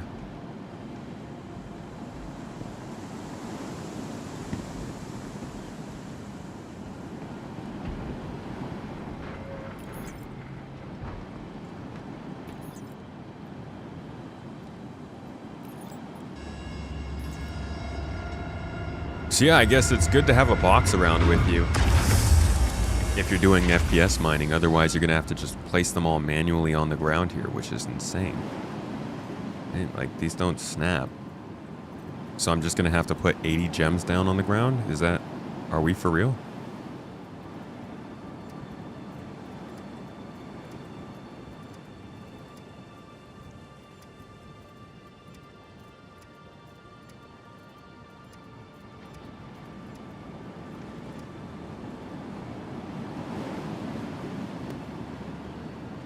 There's no way this is the right way to do it, right?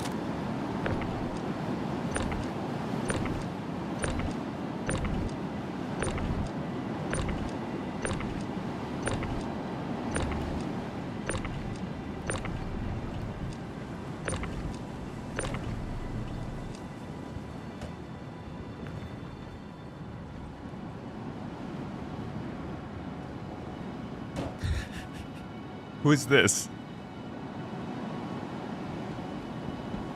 Hello, sir. Who are you? Are you offering a box?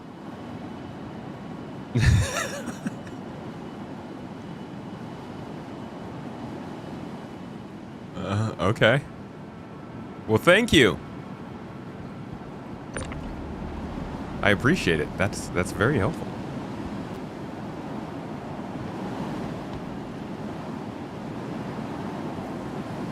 Can I grab these off the ground and put them into this box?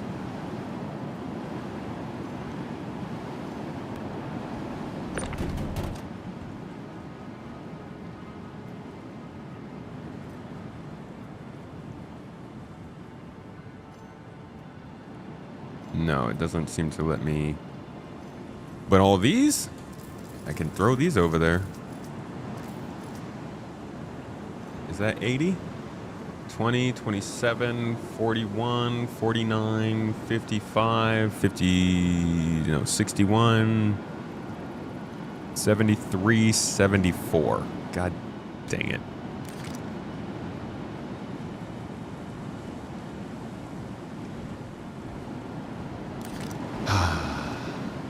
Lovely. The mining tools vacuum mode doesn't work here because we're in a armistice zone. Remember? Turn everywhere to an armistice zone. PvE only servers. Yeah, this is what happens. Check industry. Was that you? Was that you, Just Game?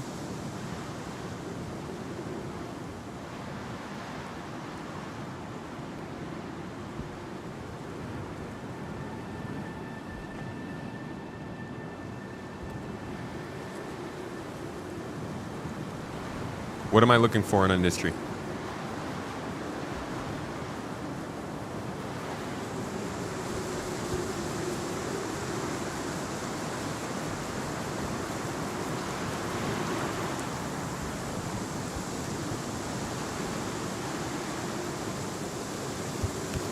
Okay. That should be enough. Everything else can just chill in here. I don't really care. So unfortunately, yeah, to do hand mining, you basically have to carry a box with you. I really appreciate whoever just dropped by. A freaking good Samaritan just delivering some boxes for us. Thank you so much. But we're blessed by good Samaritans. Not everybody is. CIG, we gotta.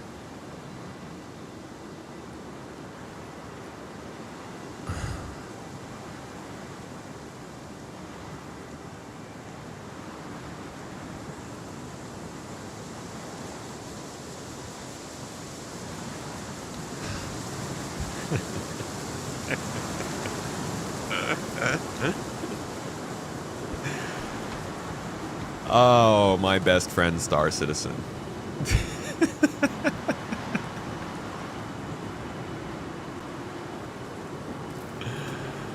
Oh my god.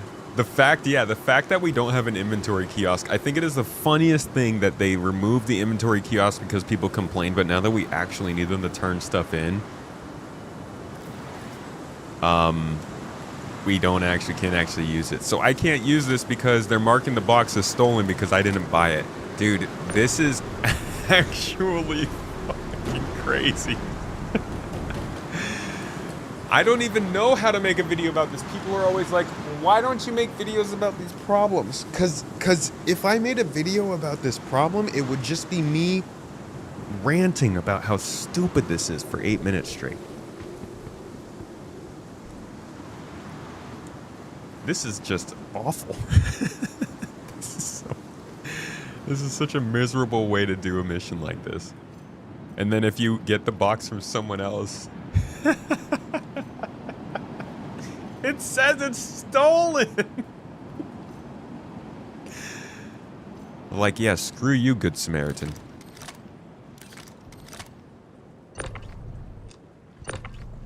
I actually thought that the day was saved. Let me see if I have to actually snap these. Okay, cool. I don't actually have to snap them, I think. No, I actually think I do. 1, 2, 3, 4, 5, 6, 7, 8, 9, 10, 11, 12, 13, 14, 15.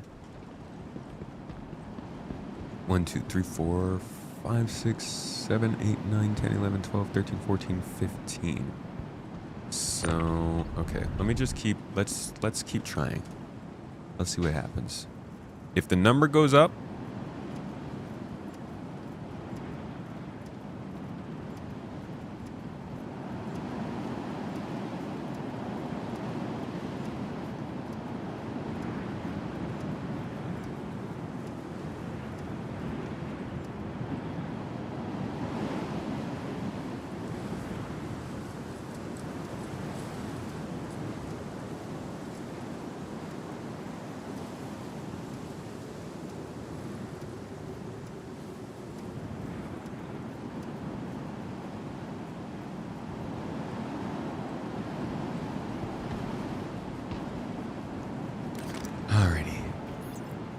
cool. So that is working.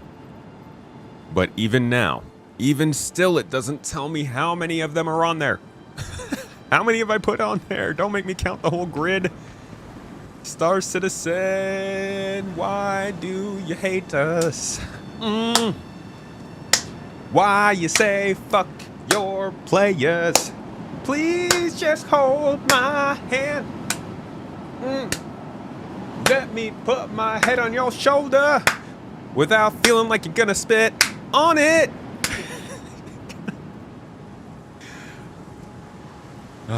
Sorry? No singing super. It's just, it inspires me.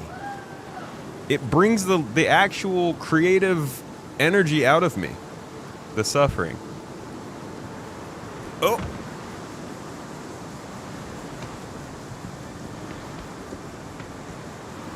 Alright, how many are we doing?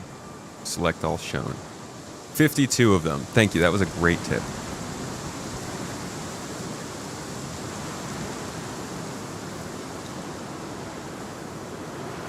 No, I think I might be like...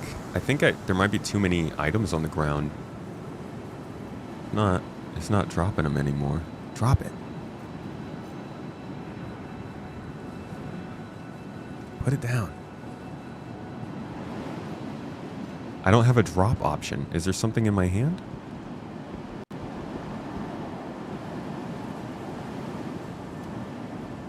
Please? Let it go. Can I drop it out here?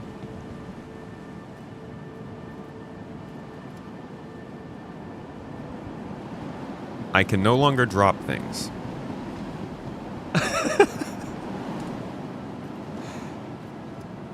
No, come on. All right, let me carry it. Put it in your hand.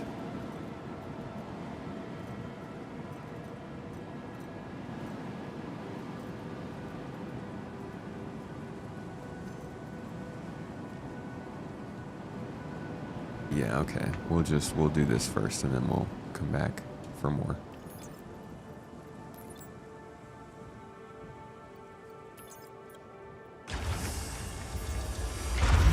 Alrighty.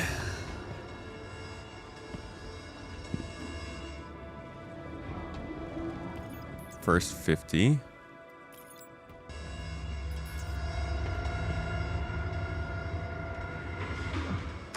No, box didn't work. Marked as stolen. Hopefully this still works though. No, I can't even get the context menu to pop up anymore. I think I like messed up the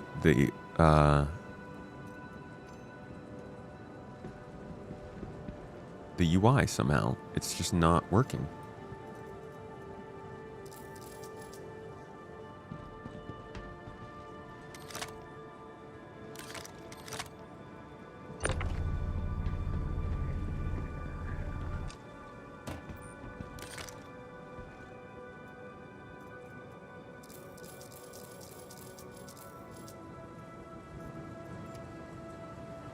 There we go.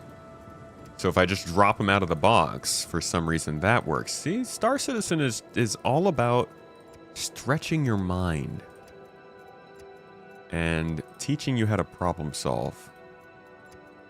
Similar to a lot of my engineering courses in school. They just gave you something that didn't make sense and then say, hey, it's you need to figure this out without costing money. In Star Citizen, the difference is you need to figure this out without it making sense. Good training for having a kid. Oh, that's not enough. Of course not. What was I thinking? Wait. Didn't I start with...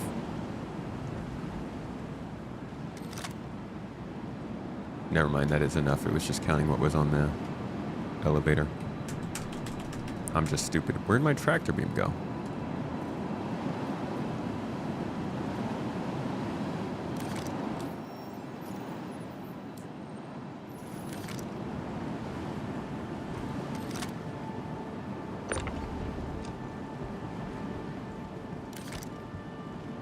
Whew. Okay. 24 more.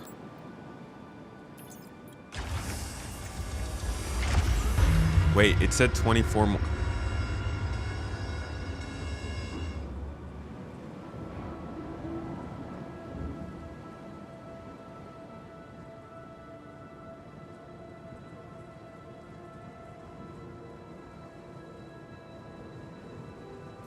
Did I math wrong?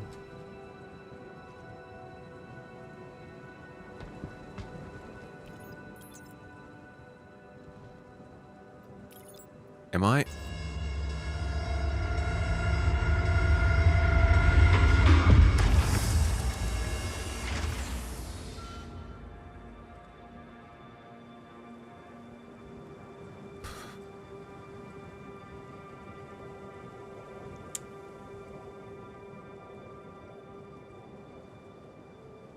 Man. I don't even know what broke there. Was that me or the game?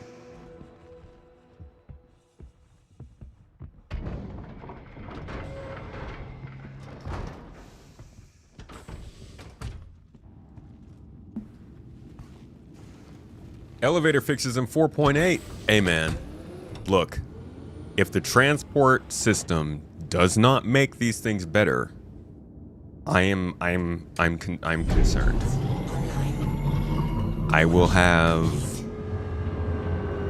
yeah, a lot of concern if the transport system doesn't fix these kinds of things. The box should still have gems.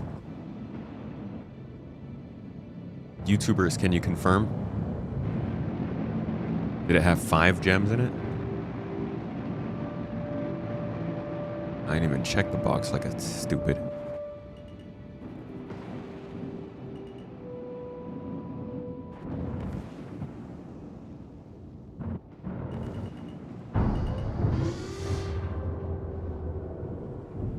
Yeah, if the box still has some gems in it, that's nice. Because I'd like to get the hell out of here and go find some genolite.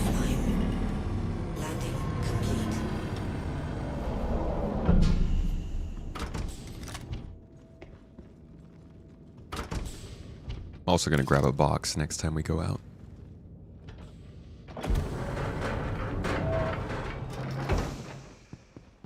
Changing the system name will solve everything. We did have enough! Yay! Haha! Thank you so much, Deadly Bird. You just saved us some time. But how about the inventory? Is it gonna save us any time? It is! 4,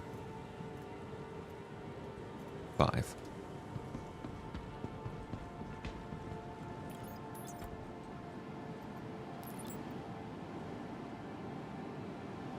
Huh?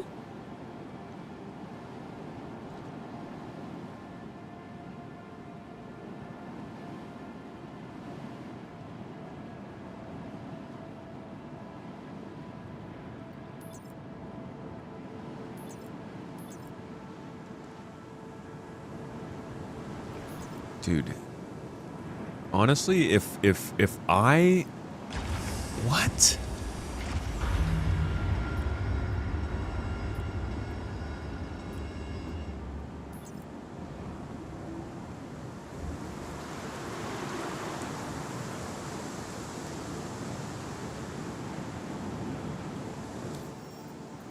Wait, I have to deliver all 3 of those? I thought I just had to deliver 1. You're telling me I actually have to find Hadanite? And it said 71, but it still passed Bro, this is so f***ing crazy. Oh my god. I would never tell somebody to try this. Like if somebody was telling me that they were trying Star Citizen, I would absolutely not tell them to try mining.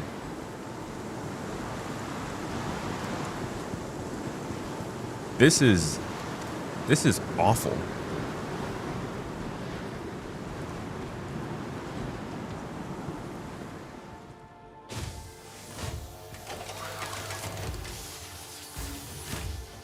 It's actually insane too that they want you to deliver all 3 of these orders and then get paid like half, like 50,000 credits. Yeah, you can't buy a box from here. That'd be really nice if you could.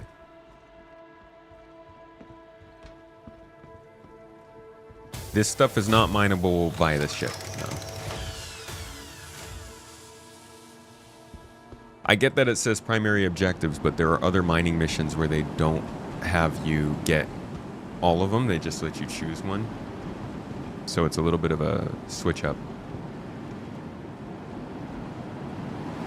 Even if you like mining, I would tell somebody to just wait it out till you can get a golem and go do ship mining. This is not an enjoyable experience. It's not a great way to sell the game. I think all of these components could sell the game, but they just don't work well enough to. Like, it's cool to get a mining mission, get sent out to some moon, go into a cave, find some stuff, and bring it back out. But if every step of that process is beating you over the head, then I think it's gonna chase people away more than it brings them in. Yeah, doing it without the mission seems like the better way.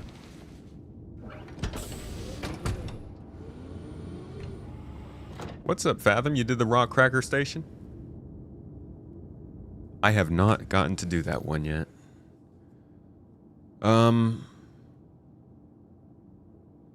Okay, so the next thing that we should probably do, I guess, is fly back to Port Tressler and get a box.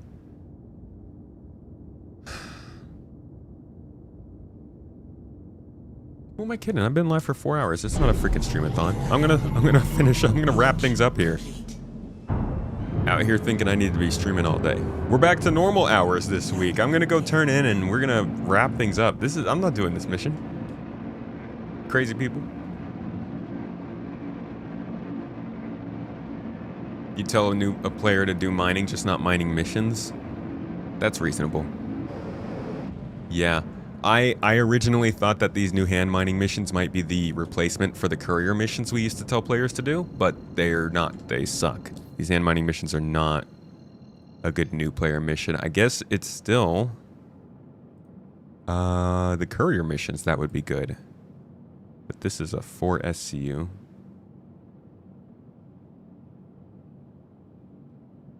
Looks like they haven't bought them in yet. Whenever they're bringing the courier missions, that'll be what to do. This hand mining, though, is not going to be the business.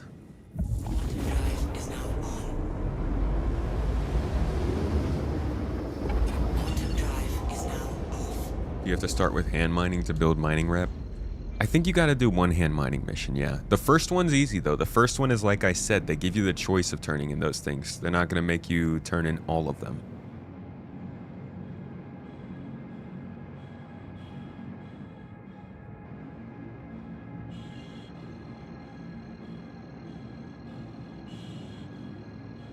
Anyone in chat trying to salvage after the streamer's off?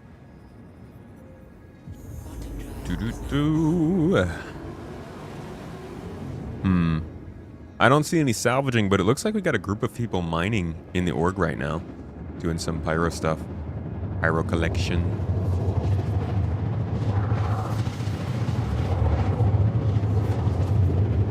Why not use the same thing we have in prison for the hand mining delivery missions? The same thing we have in prison. Oh, because that's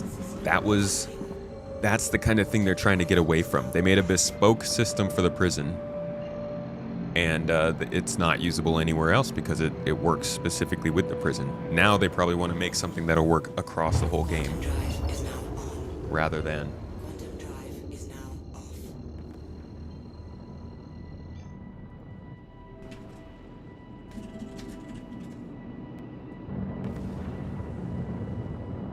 You got banned from Kmart at 13 years old.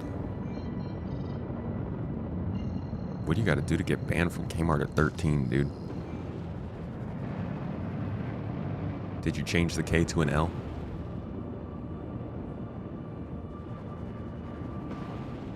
Ah, big L-Mart. L-Mart ain't got no riz. Ah, man. I miss bugging Echo with our cool hip terms.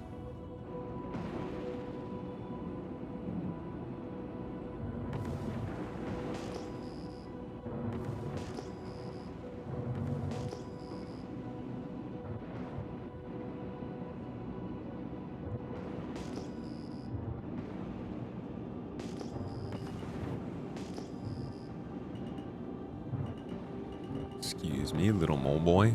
Wait, is that a 1/8 SCU box out here? Oh, that's not a mole, that's an Aurora. What you doing out here, dude?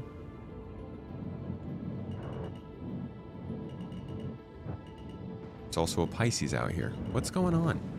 Oh, shit. Oh my god. Little somersault landing, you know? It could be doable. Instead of merit points in the prison, you could be earning towards a quota with the mining company and select a payout. But I'm saying the system that they use in the prison is probably, if they tried to use that in the rest of the game, it would glitch, you know, or it wouldn't be reliable. Instead, they should make a system that is not bespoke for just the prison system and try to shoehorn it into other places. I'm sure they're gonna do it the same way, but I think it's like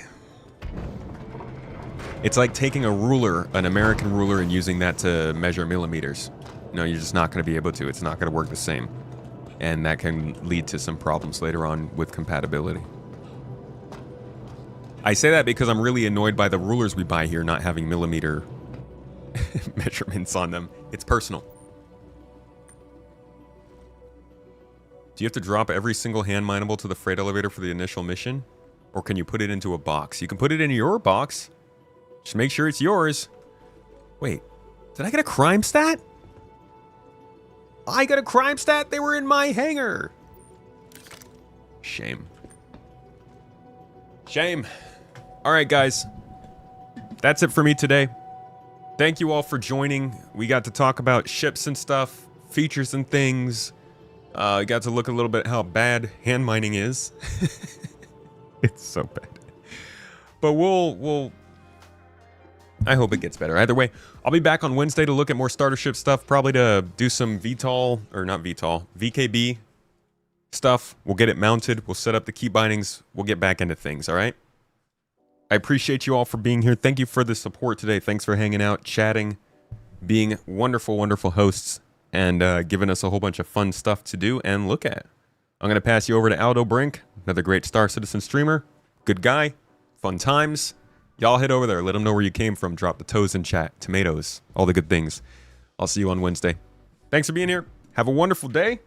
You're good people. Do good things. You deserve it. Eat something you love. Do something you love. Go give somebody a hug that you love. And treat yourselves like winners. Because you are. See you on Wednesday.